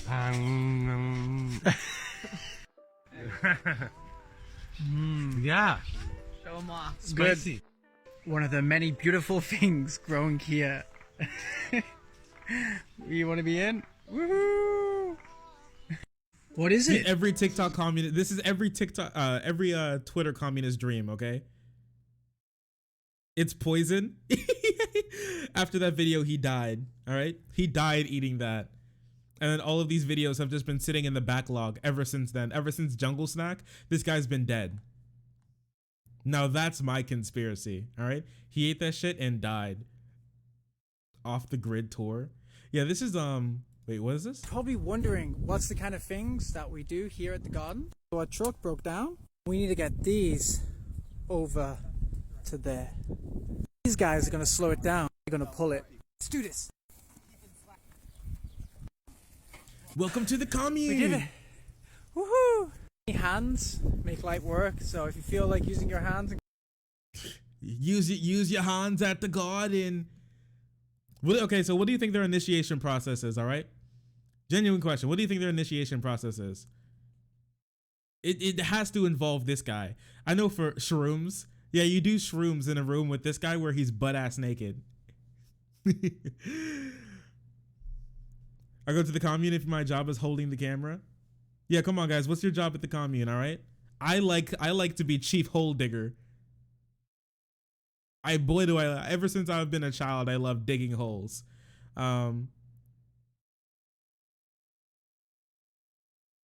Someone save him. Cult tree of life. I'm not gonna lie, it's not giving me the best vibes. Not giving me the best anti-cult vibes. We'll pet the cats before they get eaten. Yeah, so like I want to see this cat.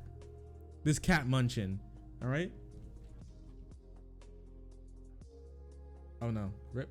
Someone said they ate a cat. I'm finding out how they ate the cat. All right. You all deserve this.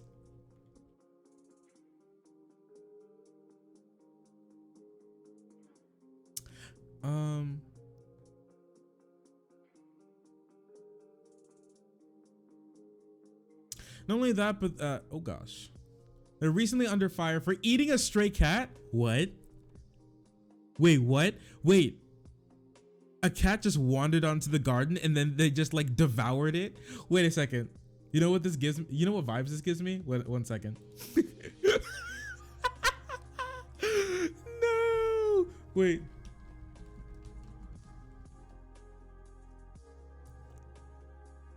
Here, I got you.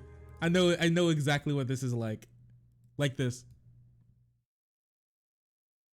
Wait, no. Here. This is literally what just happened. Hey kid, you mind if we borrow your pet bush? We're vegetarians. Knock yourselves out!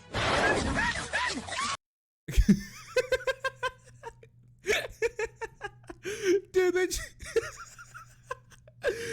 cat walks onto the garden and they just We're not a cult, guys. We're not a cult, guys. We're not. Just start devouring stray animals on their property, dog. No way. Utilitarian vegans may eat some animals. Dude, I am losing it over here. All right. Here, 1 second. Yeah, okay. Came under fire after eating a stray cat. Dog. No way. Dude, yeah, fuck that shit. claiming that the cat killed their chicken, so they killed the cat. Okay, I don't know, dude. What do vegetarians think? What do vegans think of bugs? Yeah, we got any vegans in chat? Do vegans eat bugs? Would you guys eat some beetles? One cat isn't gonna hurt your damn chickens. Yeah, they're like, it's tit for tat. Wait, are they? Wait, is this commune like freaking Code of Hammurabi? Like eye for an eye? Like you step on someone's toe and they cut your toe off? Like what's happening here? They killed the cat, so they killed the chicken, so we had to kill the cat. Without wanting the cat. Oh my gosh. They said the cat killed the chicken, so they put a cap in the cat. Without wanting the cat to go to waste, they ate it. One TikToker has now dedicated her page to pointing out the discrepancies in the Tree of Life group. Another TikToker claims that they're using cult techniques such as mind-numbing activities. They are giving people shrooms and then like taking their cell phone and bonking them on the head, and they wake up in like a psychedelic daze where they're like slow dancing and they're like, you are part of the cult now, you're a part of the Tree of Life now, the Tree of Life consumes all. Like, no, this is not I don't like this. Must be meth. Giving them meth. Oh no, these people are ridiculous. Okay guys, so let's go through the cult checklist. Mind-numbing techniques such as chanting and meditation. Preoccupied with bringing in new members. Members are encouraged to live together, commune. There are so many more, but using manipulation to have people believe that everything is great over there. You're in a cult. I don't know. Well, I just want to see this damn cat eating, okay? I want to see them talk about eating this damn cat. Vice dog confirmed. No, did they eat a dog? No way they ate a dog, dude. No way.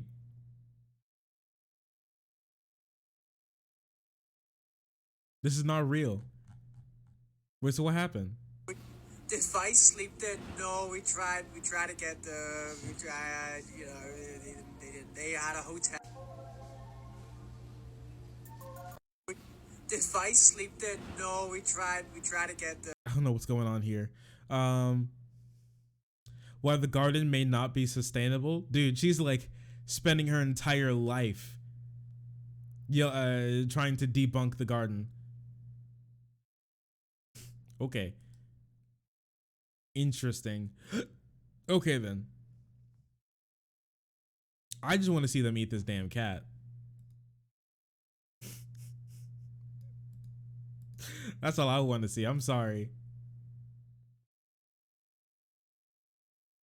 While Tree of Life's TikTok can be concerning at times, it does not seem to be a cult by the standard definition. Yeah, but why we aren't a cult? Great. Yes, me too. I love having to make these videos about why my community is not a cult. Now we're gonna have council where we make decisions based on consensus. No, I'm sorry. This shit's a cult. Like, I'm sorry. Like that just proved it. I'm sorry. Yep, there. Yep. Sorry.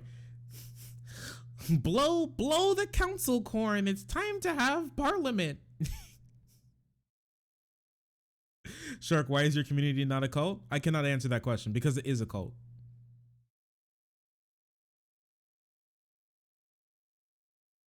Shark has a stray cat problem and needs a solution recipe. Yeah, for these guys, when it comes to stray animals, solution is a synonym with a recipe.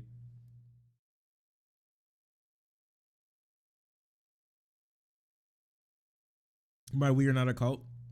Shirts are raising questions that are answered by our shirts.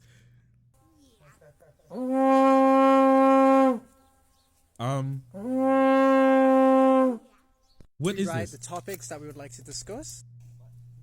We read the mission statement. To learn, teach, and experiment in a variety of sustainable and self-sufficient living skills. Right now we're making a decision about what we should do about some chickens that are injured or diseased. Diseased? Make decisions with 10 seconds of silence, and the proposal right now is, should we kill the chickens?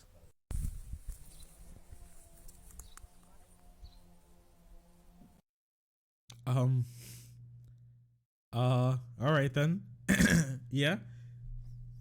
Why is he whispering so the chickens can't hear? Yeah, the chickens start to freak out. The chickens start to freak out. Yeah, they tagged it cult. Hashtag cult. Wait a second. Okay, wait. It was just that video that was tagged cult. It seems like their other videos aren't tagged cult. So that, I mean, I think this video was only tagged cult because they were talking about why we aren't a cult. Yeah, my "we are not a cult" shirts are raising questions that are already answered by our shirts. All right. Yeah, this is just because the Tree of Life TikTok may not be a cult does not mean they're not all good. In some way, that are not all communes are cult. Not all communes are good. It is definitely a different type of living that can be exploitative. It's true that they may not be painting a pretty, they may be painting a prettier picture on TikTok than the harsh realities of day-to-day living. It is not that the one TikTok user, OK Hawkins, who lives near the commune, claims through hearsay that they seem disingenuous. So this is a native Tennessean. I can see by the way she looks. Okay, I live in Kentucky. This bitch looks like she lives in Tennessee. And so there are definitely like a lot of transplants there because I mean there's obviously not that much interest around here. I mean there's like some people from around here that stay there sometimes, but it's mostly known as like kind of like a stopover for like travelers and stuff like that. Mostly like, you know, hippie types. And so my parents have known a few people who've like stopped and stayed there, and they put up posters around like just like come visit, come do some work for us. And I feel like a lot of it's like trying to like, I guess exploit would be the word, but I don't know, like get free labor, like have people volunteer and stuff like that to help them like build and shit like that. But it's not really as well developed enough to be a cult, I don't think. And I mean obviously like stuff like that does have potential, but as of like what I know from being around here, it's not a cult, it's just fake.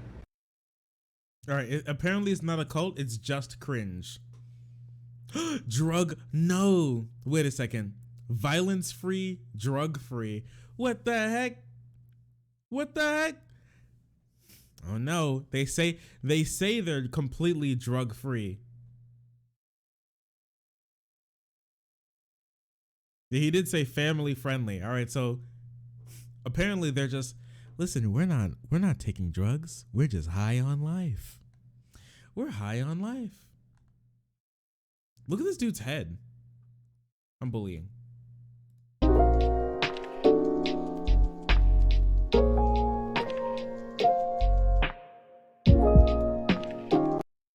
Okay, so yeah, I think that's the adventure of the TikTok's cult, where they sometimes eat cats that wander onto the.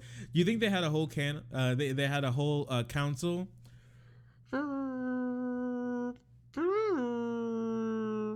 I call this meeting today about how to deal with a cat found in the chicken coop.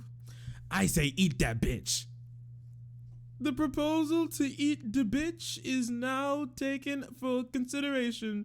10 seconds of silence.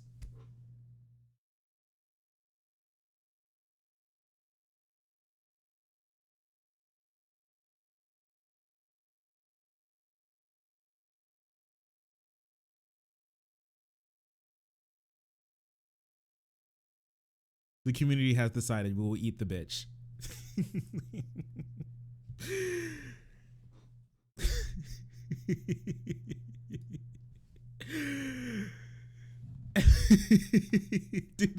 Dude, I'm still kind of like messed up that they just like killed and ate a cat.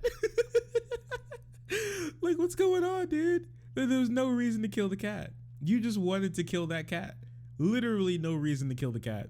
You could just, they have cars. They could have picked up the cat and dropped it somewhere else. Instead, they just decided to devour it.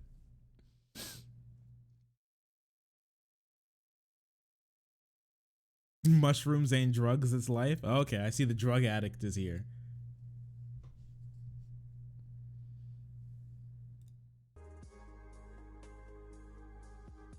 What's even the point then?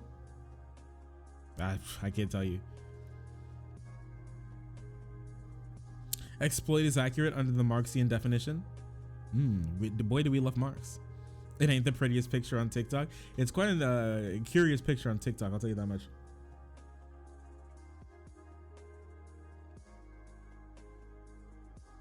I'd eat my neighbor's cats if they killed my chickens. All right, well, damn, what the fuck? Y'all are weird. Y'all are weird. That's all I gotta say. Y'all be some freaks. Okay.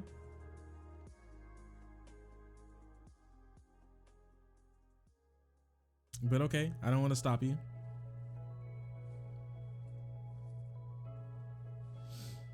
I'm high on life, specifically the fungal kingdom. The fungal phylum. I'm heading to sleep. Good night, nerds. Good night, dweeb. Thanks for joining us tonight.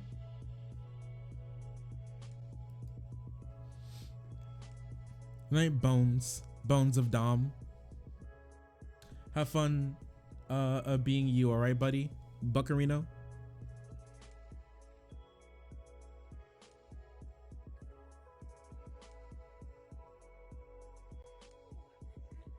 I remember in the Bible where it says, "Thou shalt eat my neighbor's cat."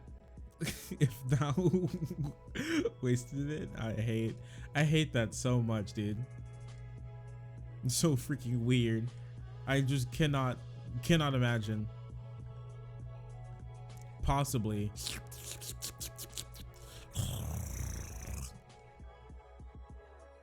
Damn, that cat's here. Like, oh my gosh. Help me. Help me. Somebody please. Help me. Imagine going to look for your cat, all right? Imagine you have like a little like tracking collar on your cat, and then you live in Tennessee, all right? You live in Lafayette, Tennessee, and then you're tracking your cat, and then you stop at the gate of the commune, and you're like, oh no. What have you done? What have you done? Where's my cat?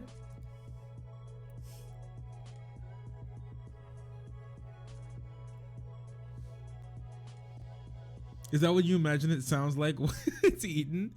Yeah, I think that, dude, I'm sorry. I think I thought they slurped the meat off those bones, dude. I think they were enjoying themselves. That's actually sad. I think, yeah.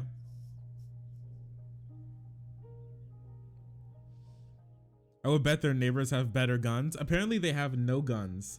So they ain't got no drugs and they ain't got no guns, which is peak cringe if you're gonna have a commune.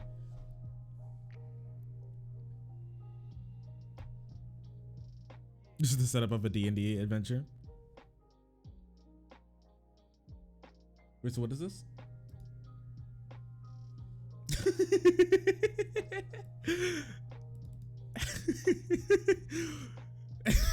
This is the commune. This is the commune looking at that cat. The council has decided we'll eat that bitch. Oh no. Your fate has been decided, feline. Prepare to meet your maker. 10 seconds of silence before we murder that bitch.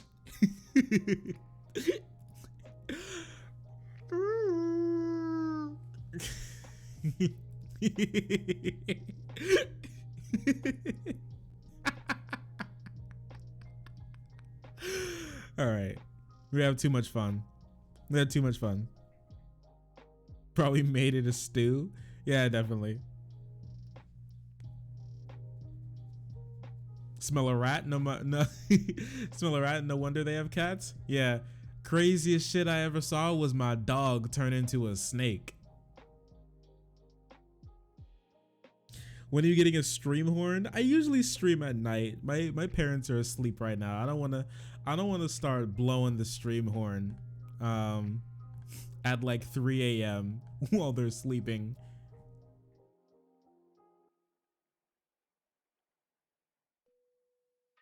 Stream horn.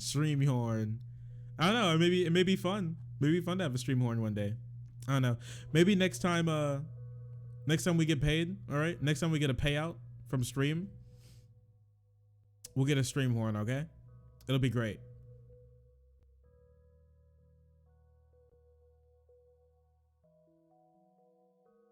They may like the change of pace. I don't know, maybe. Well, they're like dead asleep. I don't know, maybe they'll have to put like maybe they'll have to put like earphones on or something. Eat that bitch. Also, Doggo really sleepy. Yeah, he's around this time he's usually around out cold. Doggo. He likes to be out cold by this time. All right. Electronic trumpet. You know what? Maybe. Wait. Electric horn. Oh no. It's just air sirens that are coming up. Excuse me? What the fuck?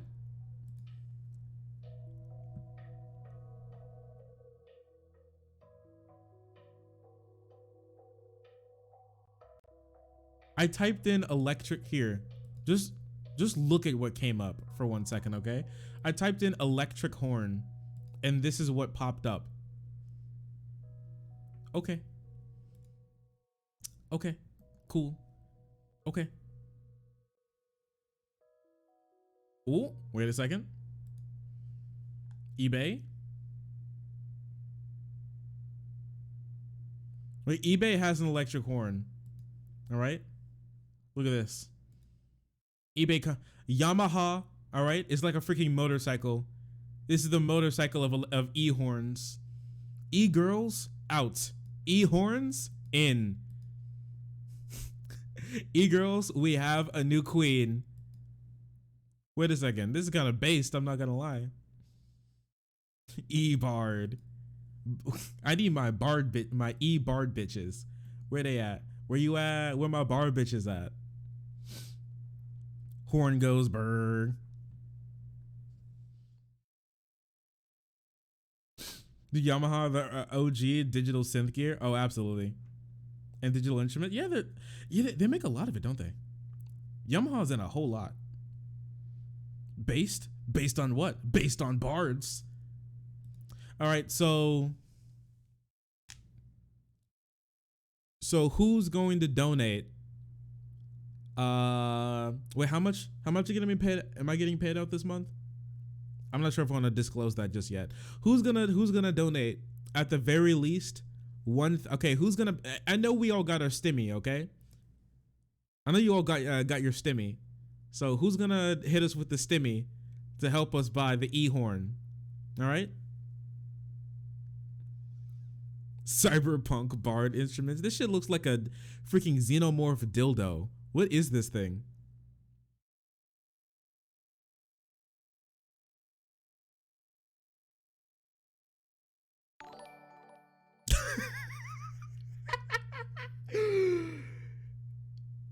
No, Mookie sad. Thank you so much for the 5 gifted subs. Oh my gosh, thank you. I really appreciate. You didn't have to do that. I really appreciate that. Well, well, there you go. Bard lover, bard, the bard connoisseur. Ask an expert. You guys want to call? You guys want to email the expert about the e-horn? The Roland Aerophone Pro EA30 digital wind instrument, silver. Roland Aerophone Pro A30 digital wind instrument, silver. Silver. Wait, does it come in like gold? Oh, the e-horn.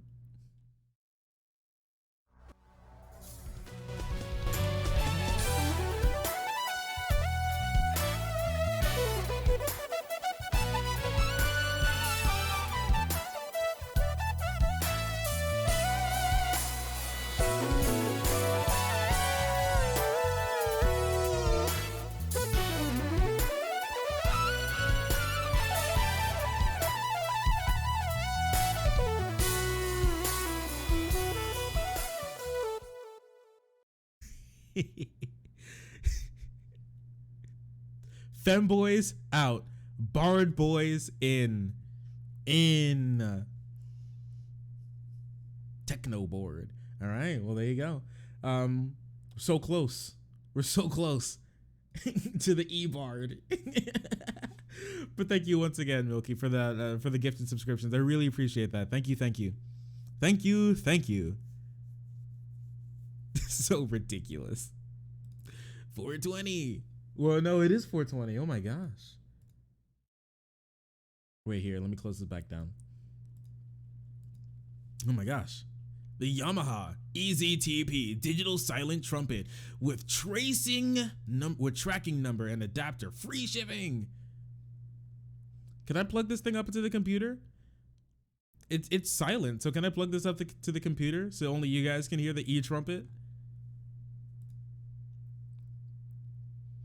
Saxophone is still cooler. The saxophone is a super cool instrument. There's something like real nice. There's something real nice about a sax. All right, well, there you go. I hope we all enjoyed the E-Bard. I can't wait for my tech. You guys want the techno commune? You know, techno commune is literally just the Evangelion. That's what it is. Evangelion techno commune. All right, where instead of playing the analog horn, they play the they play the synth. Sushi Dragon. There you go. Doot doot. One man techno mune. All right. Welcome to the techno commune. Imagine being able to track your instrument. Destiny would love that one. He'd be able to get his saxophone back.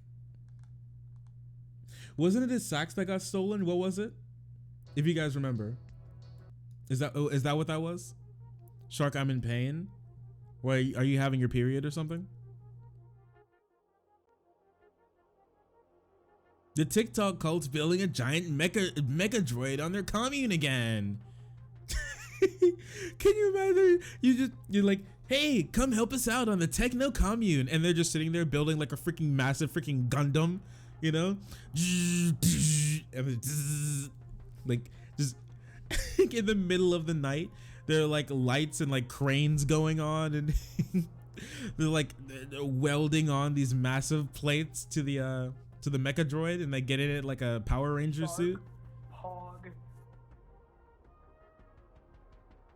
Sensor Rules, thank you so much for the follow, for joining the frenzy and being so incredibly pog.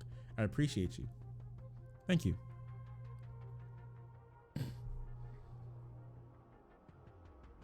Evangelion trumpet thing sounded a little bit like the Electro Hebrews. Sax players are either assholes or super cool. Yeah, there actually is zero in between. They're either like the massive pieces of shit, or like the coolest deuterinos you'll ever know. Family-friendly, drug-free killer robot that may or may not eat cats. That may eat cats.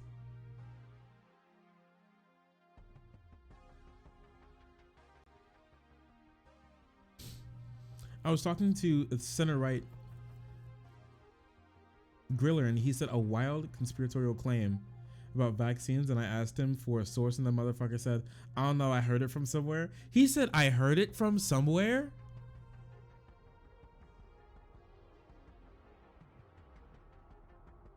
I heard it from somewhere. Oh my gosh, that's ridiculous.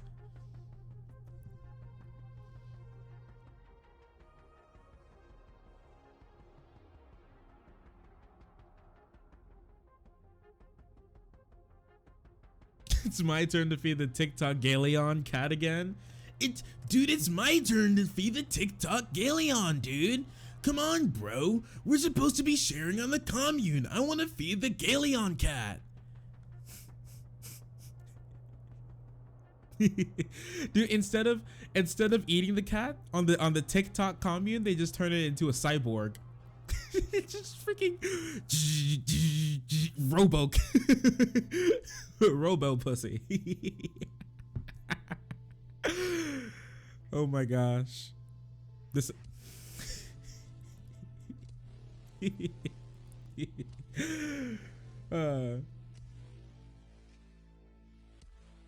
Mittens comes back in a Full Metal Jacket. This will be our soldiers. This. Oh my gosh. Oh yeah, you're talking. Oh, the full scale Gundam in Japan. Yeah, this is what I was thinking of when I said that. First ever full-scale moving Gundam, and will activate in 10 seconds.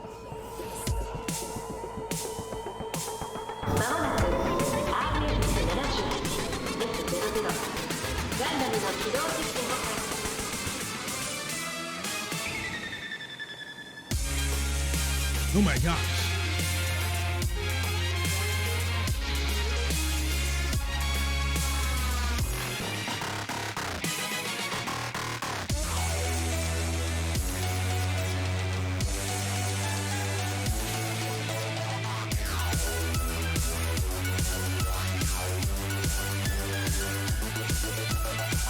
I mean, it is pretty cool, not gonna lie.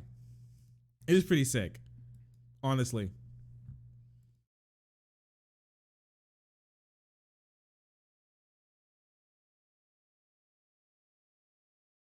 This is now the opposition to the garden. About revenge. That bitch ate my cat. He ate my whole fucking cat. I still can't possibly imagine just slurping down someone's cat. Just come on, man, really? You couldn't have picked up the cat and taken it somewhere else? What happened to be sustainable? You just gotta just straight murdering animals, just murking animals that like wander onto your property? Like, oh my gosh. That overdosed on oats? Yeah, didn't you eat like way too many oats and then you like your throat started closing or something? The femboy cyborg super soldiers, that's for another commune, all right?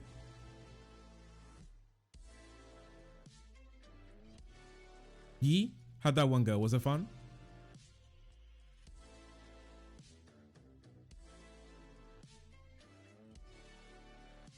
Like, you're okay, Argo? Yeah, Argo was weird. People shouldn't be vaccinated because it's killing people. And then with like 2 different stats to disprove him, and he shrugged them off. Yeah, people just kind of like born stupid. I'm starting to think that when you born stupid, you just be stupid, you know? There's nothing that you can do about it. Ooh, you know what I want right now? We're talking about pasta, and I really want to go upstairs and make some pasta aglio e olio. I'm not gonna lie, some pasta aglio e olio sounds really good right now. Ah, ooh, we got some new garlic. Oh, wait a second. I'm kind of really feeling this one. Brother, brother, I have overdosed on oats. Brother, please. New garlic just dropped. Hey, garlic just dropped, boys. Cooking stream time. You guys want a cooking stream? I feel like a cooking stream may be fun. Now we got this camera and I can like move it. Whoa, look at her rattle. I don't know. I may be able to take this whole contraption upstairs and we can start memeing and creaming.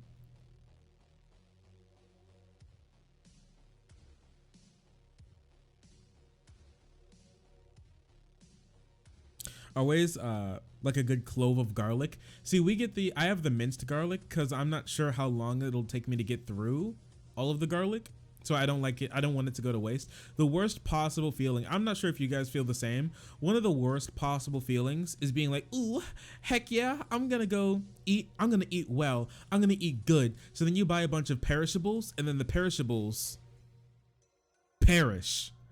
And then you're just left with a bunch of rotted food and you're like, damn, I'm like actually, I am the world's problem. I am what's wrong with the world. I'm what's wrong with the West. I'm what's wrong with the first world. It's me right now. It's me. I feel that, and I just never let it go. And then I just eat McDonald's for the next like 2 months because I feel bad about buying perishable food. Too many veggies is the worst feeling. Listen, all right? Some of you guys need to hear this. I know for a fact some of you guys need to hear this, all right? Throw throw it in the freezer. Throw that in the freezer. You're not eating it. Throw it in the freezer. Okay? Throw it in the freezer. That's what I've done. I cannot tell you how many vegetables I've thrown in the freezer, and I've just been like, oh my gosh, this is amazing. Because I have this little bag. I bought this little thing of peppers, and I've had them for a really long time, but I didn't have a use for them for the longest time, right? Because I had a really big like taste for peppers, so I bought them, and then I was like, yeah, sick, epic, pog, peppers. And then I was like, I'm done with this. And so I didn't want them to go to waste, so I threw them in the freezer, and now I have peppers that I can use at any time, and they're perfect, and they're still fresh because I froze them when they were fresh.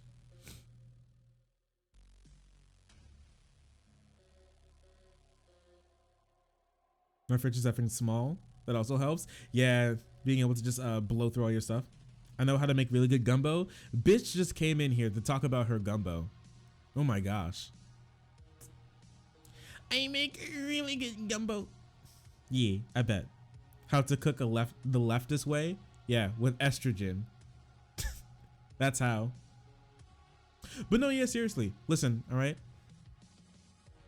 Listen, all right? I got this to say. I want to brag about my gumbo. Yeah, you always do. I got this to say. A lot of streamers, one big reason that I also wanted to start that like for men like self-help thing. Obviously one, because there isn't that much like left wing for men's help, but also like the left, at least on like Twitch and YouTube and Twitter, is like pretty feminine, right? They have a lot of feminine leanings, which isn't like bad or like wrong or anything, but when it comes to the left and the right, the left is like noticeably more feminine than the right, which, like I said, isn't bad or wrong, but that hasn't fostered a lot of good like straight men takes. Put on the dress, and there it is. Yeah, put on the dress. Put on the dress.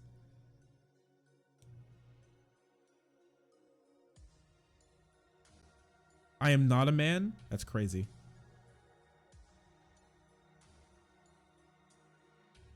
Mike Sai is a great cook. I think I'm a pretty good cook. My grandma taught me, and we love grandma around here. I only go to the store once a week. Wait, what's in your freezer? You gotta start blowing through what's in that freezer, all right? Also, whoever needs to hear this, eat what's in your freezer, okay? Stop going out to eat. Tomorrow, eat what's in your freezer, okay?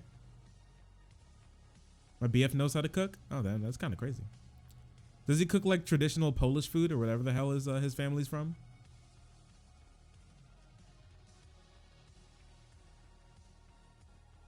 I wasted too many onions. Yeah, you buy like a lot of, or like the bag of, you know what's the worst thing ever? When you buy like a sack of potatoes, and then the next time, and then you make some like potato soup or something, and then the next time you see the potatoes is when you smell something coming out of the pantry, and then there's like a little stalk, like the potatoes start growing, and you're like, no, no.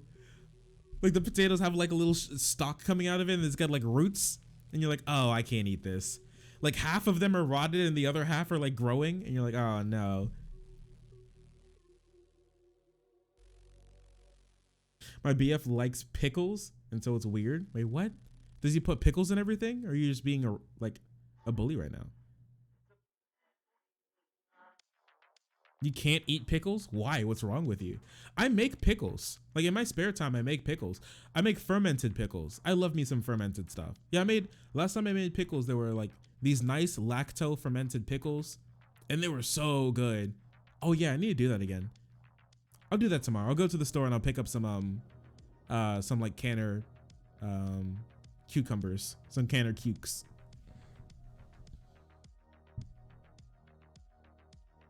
Pickles make me vomit? Oh, all right, well, damn. Okay. No bully. Oh yeah. Tomorrow, if you guys are around tomorrow, because we should be doing like a little bit of an earlier stream tomorrow. I'll update you guys, because fermentation just reminded me of this. I'll update you guys on my kombucha this week I'm planning on making some mango kombucha, some strawberry mango kombucha. So stay up to date with that.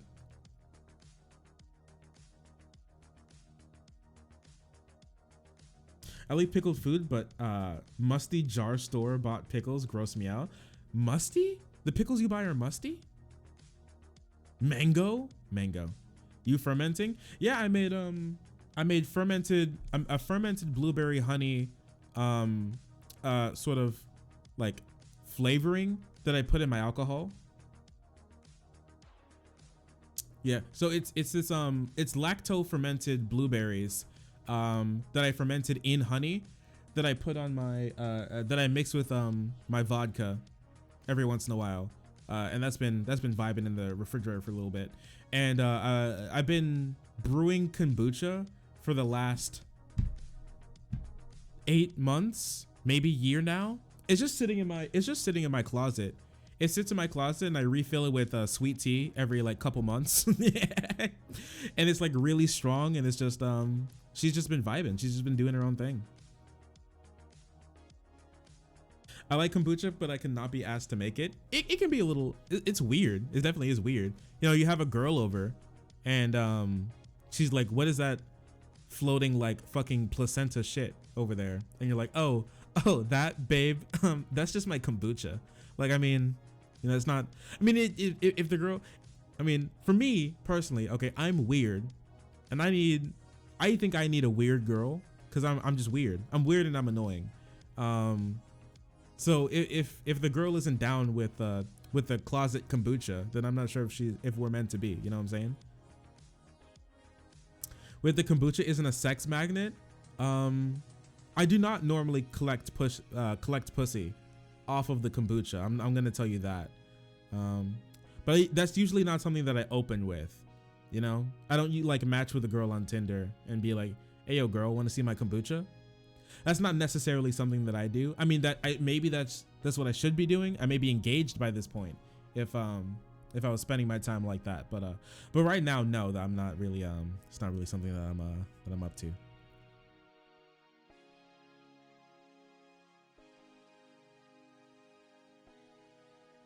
Where them hot, weird, annoying girls at? Honestly.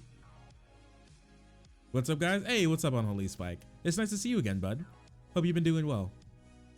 Long time no see. Yeah, definitely. Last time I saw you, you were telling us about how you fuck some girl in front of her dad.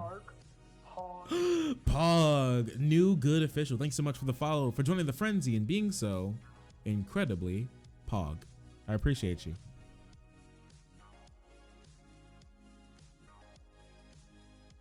You don't gotta announce it. If they're into it, they'll find out. They'll find out.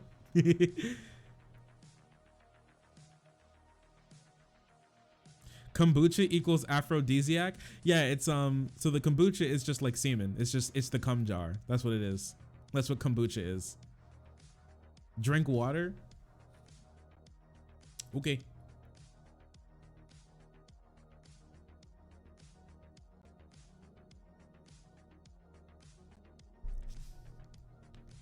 Rainbow Dash kombucha.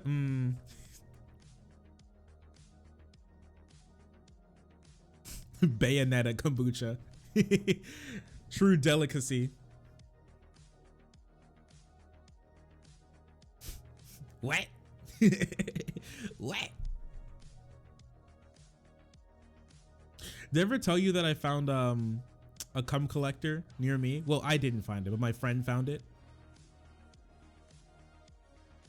Kombucha girl pickup line. Hey babe, I'd like to come in your bucha. Yeah, that works out. I know that's gonna work out perfectly. Dude, I don't want to come in any girls. I don't want to come in any girls unless they're anime girls. How's it going, brother? It's going perfectly fine. We're just vibing. We're just chilling out tonight. Barely any politics, or the politics we just stumble across. I found a cum collector. What? What do you mean? We got a lot of Hassan fans. Yeah, we found him. Unholy Spike. Oh my gosh, thank you so much for the tip. Wow, that's so nice. Shout out to all my Hornet comrades. Oh my gosh. I thank you. I really appreciate it. That means a lot. Thank you, buddy. Your friend? Whoa, now we think, now I can't even do the friend thing. You know, Destiny ruined the friend thing. You know that? Destiny did. Now I can't even, every time I say my friend, everybody does the massive quotes with friend. What is a cum collector? So yeah, I don't know if I should tell the story. I don't know if I should tell this story. It's bad. It's really weird.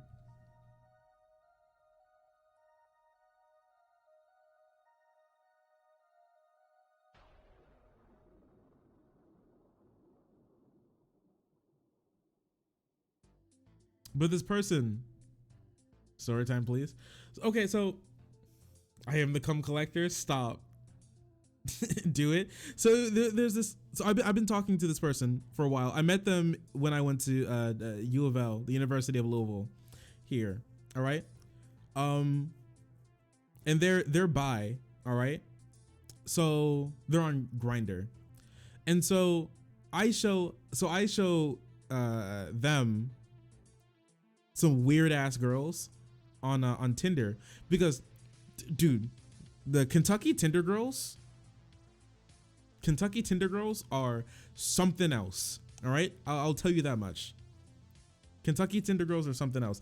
I remember that specifically this one girl who was displaying her like long tongue, because she was like one of those people with like a crazy long tongue. I think it was like 6 inches or something, and I know 6 inches when I see it. All right. And so it was like just way down, crazy tongue. Anyways, and the one bondage girl who was looking for her bondage daddy, like her picture, her like front page profile picture was like her hanging from the ceiling. So we got some interesting girls around here. Hey, Popcorn Time 3, thank you so much for the follow, for joining the frenzy and being so incredibly pog. I appreciate you. We're asking you a question, or what? What do you need? Can I ask you a political question about the World Health Organization? Sure, go ahead. Whatever. Here, I'll answer that. I'll answer that in a second. I'm busy in a story time. Okay. So, anyways, and he sent me some weird. He sent me some weird people off like Grindr or whatever. Okay. And so one day, he sent me the cum collector. All right.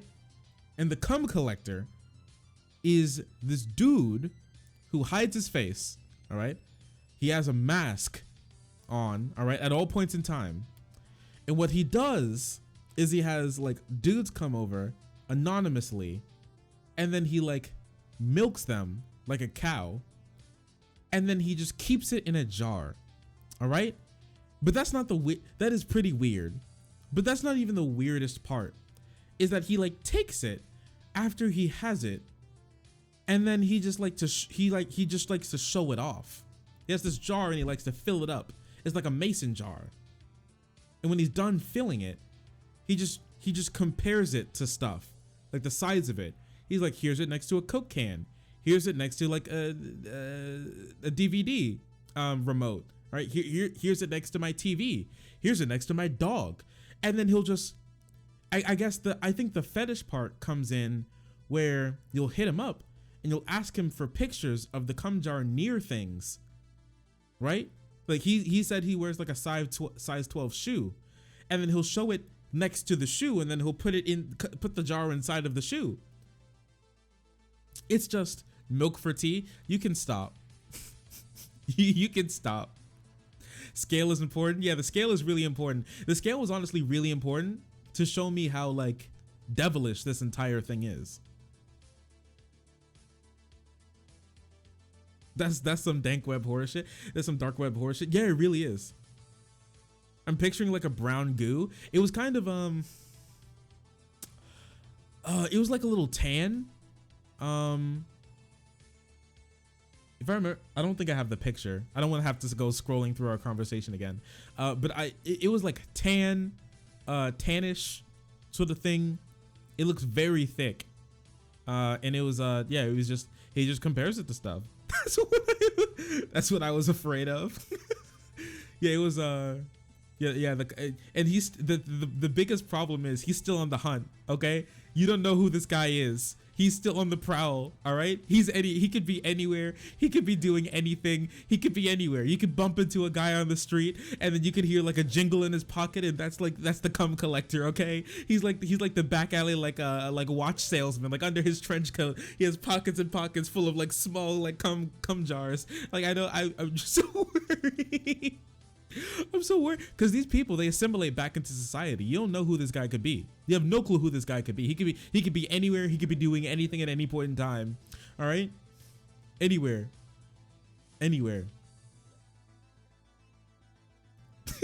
Old school Craigslist person. Like Craigslist shut down the yeah, he's selling kombucha. All right, Craigslist shut down what was it? What was it called, like personals or whatever, because there was like human trafficking going on there. So yeah, all those people, like all those like they're like Tumblr refugees, right? Like those Craigslist personal refugees who's still trying to make their way in the world, do their like devilish shit across these lands. You're making me hella paranoid. He could be anywhere at this point in time. He could be hunting for your cum right now. Don't let him have it. Don't let him get it. It's a hell of a world we living in. It's a hell of a world. Oh no, Cumberto Echo. Yo, you guys need to stop. It could be Shark. No. Protect your cum, lads. Dude, honestly, if you're like a dude and you hit up like girls every now and again, I say protect your cum, my duder. There's some crazy people out there. All right, that's why with me, after I'm done with Tinder dates, I put that stuff in a little take home doggy bag, and I take that back home with me, and I dispose of it. All right, we do be living in a society. We live in a society where you can indiscriminately collect a man's cum and do whatever you want with it. You run loose in society. You walk among the living. Anywhere you go, he could be watching, waiting, collecting. What did you miss? Nothing, don't worry about it.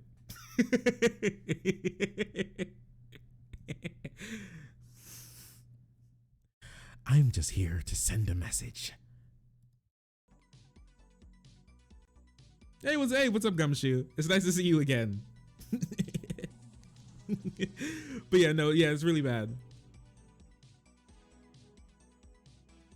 Yeah, it was really bad, honestly. Some story time segments to go on the channel on God. Yeah, I mean, some of them. We'll see if we can make them. Did I see your message? Oh, what did you send? To Sarah Zuckerberg? Oh my gosh. Oh my gosh, you have to stop. You have to stop.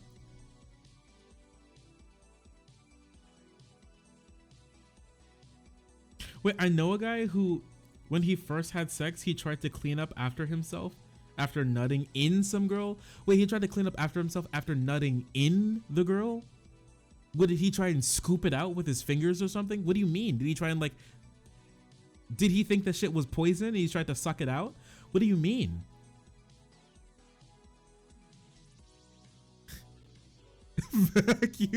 Yeah, he hit her with that Dyson suck. He tried to scoop it out. No. Oh no.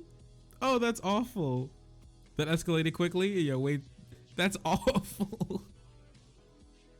Hey, I hope y'all having a good night. Yeah. You too. Sorry, we've just been chilling right now. We've just been chilling. And apparently shake vigorously in a downward position. Yeah, it's not good. Yeah, it's not good at all. I feel for that guy. Does he have a kid? I hope not. I hope he doesn't. He seemed like he didn't want. He was just laying there. It's like it's like when you put way too much. It's like when you put way too much frosting on your toaster strudel. You know, you try to get it off somehow. It worked. Hey. Now he's in uni right now. Hey, let's go. Good work, brother. Dude, men need help. All right, this is why we're trying to start the men's, like, feminist leftist men's rights help group. Okay, this is exactly why men need help. All right, men are suffering. They need help. This is exactly why we need to start this group. Like, and the sooner the better.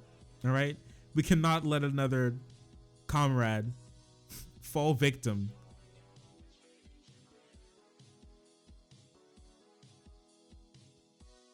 Step 1, scooping is not an effective option. Yeah, step 1, don't have to get to the scooping stage, all right? Please don't get to the scooping stage. I promise you guys, they make perfectly fine condoms out there, all right?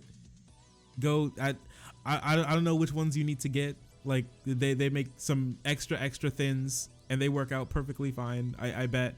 All right, just please don't have to get to the scooping stage of your life. Please, I beg of you. I beg of you. All right. Yeah, men really need to learn how to fuck. I'm not sure if I'm gonna sit there and be like, I'm gonna teach men, like, we're gonna teach men how to fuck.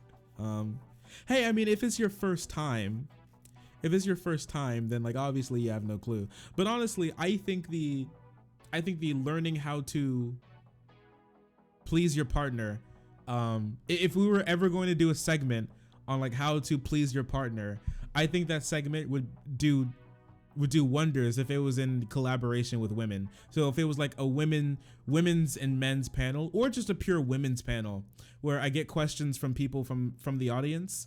Like, before, like a week prior, I set up a thing where we get questions from like people in the audience who feel bad, about who have questions about, like, you know, the partners, things that it's really hard to ask your partners, or if you're like hooking up, sometimes you just want to learn how to be better. If I like have a list of questions that myself I would want to ask, and or from the community as well, and then we ask like women those sorts of things, because usually I like just to be for, you know, we're trying to get into the red pill sort of men's rights thing, so obviously it'd be very like heterocentric, at least for those sorts of segments. You gotta wrap it up. Yeah, like, not even just for having kids. If you're like having casual hookups, you should very much wrap it. Is riding a roller coaster more effective than scooping? Riding the wave is more effective than scooping. What is this? What? Dude, what the fuck did you send me? This shit has 15 views.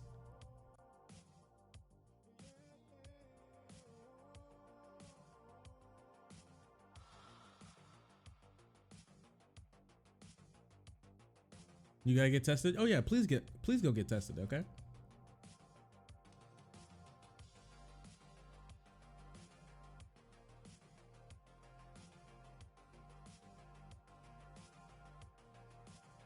Yeah, I'm sorry. No, I'm not.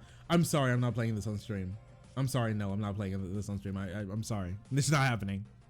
No.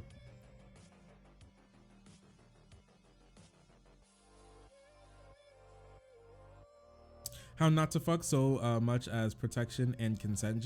Yeah, consent is also really good to learn as well. Like learning about consent, because I feel like lots of places have really bad sex ed. So that would be, you know what? Yeah, we need like a hot women panel. All right, hot women who know a lot about. See, one thing I did want to be a little bit shameless. Okay, when it came to the sort of like the like sex education thing, or like the sex advice thing. Sex is also really good. Hey, is he wrong? Is he wrong? But no, when it came to the sex education thing, I did want to be like extremely shameless. All right, I wish I were hot. You're cute, okay? Argo, don't worry about it. You have a girl. You have a boyfriend. You're in a relationship, so you're hot to someone, okay? Don't worry about it. But no, I did want to be a little bit shameless and get like really hot women together on like a panel and be like, okay, ladies, all right, ladies, you're help me teach these dudes how to sex, all right? And because, you know, I mean, let's be completely honest, all right? You're like a 17-year-old dude or like a 18, like you're like, I think like 16 to 30-year-old dude, all right? And you're like, dang, I want to be able to hit it. I want to know how to impress a girl on the first time. And then you're like, man, I need to figure this out. And you're tippity typing the web and you're scrolling through and you're like, how to please a girl. And then there's just like a row of the hottest women, all right? Leftist Chad sitting here and you're like, okay, ladies, let us know what turns you on. And then we indoctrinate them into leftism, all right? And also how to properly ask for consent and continue to ask for consent, because just because you ask for consent once does not mean that you get to do whatever you want to them after that point in time. So yeah, I feel like it could be real. I'm ugly. Whoa, can you quit that? Stop that.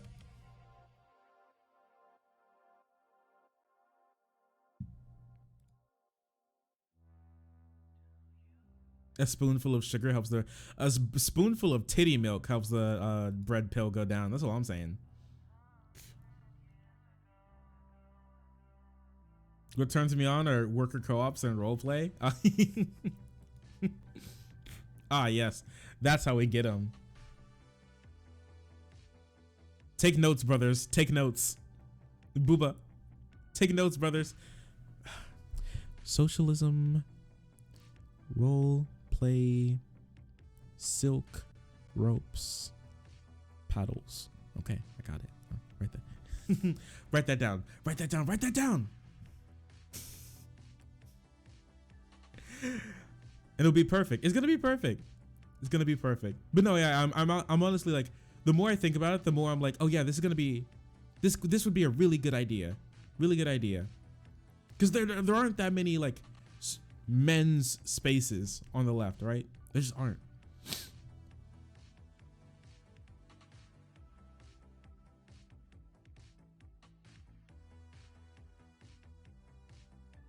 Don't substitute porno for sex ed. Please don't substitute porn for sex. I beg of you, do not substitute porn for sex ed unless it's a specifically educational video on like X videos or Pornhub or whatever, about how to do this or that.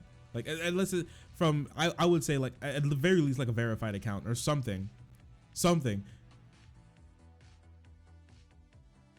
Work for my wife. I get, dude. See, the thing is, you can actually learn some pretty cool stuff from like porn videos, but that's something that I think that you should be doing with your partner. Okay, wait. Oh, Ripperino. Wait, do you not have a wife? That'd be perfect.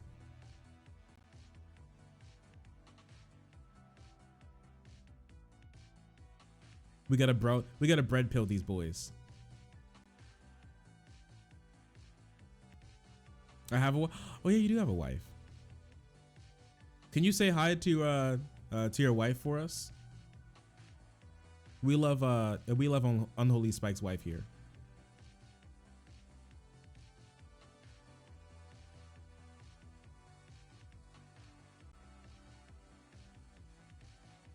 Oh yeah, also pee.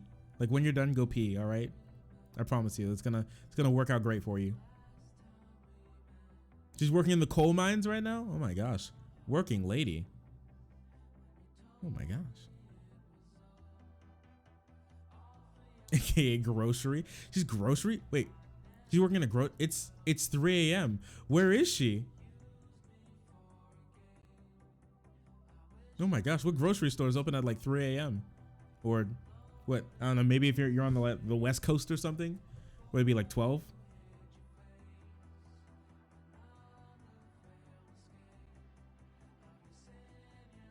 Oh yeah, the most intimate thing you could possibly do is filing joint taxes. Honestly.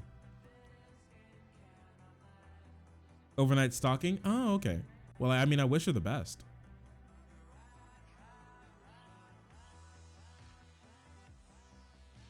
But yeah, I'm honestly like super excited for this.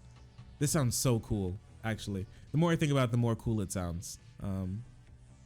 I'd really want to break the mold and break the like right-wing reactionary hegemony when it comes to men's rights, because I don't know anyone else who's doing like good men's rights from like a left-wing perspective, or good men's self-help from a left-wing perspective. But you know what I'm thinking of? Okay, you know what I was really thinking of? Like getting really buff. Also, like if I was like there, all right, and I was like really ripped, all right, I got like a 6-pack. I'm just like, I look like a JoJo's character, all right, like super fuckable. I think that would help as well. 12 rules for life, dude. Unironically,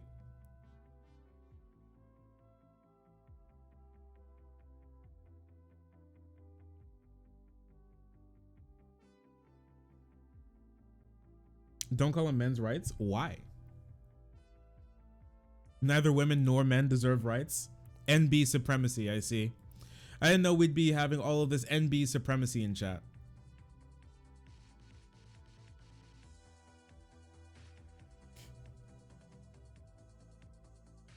Men's rights has bad connotations. Yeah, but I want to fix the connotations.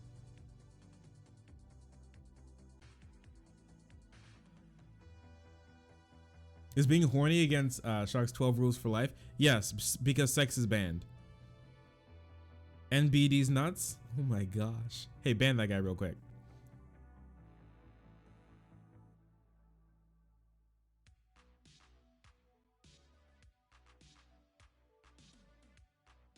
Should I'm out then?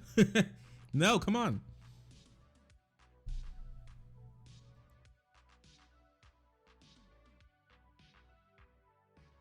He's gonna make them all up at once like a prototype? Yeah. We'll have to see.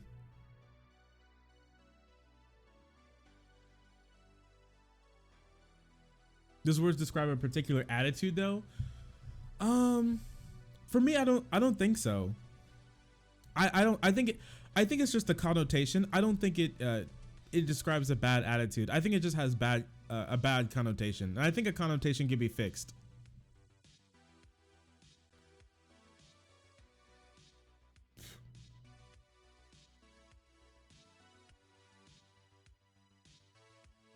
Did you know you can be horny and not want to fuck? I mean, all right, do your thing. Do your thing, Captain. I don't want to stop you. Men's outreach is better? Or just like, if that's the case, then we could just say like men's advice. If that's the problem, then it's just like men's advice. Just like dating advice, fashion advice, if that's the case. What rights do men need exactly? Well, see, that's the same thing that people say when it comes to like women's rights necessarily. We're talking about, when we talk about rights in this sense, normally what we're talking about is like social attitudes changing.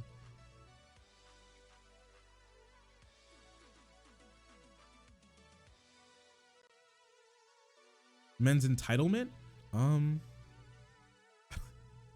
I think normally when we talk about rights in this sense, it means just like social attitudes changing for the better, and not like literal rights like voting rights or anything. It's a different sense of rights.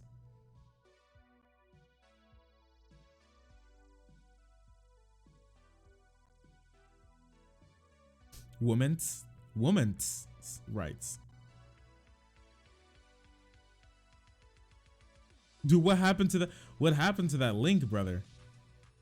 Wikipedia, men. Oh no. It's just men.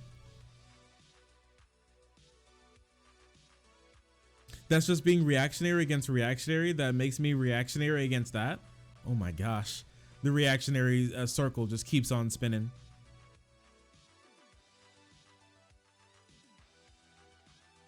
Cringe? I don't know. I like it. I like it. But you know what? There's always time. There's always time to work it out.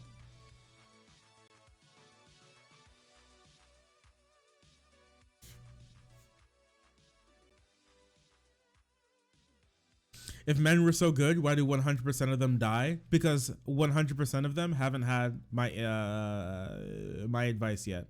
Okay, they haven't had Shark's 12 rules for life indoctrinated into their veins. All right, I'm the first man who will never die, and I'm going to bless the world with my knowledge, with my clairvoyance. Well, I'm gonna be the first man not to die? No, me, bitch. There's some men who haven't died yet. and there's some men right here who will never die.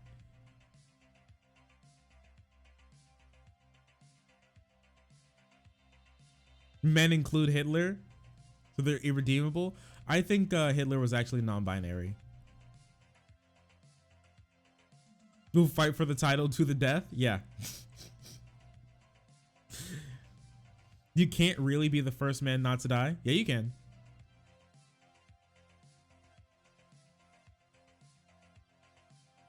Because the dude I hear yelling about men's rights got some problematic points. Yes, that's the point. I want to be able to use their language, because I'm trying to get the people who would be interested in the things that they're talking about, right? So I want to do men's rights, but good. Nazi binary, Nas binary. Yeah, steal the language, change it. Yeah, I mean, I think the term men's rights, there's nothing wrong with the term men's rights. It's accurate and factual. It is real. Men's rights are real. The thing is, the term has been used by bad people, so fix it. Just change it. We have that. We have the power. We have the technology.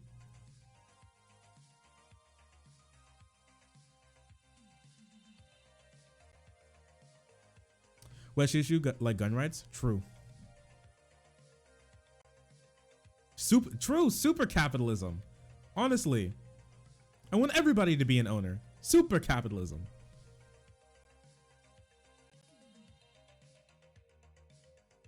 We love private property. Don't worry about it, guys.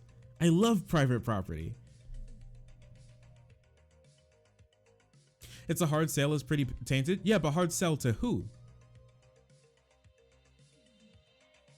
And it's not like it's not like it's only going to be going by men's rights. It'd be men's rights, men's advice, stuff like that.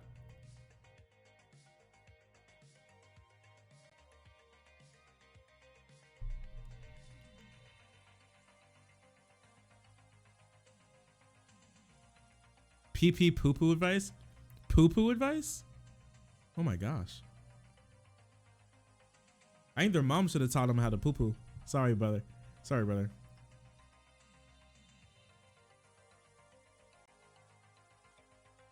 You just farm trolls. I think if I name it anything, I'll get some trolls. Like men's advice, and then they'll be like, ew, leftist feminists trying to teach men how to be men. Cringe. Farm cyclopses? Oh my gosh. What about men's wellness? That could work too.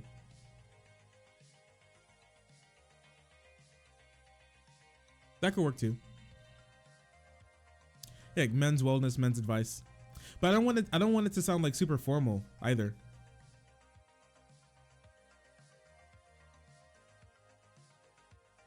A shark's advice for men. Sound like something I would listen to. Oh! Don't be a sheep. All right? Be a shark. But I don't know. I don't like the... Wait a second. But also we're supposed to foster like good ideas. So I don't... Should we also... If we're like talking about how to get women, are we like... how well is that like a predatory... You know, you're a shark, but that's a predator. You know? Are we preying on women? But it's the good sort of preying on women. that's consensual predation. See, it's consensual predation, okay? So it's cool. Bro advice, dude advice. Bro advice for my dudes out there. Sharks don't really hurt people though. That's true. You're more likely to die from a falling coconut than from a shark. Okay?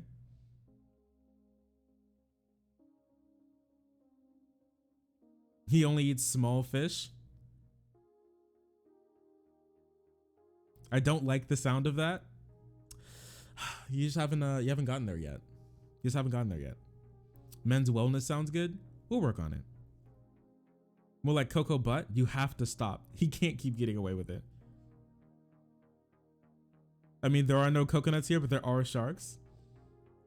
The math is wrong for you. I think the math is just right. It'll be too late by the time they find out, so it's okay.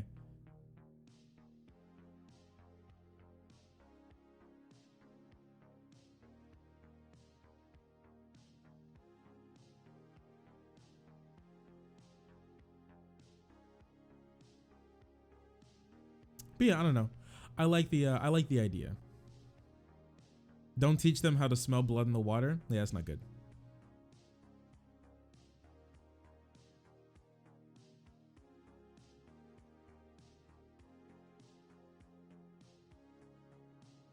Shark, Pog. Hey, Ian Fish Eggs. Oh, hello, Ian Fish Eggs. Thank you so much for the follow, for joining the frenzy, and being so incredibly Pog. I appreciate you. Thank you so much. We should increase the number of shark attacks to make coconuts safer for everyone. I think this makes a lot of sense. Every time you go swimming, just like duct tape some sardines to your thighs, and I think we can make the world safe, make the world coconut safe for everyone. Hello. Can we get the get the sharks and the coconuts to fight? The Great Shark Nut War. You excited for it? I'm excited for the age-old nut war. Anything made with coconut tastes bad? Oh my gosh. What a guy. I like coconuts. They're cool. To abolish coconuts? Oh my gosh. This is wild. You know that? You're a crazy man. Someone has to stop this guy. Coconut oil is amazing. Yeah. Coconut oil was actually the first thing I was ever able to detangle my hair with. I was like, my mind was blown, right? Because I got my dreadlocks out and I was like, how do I detangle my hair? For the longest time, I had like almost no clue how to detangle my hair. I had to go to like the salon to get it done. But then I've learned about coconut oil, okay? And only a little bit goes so far. And it was just like, shh, shh. I was like, I can't believe this. I can't believe this. I could just detangle my hair like it's nothing. Yeah, coconut milk is really good. Beans are better than coconuts? Now that's just false. You know what? Actually, that's so false. I quit. I quit. It's over. It's over.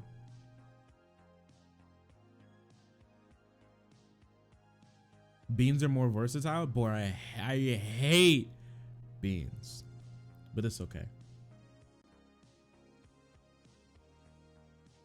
Yeah, you can use coconut oil for so much. You can use that as like a replacement for like frying oil or whatever. It's epic.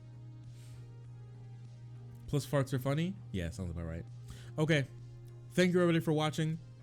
Thank you everybody for being here. I really appreciate you. It's been a really fun stream. I honestly did not know we were going to stream for this long, but you know what? We made it and it was really fun. I have to get out of here. I am going to go make some noodles because I am extremely hungry, and I'm going to go pet the dogs because they deserve it. Help me raid our good friend No Comment Chick, and I would really appreciate it, okay? Thank you everybody for watching again. Take care, sleep well, and goodbye.